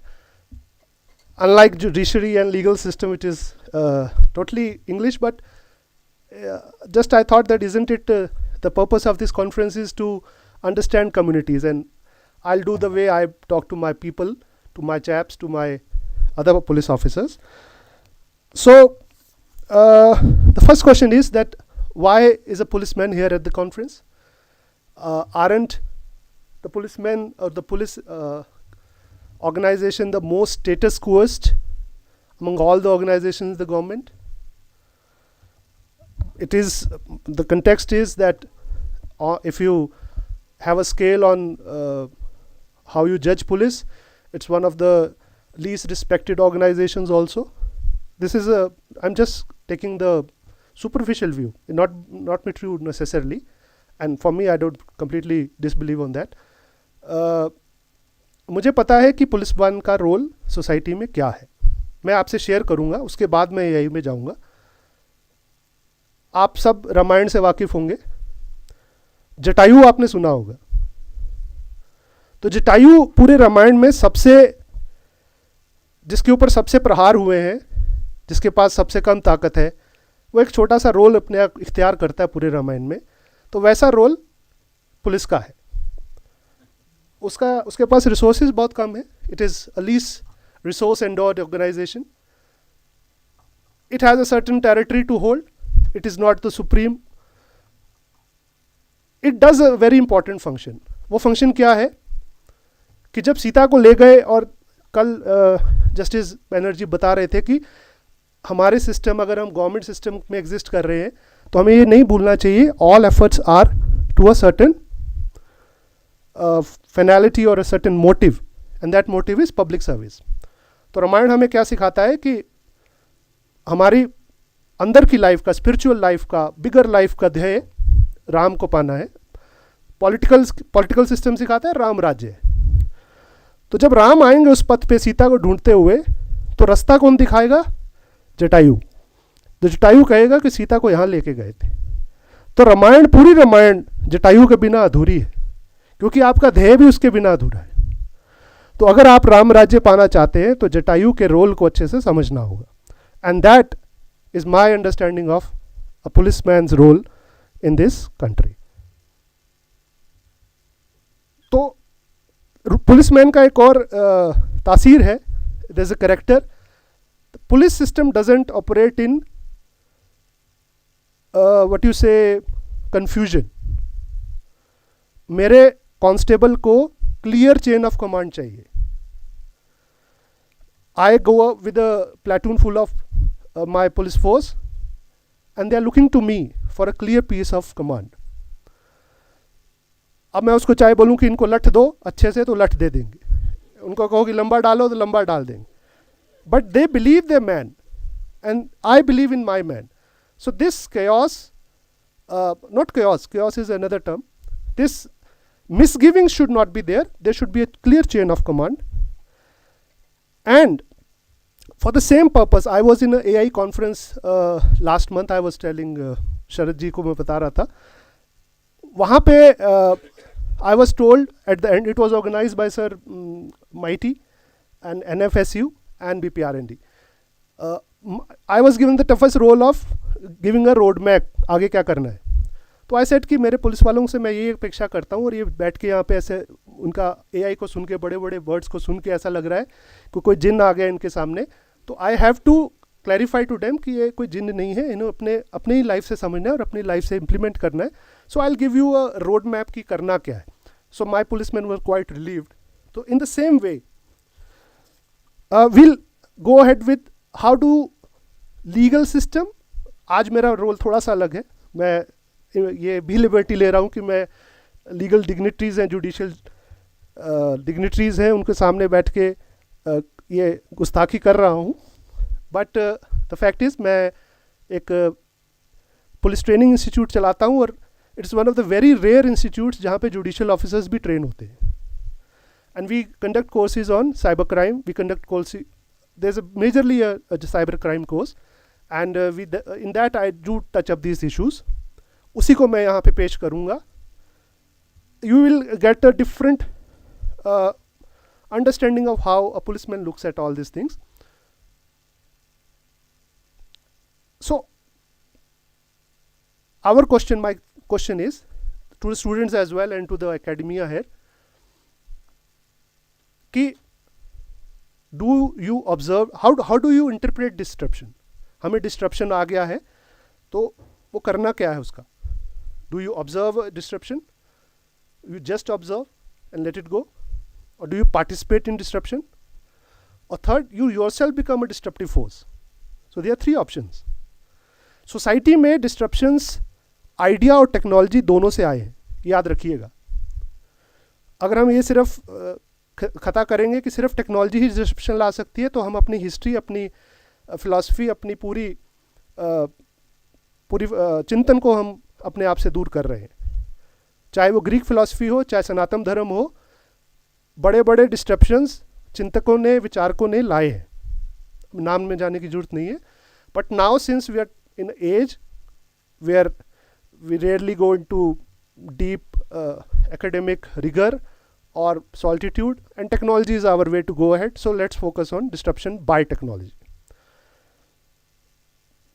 Now you have to understand that there are technology which enhance our emerging technologies, as we say, always say, enhance our efficiencies. A policeman looks, मैं जब उसमें road map मैंने बताया था, I told them कि look at just 4 of them, A, B, C, D. So A is artificial intelligence, B is blockchain, and its peripherals, the cryptocurrencies and all, because we are mighty aggrieved and mighty challenged by the crimes conducted on by the cryptocurrency ecosystem. So A, B, C, D, B is blockchain and et al. C is computing. So quantum computing is coming. अभी तो हम वहाँ तक गए ही नहीं. इस disruption में शायद ही quantum computing की चर्चा हुई. But computing, quantum computing and cloud computing is coming at a big way. I'll come on that when I talk about the temporal relevance of disruption. So we have to understand that. And D is data. So data is relevant to many other emerging technologies as it to artificial intelligence.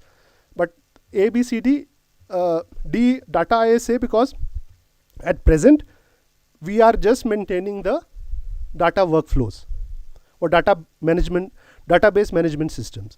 ICJS is a workflow majorly. CCTNS is a workflow come database management systems.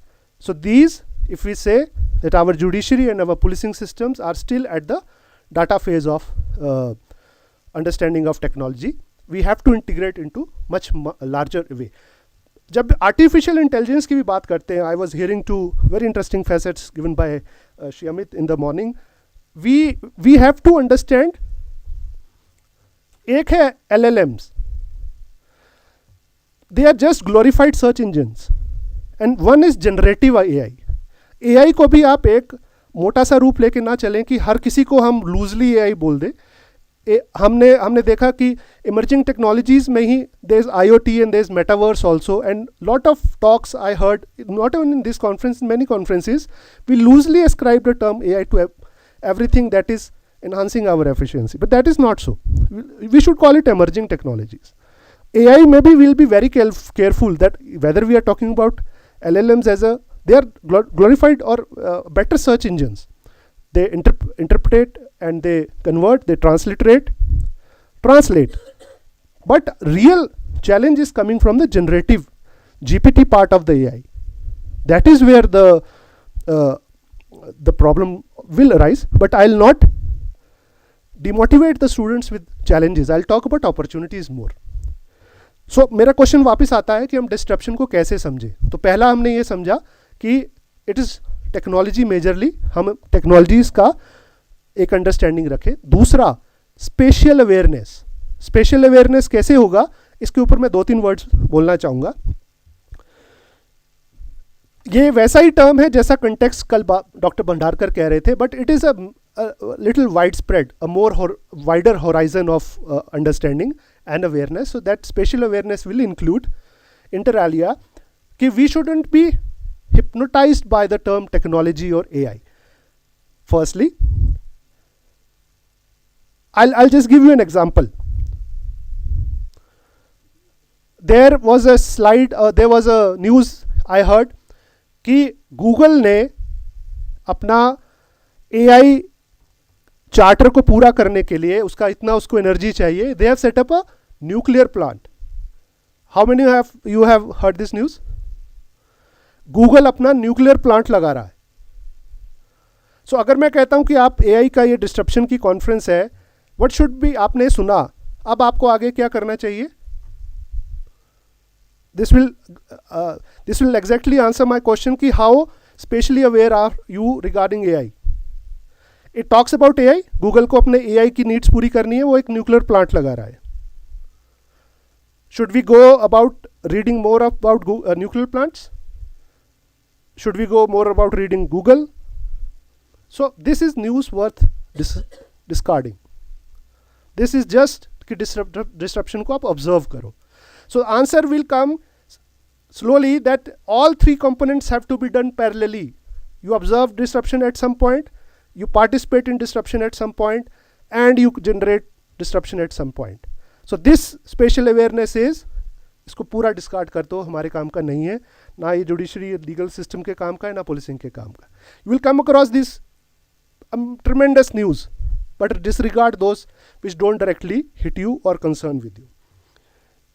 Then you have to understand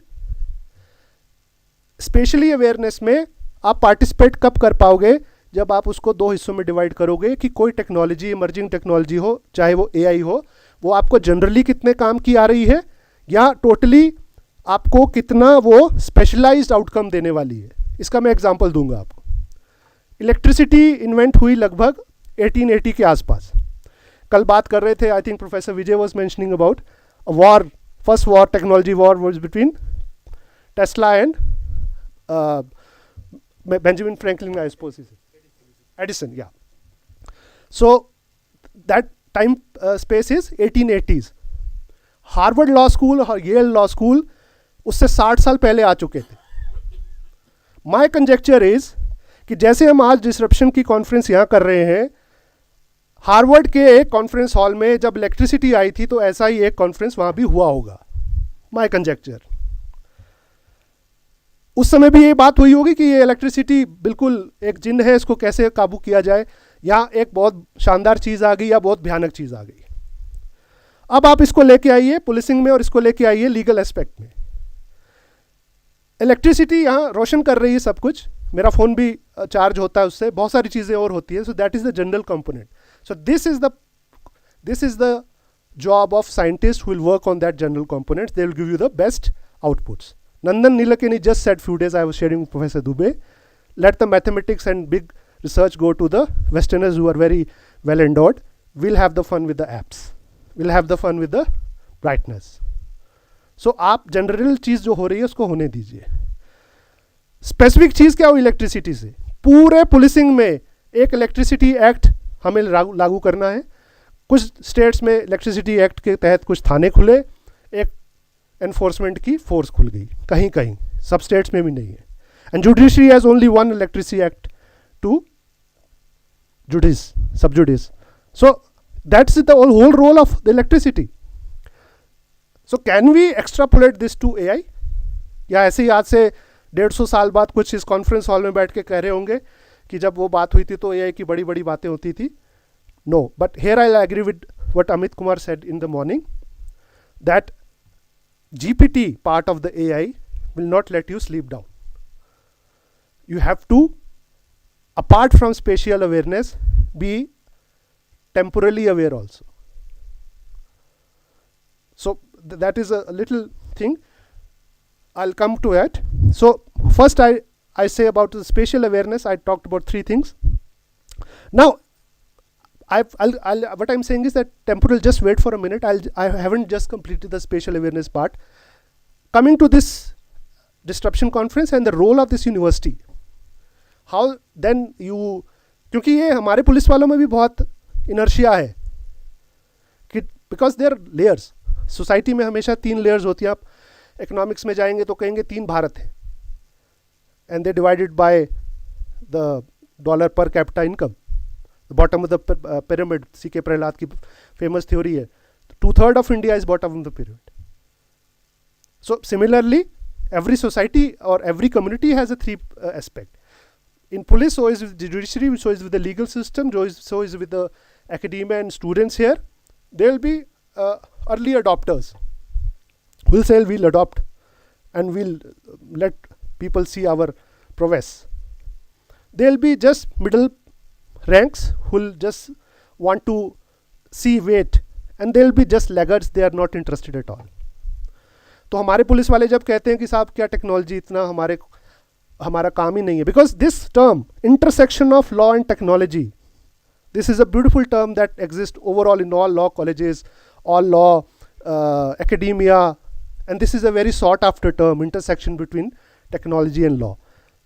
Much difficult for judiciary and legal system because policing में भी ये चीज़ है, intersection of technology and law, but policing is a closed system. We don't have a public interference, public coming and telling us like क्या करना है कैसे नहीं करना. We have set patterns. For judiciary, they are parallelly bars existing. For legal system, the bars have an equal say in the working of a well established legal judicial system. So this intersection of law and technology is what Professor Dubey trying to do. The challenge would be, as I was discussing, to let go of the general aspects and focus only on the specific outcomes of legal system and the legal studies and the legal sciences, what is required. So what is required of the legal sciences? The academic rigor.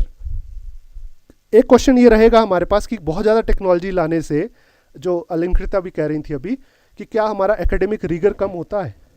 A university or a good system is known by the academic rigor it has. And academic rigor, do you know that even the technology giants are now realizing it? A Google, a Meta, all the big tech now are hiring, and they are very sought after jobs, humanists in their payrolls, psychologists, socialists, political thinkers, political science students. Why are they doing that? Because then when you say intersection of law and technology, it has to be intersection of science as humanity as well. So this university should not forget at the same time that the humanity part, the sweet tooth behind this technology, has to come from here. And how will, I think Professor Vijay was talking about economics. We'll not have to focus on economics of technology. कि ये how multi-billion crunching machine it would turn out to be. Joseph Stiglitz, who are the economic graduates from here? He gave a wonderful theory of Lemon's theory of markets. Have you heard it? It won the Nobel Prize. Stiglitz.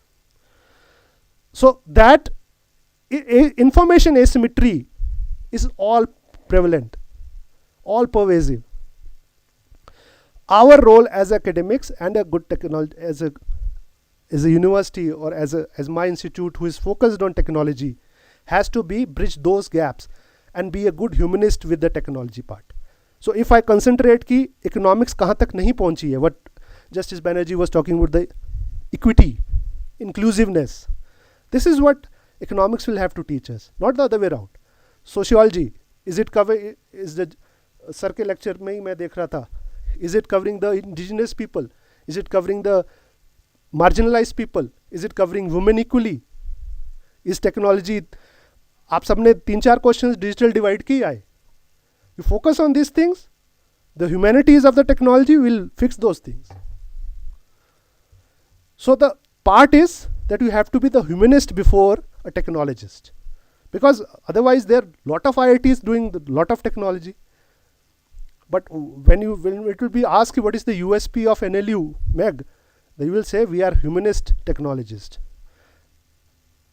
Then we have to understand the geography. How many of you have understood or read, understood will come later, read the EU's AI Act? Is it part of a syllabus now? You have read the US Algorithm Assessment Act? So your data science subject should begin with these acts. So that is the academic rigor I'm talking about. Then somebody was saying that we don't want our systems to become copies of US system. Unless you read these geographies, what is good or bad with the EU's act? Is it needed in India? How the EU's system differs from the Indian system, how EU differs from the US system. One is very much into privacy, one is very much into liberty. What does India need? Maybe both, maybe none, maybe a new system, maybe a featherlight regulation which everybody talks. But there could be hidden agendas in that the big tech is not allowing because they have a compliance cost that corporate affairs person will have to teach them. So these humanities will have to go with technology. So this is the spatial awareness I'm talking about. Now I come to the temporal awareness. Legal profession is all about practice. Technology is all about implementation. You don't have time for practice. So best, because I say so, Moore's law is outdated now. Moore's क्या कह गए कि हर 1.5 साल बाद chip का size आधा रह जाएगा, तो कंप्यूटिंग स्पीड डबल हो जाएगी. वो स्पीड बड़ी होती होती अब आपका पूरा कंप्यूटर इसमें आ गया है. अब थोड़े दिन हो रहे हैं, कितना चिप छोटा करोगे? तो where are we moving ahead? Quantum technology. वो कह रहे हैं सिस्टम ही खत्म बाइनरीज का. Will go to quantum entanglement. Once quantum technologies come, we are in a big soup, especially the policemen. यही साइबर क्राइम काबू नहीं आ रहा तो वो क्वांटम वाला कैसे आएगा? So time is the essence. Quantum के बाद सिंगुलैरिटी आ जाएगी जो सर बात कर रहे थे सुबह. So here the temporal awareness has to be understood. We cannot be lacking in the speed of our regulation. That is also important. So regulation has to come from these universities. We are standing here discussing having a bright centers for disruption, but at the right time also. I'll tell you a story. Sir, I interrogated Lawrence Bishnoi when I was DCP Jodhpur. उस समय we were surprised by the technology prowess they owned. They were using VPN. They were using parallel space. Your WhatsApp number is morphed on another phone. They were using all other bullshit that you can do to do crime. खैर Jodhpur police ने वो वापस उसने जोधपुर में crime नहीं किया कि उसका तसल्ली बख्श इलाज करके ही भेजा हमने वापस Punjab. But this is no. And story doesn't end there. We wrote, TRI at that time was calling. They had written an approach paper of the same Justice Balakrishna's the Data Protection Act, which was coming earlier. The privacy issues that they had organized. MITI was doing that. There were two parallel organizations, MITI and TRI, calling stakeholders reviews. So we sent, I as a DCP sent कि we need to throttle the loopholes. We need to cover the loopholes that are allowing these criminals to commit this crime. That is 2018. आज हो गया 2024. We are still not out with the DPDP rules. And Lawrence Bishnoi कहाँ से कहाँ पहुँच गया? So this is the issues, the temporal awareness I am talking about. We cannot lag in this regulations when we are dealing with technology operating in our lives the way it does. So these are some of, just give me 1 minute, I'll just sum up another thing. In judicial system, as in legal system, as in police systems, we generally, as I was telling, we are operating at workflows, how we are maybe able to efficiently use our databases. So we have database management, we have emerging technologies in legal education, what VR and AR is able to offer as a metaverse ecosystem. We have workflows like CCTNS and ICTS, and we can use these all things into AI generative transformers. What the magic about the using AI is, nothing is AI unless it gives you an insight. So don't consider that if we are able to use our CCTNS database efficiently, we are using AI. No. Because data is coming from police stations. That's why you need police person like us as your left or right hands, because unless data comes into the judicial grid, most of the data as of now is coming from the police. It has a judicial grid which has other pillars. Judicial grid is of course, one of them, e-courts and all. We have ICGS other pillars, the prison, the forensics, the prosecution, all of them are giving data, but majorly the data is coming from police. Data is itself, if you efficiently using it, there's just efficient use of databases. Then you come to contextualizing. Here starts the magic of AI. You put in some sociology, as I was saying, you put it psychology, you put economics, you put political thinking into it. There your data has been contextualized with the right direction. You have added a vector into it. Then if it gives insight into something, that is the AI we both are looking at. So nothing is AI if you don't have insight. I'll give you 3 examples and I'll close. There's a causeless system. We all are at crossroads and all are harassed by that system of how causeless management operate. If I give the data from the e-courts to a computer and it gives a beautiful summation in Excel or either of the any of the data languages, Python or CSV databases, Excel databases, it is just helping me construct a way of seeing a cause list. But who gets prioritization?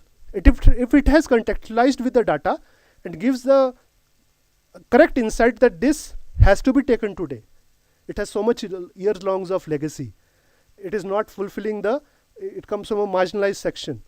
It comes from maybe women. It's a case of a POXO Act. It has come from certain thing. It automatically gives insight into your causelate that this cannot be given a further date. So that is AI. Similarly, if you are looking at a bail or looking at a parole, and it gives you a insight based on the recidivism character of a person or the risk assessment of that person, and says with comfort and certainty and accuracy that this person should or should not be given bail, and it is correct by each time you use it. There are no errors. That is the insight we need. But that leaves a lot of research. That is the researchers sitting here need to focus on. Give us the insights. We have a lot of database management systems already. We'll not focus on them. We should not focus on them. Let the engineers do it. Let the US and EU walas do it. We need insights, the Indian insights, which are free from automation bias, which are free from person bias. So these insights have to come from these researchers who are sitting here. This has to be nudged by you, Professor Dubey. And this has to be nudged by me when I teach at my academy. I have to nudge my police officers that don't go after superficiality, go deep down, take the insights out. So, legal tech foresight would be one thing that this university should look at.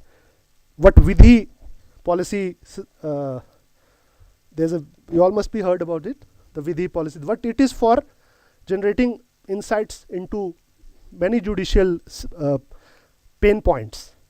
Your university should be the policy advocacy center for technology and law.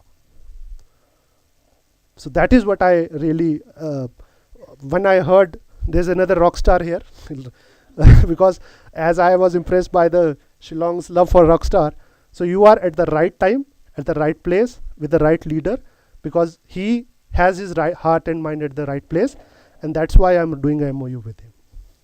So thank you so much.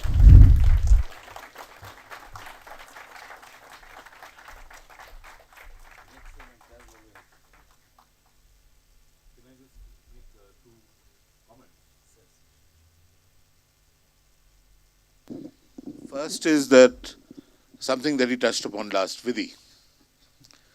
I don't know whether you're aware or whether you know that the High Court of Meghalaya was the first High Court to call in Vidhi, which is a third party, to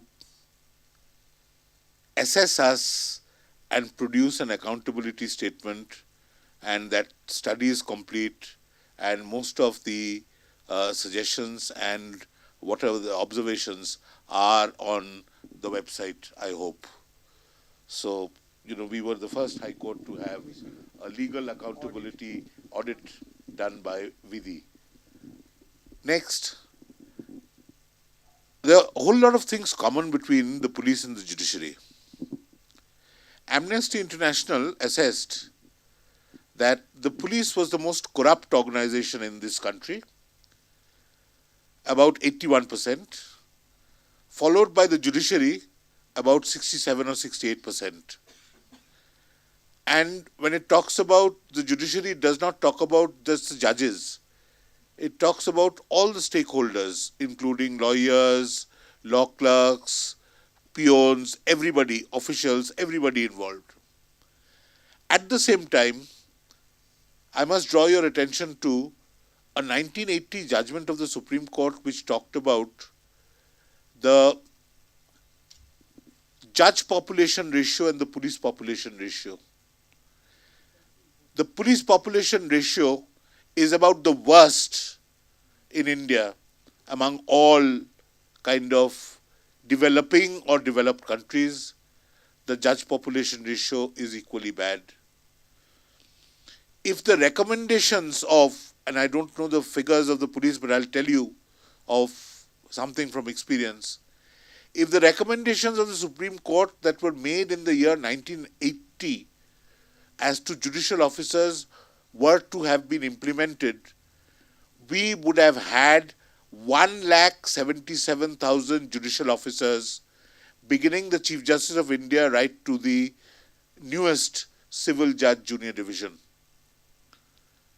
But as a matter of fact, we have less than 24 or 5,000 sanctioned posts, and actual man posts are about 21,000 odd. Our high courts, even though the sanctioned posts have gone up tremendously, only 2 courts, high courts, are no vacancy courts, and that's because they have sanction strength of 4 and 3 respectively. They are Meghalaya and Sikkim. But courts with any more than 5, even Tripura is a no vacancy court. Tripura has a sanction strength of 5. But courts with, high courts with a sanction strength of more than 5 are not filled up. The vacancies are not filled up. There are 78 vacancies in Allahabad, which has a sanction strength of about 168, and we have less than 100 judges, about 90 judges there. And the situation is no different in big states like the Calcutta High Court and the Bombay High Court. And about the police population ratio, there are places where, thanas have been created, but without any personnel. And there's one right next door, on the way to Mokorwat if you go from here. And there's only one person and one probably vehicle in that police station. And in large areas in this country, particularly in the central and northern belt, you have one thana covering about 250 square kilometers with very little personnel and no other resources. So if there are if there is a riot which is broken down or broken out in one corner, if there is a law and order situation which is arisen, some other law and order situation which is arisen in the second corner, and if there's VIP movement in the third corner, the VIP movement gets preference and the two others are ignored because they just don't have the resources. So when we blame, the judicial system, when we blame the police, we must be aware of the huge deficiencies and the huge impediments which, and the constraints under which both systems function. It's very easy to criticize, but sometimes difficult to understand why it is. People talk about in other countries, people are very receptive to the police. When a policeman approaches you, you don't run away. But over here, when the lawman or the policeman approaches you, your first reaction is to run. There has to be an attitudinal change which has to be brought about. And I'm very happy with the kind of insight Mr. Amandeep Singh has today given. If so much thought is going into it, and he talks about the spatial aspects, the other aspects, we are on the right path. But we need the resources. At the end of the day, 10 people can't do 100 persons' jobs. Absolutely. I would be slightly reticent on that.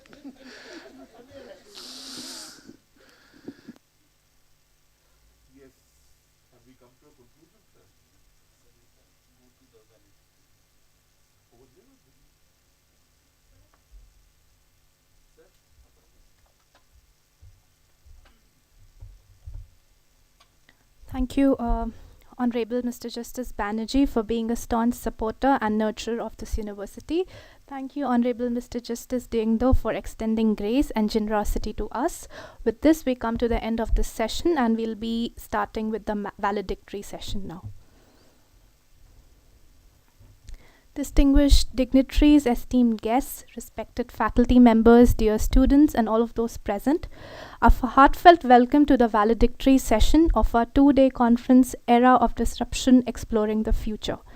This valedictory session serves as a moment of reflection, gratitude, and inspiration as we bring the conference to a close.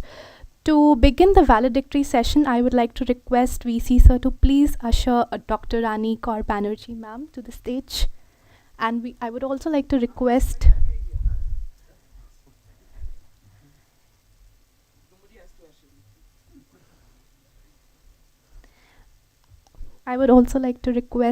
Professor Indrajit Dubey to please felicitate ma'am.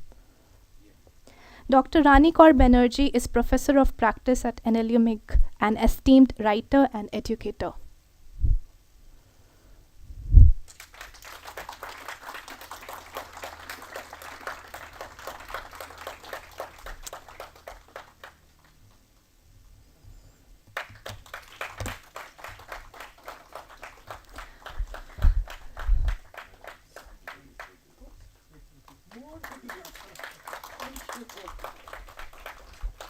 Dear esteemed guests, we welcome you all.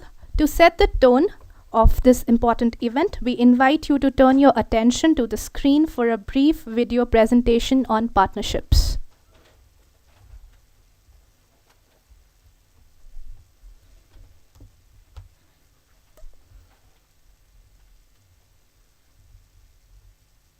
Only respond to change but drive it. Technologies like artificial intelligence, biotechnology, and digital innovation are transforming industries, governance, and education. At National Law University Meghalaya, we're not just preparing for the future, we're shaping it. Our partnership cell bridges academia, industry, government, and society, creating solutions for tomorrow's challenges. Through our partnership with Technology Council Foundation, The executive program is set to bring together global leaders to tackle legal and technological challenges on an international scale. Our collaboration with Bharat Technology and Impact Accelerator is driving the global climate finance agenda. Together, we co-hosted the India International CETFI Forum in London, unlocking new financing for sustainable energy solutions and set to develop courses for climate finance. Through Institute of Bioresources and Sustainable Development, we are set to drive impactful initiatives. This includes capacity building programs, AI-powered platforms for florists and traditional healers, and expertise on patents and global market access.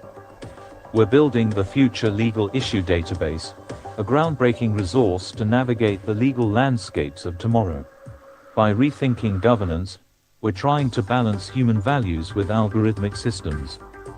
Across all these partnerships, key themes emerge: legal advice and technology transfer to the partners, capacity building to empower professionals and communities, global collaboration to address global challenges. At NLU Meghalaya, partnerships are transformative. We empower the global community and turn disruption into opportunity. As we step into this valedictory session, let us reflect on the thought-provoking discussions and transformative ideas that have been shared over the past 2 days. From understanding the challenges posed by the rapid technological advancements to exploring innovative solutions, this conference has truly been a confluence of great minds. I now invite Professor Indrajit Dubey, Vice Chancellor at NLU MEG, to address the gathering and share his insights as we conclude this remarkable journey.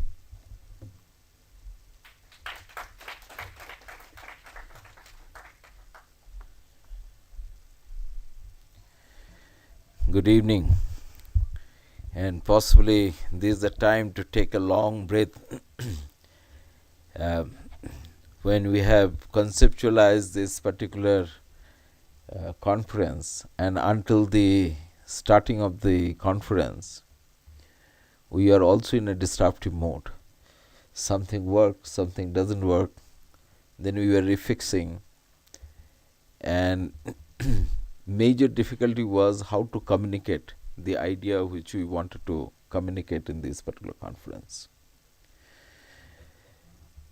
because there is a several occasion when we wanted to tell the people, communicate the idea, which Dr. Kapoor was also talking about. There is a resistance, there is a misunderstanding of this thing, and at the same time people was have a lot of skepticism that what this particular thing which you are driving at. But nevertheless, the deliberation in the conference was of its peak. In fact, the presentation which was started with speech which is started with Justice Banerjee in the inaugurations, Dr. Bhandarkar taking the baton after that, and I believe there is any dimension which we have left about the disruption. In fact, to understand the word disruption itself a very difficult thing. So everybody of us contributed in a very, very positive manner into this understanding of entire disruptive ecosystem, if you say so. It also gives the clarity that when we are talking about to bring a school of disruption, what are the focus the school should have, how the school should position is contain courses as well as the research. Interesting thing which has come out of this particular discussion, and I think all the speaker has echoed about, and which has been nicely coined by Dr. Amandeep, human aspect of the technology. We should not lose the sight of the humanity when we are talking about the technology. Though it is echoed again and again that we have to use the technology as a tool, not to supervise us. Sir also talked about that. We have talked about the ethics, we have talked about the other values. And to quote myself, which I was keep talking about, that we don't require more technologists now, possibly we require more humanists now, because tomorrow the exponential technology will define them further, but that will not going to have with the human mind possibly. It will be very optimized, rationalized, efficient, but the compassion, the heart might not be there. Or some people might even say that emotion can also be infused into the technology. Possibly then it will be pattern emotion will be infused, but no originality of the emotion. So we are going to create an ecosystem. In fact, I don't know, are you going to Jogesh? I am trying to finding his face. Okay. So, are you going to launching the apps which has been created by Deloitte, the ecosystem app? Okay. So, we have with the help of the Deloitte, we have created an ecosystem app relating to the disruption, and possibly we are going to do it more. And we are possibly, Goel sir will announce the disruptive ecosystem which we are wanted to build, community, disruptive ecosystem community. We are not going to stop here. Like we were discussing with Dr. Amandeep, possibly the next baton will go to his institute, and possibly will do more. In fact, today I was talking with Mr. Kumar, and I said we should approach to now Chief Justice and tell our Chief Justice here that we should organize a disruption for the judiciary and entire legal fraternity.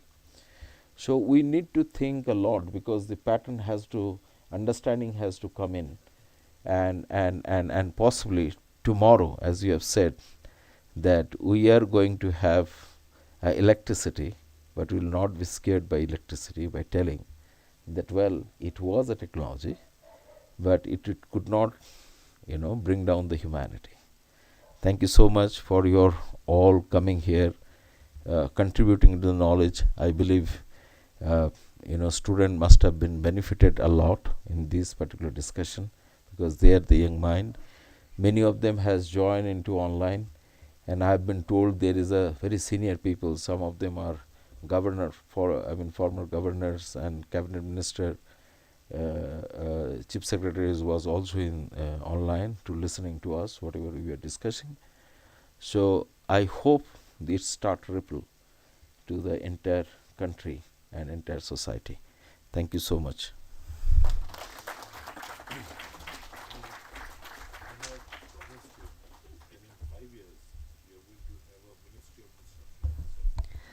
Thank you, Professor Dubey, for your inspiring words and vision guiding this conference to its conclusion. It is my pleasure to invite Shri Anurag Goel, IS retired and Professor of Practice at NLU MEG, to share his valuable insights and address the gathering.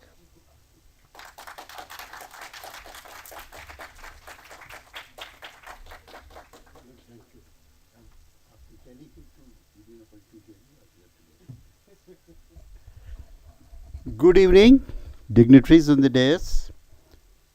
I would not name each one as an individual jewel, and I don't name jewels. I just know that they are jewels, and I value them, I recognize them, I respect them, and I follow them.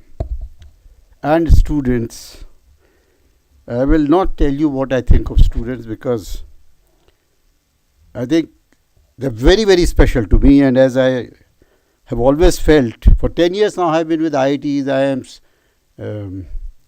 Law University, Genomics Institute, and I have always told for each, we exist for you, right? So I had no intention to be even on the dais. So he asked me half a dozen times. I said, no, once is enough. But when he said that we are signing an MOU, I have that parents' pride, because this MOU started with my relationship with Amandeep when I was in IIT Jodhpur and he was still there. And it matured when I came here, and then it fructified when these two unique persons, absolutely unique, then they got together, and the triaco of us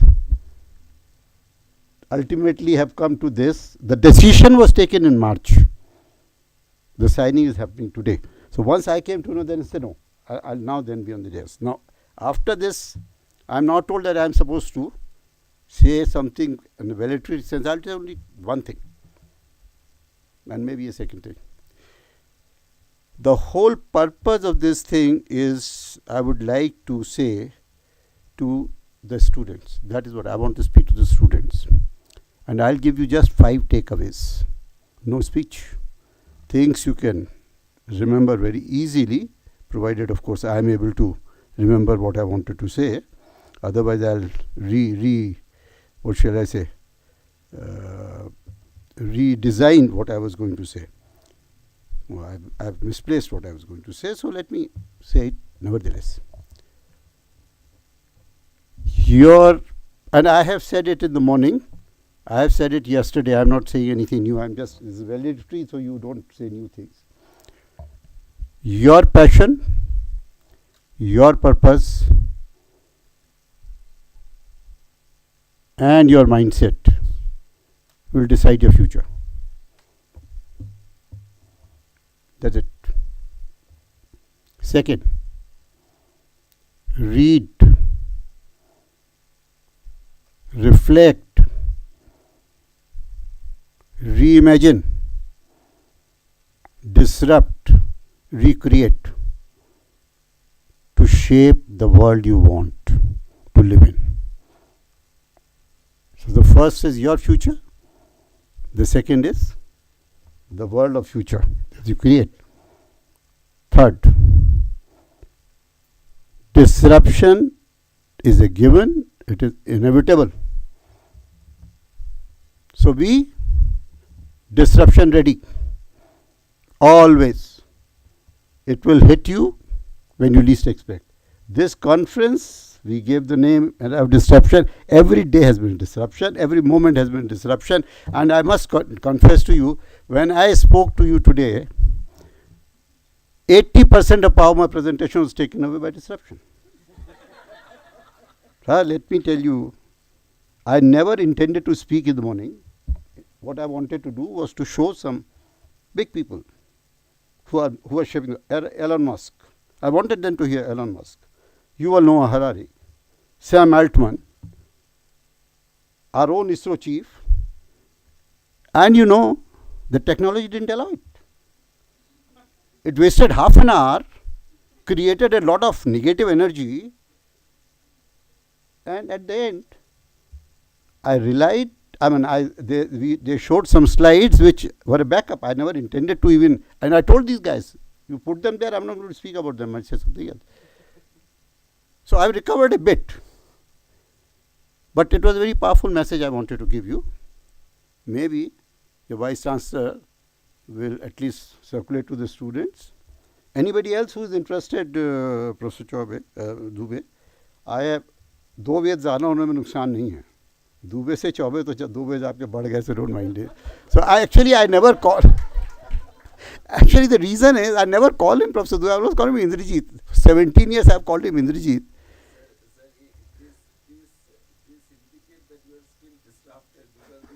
Yes, you are right.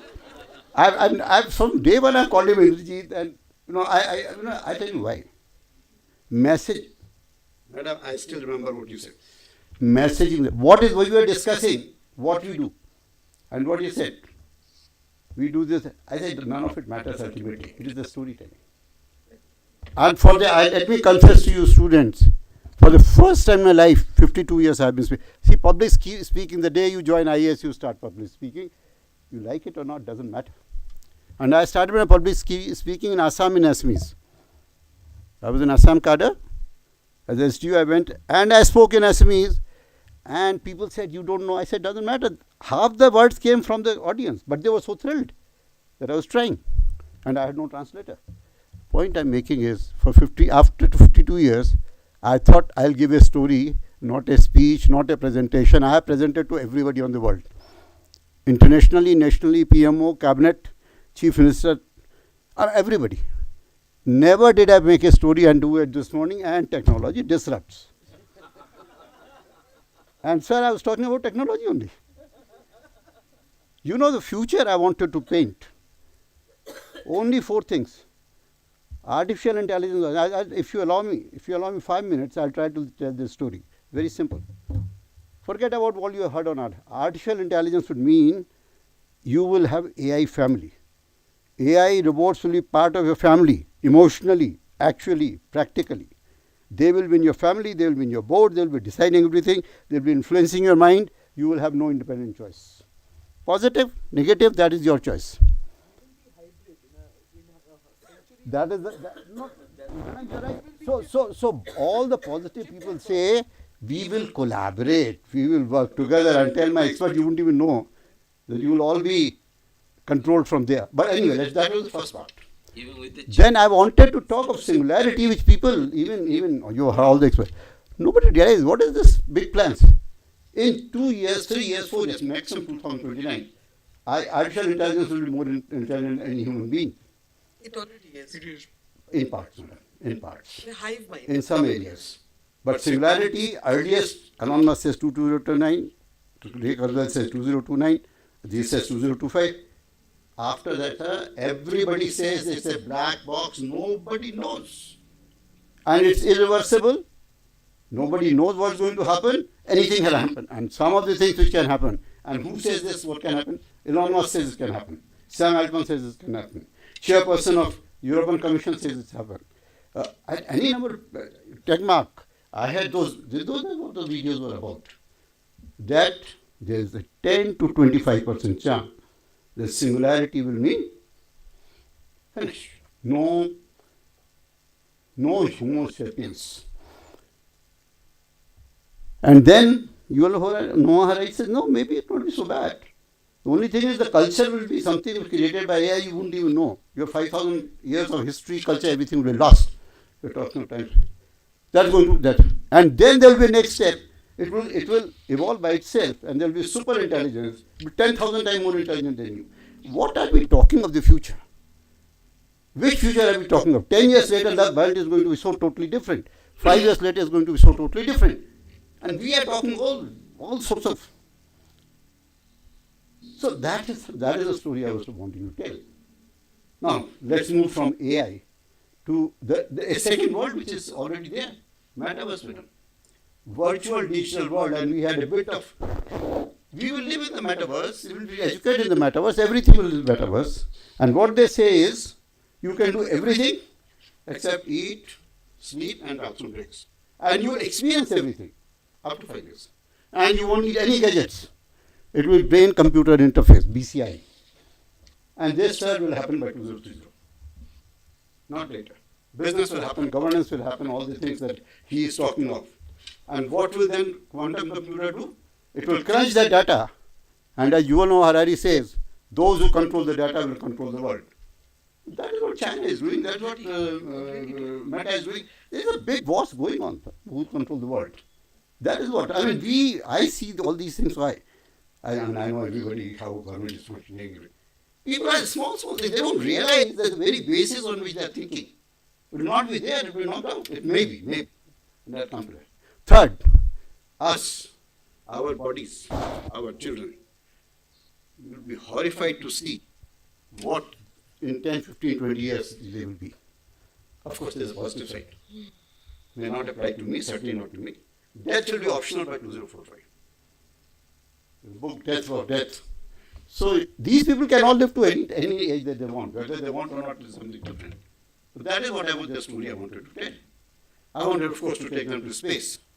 And then I wanted to land in the future, in the language and the visual of Yuval Noah Harari. But this was a story. If the videos had worked, my dear friends, if those videos had worked, you would have, some of you would have said, and I don't know what I have been hearing, oh, this is science fiction. But, as Madam very perceptibly said, part of the future is already here, the rest is about to come. Now this is the future. I am Indrajit and now Amandeep. This is the future we are trying to shape, because the technology will go on.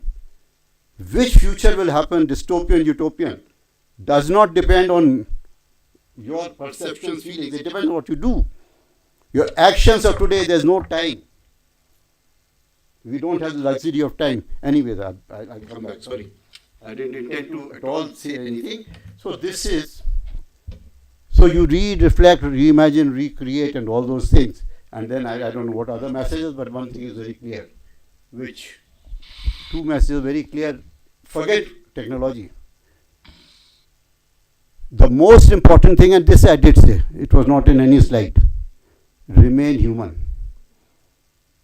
I don't know how many of you noted, after all, for 10 years I've been studying future, and last night I realized what is the most important and the biggest challenge that future brings. That challenge is to remain human. We are already lost a lot of humanity as I knew it, and we will not be human, and we will not know that we are not human, and it's not physically also. And finally, of course, as a professor in an evolving university, we have this concept of evolving organization. As a professor in an evolving university, I would advise you, keep evolving. And let me go back so that I join my journey with Indrajit and Amandeep to co-create the future. And what Indrajit reminded me, we have started a community. We are calling it Era of Disruption Community. Madam, sir, everybody, you, your friends, anybody who believes that they want to shape the future of the world and humanity, they are most welcome. This is a totally open committee. You come with any belief. The only one basic eligibility criteria. You must have the passion to shape them. That's the only criteria.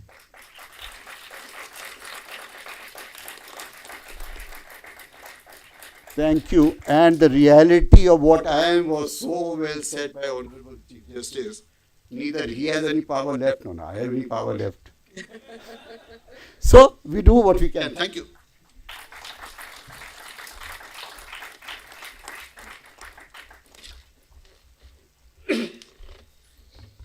Thank you, sir, for your insightful words and guiding us always. Now I'm pleased to invite Dr. Rani Kaur Banerjee, Professor of Practice at NLU MEG and an esteemed writer and educator, to inspire the audience with her words. Certainly. Okay, look, certainly not prepared. Thank you very much. But everything that is today reality was science fiction yesterday, basically. Right? So I don't know if you've heard, and disruption is a word we are using today, and like I was telling, anybody who's ever changed anything has disrupted it, right? And Aristotle, way back when, 2000 years ago, already said it, that for every thesis there must be an antithesis, and that's disruption. That's where the status quo is disturbed. And then there's a synthesis. So AI and us, we will synthesize at some point, and then something else will come to disrupt it, because we'll be the thesis. So there's always going to be that's the DNA sequence. That's how we are entwined. So disruption is, chaos is.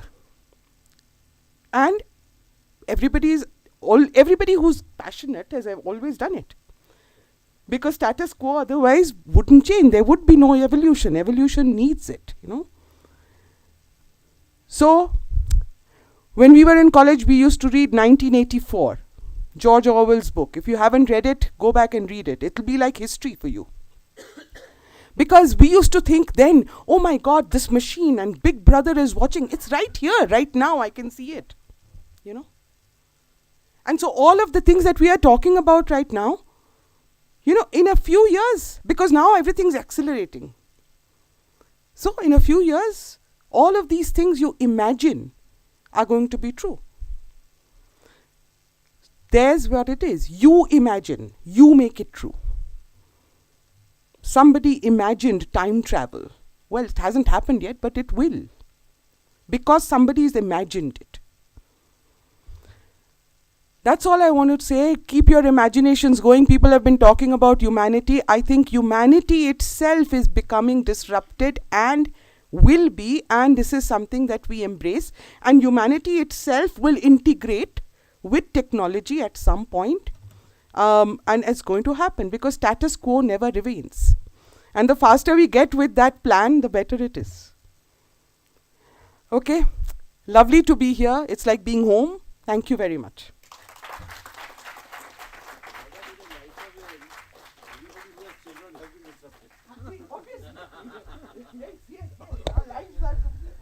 Thank you, ma'am, for your motivating words. We deeply appreciate the passion and wisdom you shared.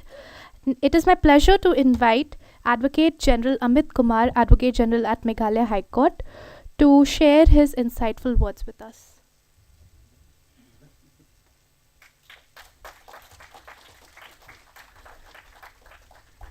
In the morning, I have already shared my views on AI, disruptive technologies, and digital divides also, and the data crunching which is taking place by these big companies like Facebook, Google. They are controlling 98% of the data.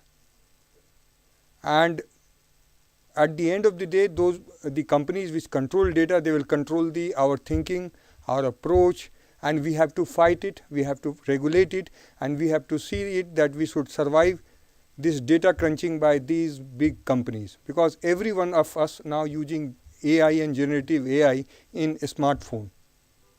Whenever we do some search, we go for this AI and generative AI, whether we see Facebook, whether we interact with WhatsApp. All these are in fact leaving some imprint on our mind in our approach. So sometimes we should go back to the print also. Digital is fine, but at the same time we should also focus on going back to newspapers, going back to the prints, because you get time to reflect after reading the article.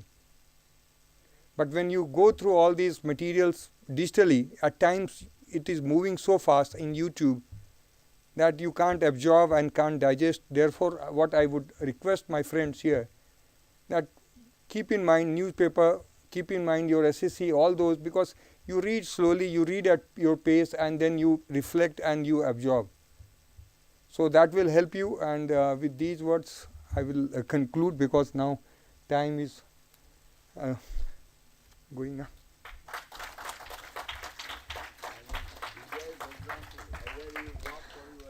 Thank you, sir, for your thoughtful words. Next, I'm privileged to invite Dr. Amandeep Singh Kapoor, IPS Director, Central Detective Training Institute, to enlighten us with his experiences and maybe reiterate some of his...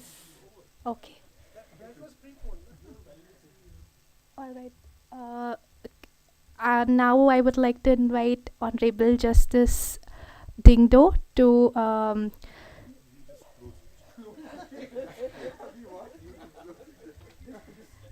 grace us with his wisdom.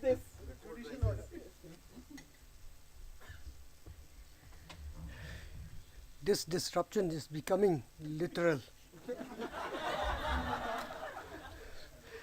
I'll tell you why.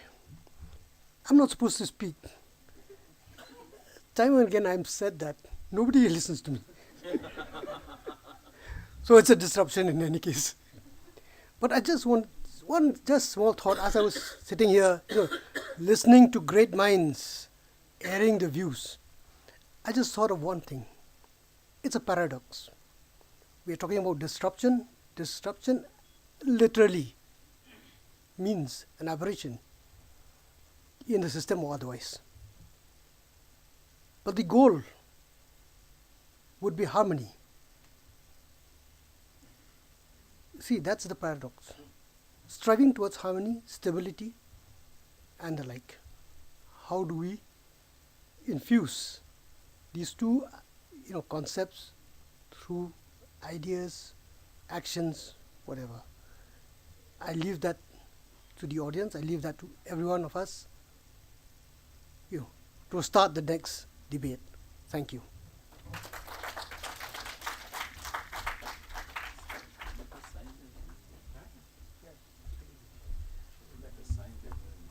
Okay, so I'll announce it. Thank you, Honorable Justice, for your profound insights. I'm delighted to announce the formal signing of a Memorandum of Understanding between National Law University Meghalaya and the Central Detective Training Institute, CDTI Jaipur, a significant step towards fostering collaboration and advancing excellence in legal education. For the MOU signing, I would request the dignitaries to kindly stand, and I would request Dr. Amandeep Singh Kapoor and Professor Indrajit Dubey to proceed with the formalities.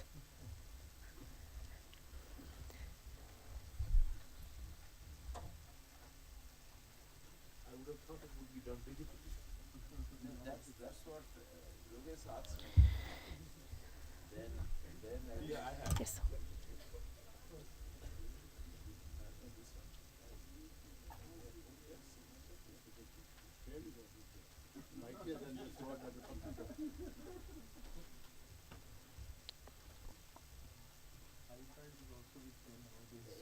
Last day we have signed is on digital. This time it is become. No, sir. I think this recent one.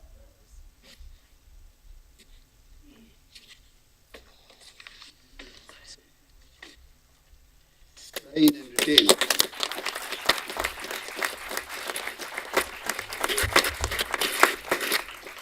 Through this MOU, NLU MEG and CTDI Jaipur are coming together in this era of disruption to co-create the future by synergizing law, technology, governance, and policing. New pathways will be devised and walked on with a growing community of institutions, people, and partners. Our joint initiatives, programs, and projects will be multi-pronged, inter alia providing for one, enhancing the professional skills of officers by integrating legal education with advanced technological skills, knowledge and experience exchange on the interplay of crime, technology, and law, and introducing advanced modules, courses, workshops, and seminars on governance and policing, and curriculum development tailored to officers' training needs. Introducing advanced modules on emerging technologies like blockchain, IoT, artificial intelligence, and strategic foresight, and collaborative capacity building initiatives and partnerships to meet emerging needs.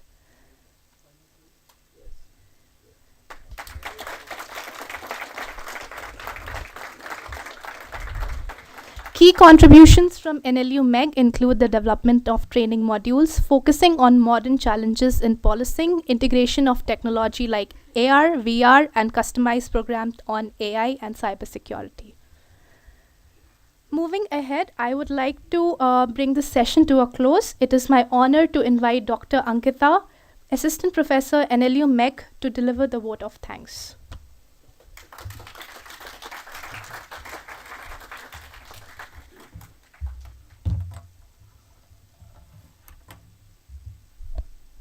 Thank you, Pulak. Well, I was not at all prepared to give the vote of thanks today, so I wrote it down just now. Disruption in a very small scale, though. Unprepared or not, I have to do what I have to do. This is NLU Meghalaya. So, as we come to the end of the conference on the era of disruption, some of us are baffled, some apprehensive, some fairly optimistic, some justifying. However, the key takeaway of the conference remains humanism with technology. Then only we reach the boom we are intending to achieve, inclusive, holistic. At the end of the day, I would like to thank our Honorable Vice Chancellor, Professor Indrajit Dubey, who challenges us every now and then. Without him, I would not have been the way I am. My heartfelt thanks. My heartfelt thanks to Justice Sanjeev Banerjee, without whom we would not have been here today. He is the core guiding principle and the backbone of NLU Meghalaya. My heartfelt gratitude to Goel sir, whom we get to see, I think, once in a month. His grillings, his guidance, Everything works, and it works immensely for us. My heartfelt thanks to Amandip sir. My heartfelt thanks to Advocate General Shri Amit Kumar, who has always stood by us whenever needed. I also want to thank our beloved Rani Kaur ma'am. Her presence itself ignites discussions which are otherwise not comprehended. I thank Srimati D. Kharkongor, Shri Sarat Gupta, and all other dignitaries who made this conference meaningful. My heartfelt thanks to Dr. Yogesh Mishra, without whose energy, perseverance, and endurance, this conference would not have been a reality.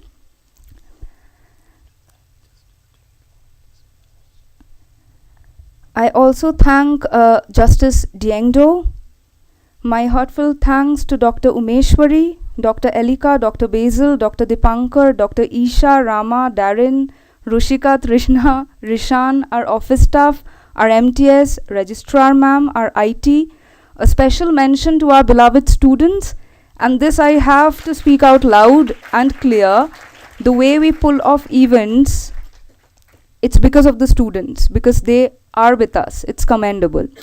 And if I'm missing out anyone, please pardon me. Each one of you are relevant, because this university is not just bricks and stones, but the heart, blood, and bones. Thank you all.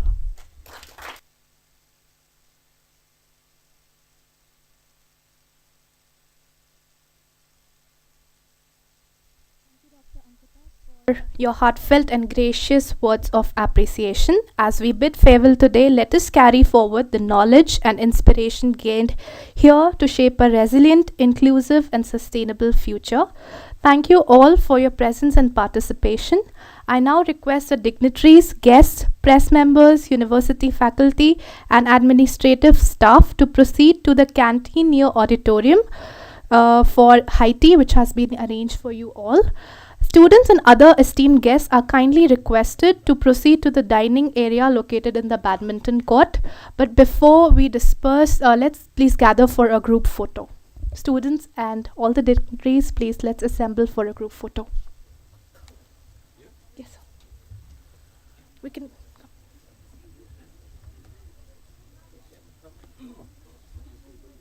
Yeah, come up, please. All of you come. Please come. Please come.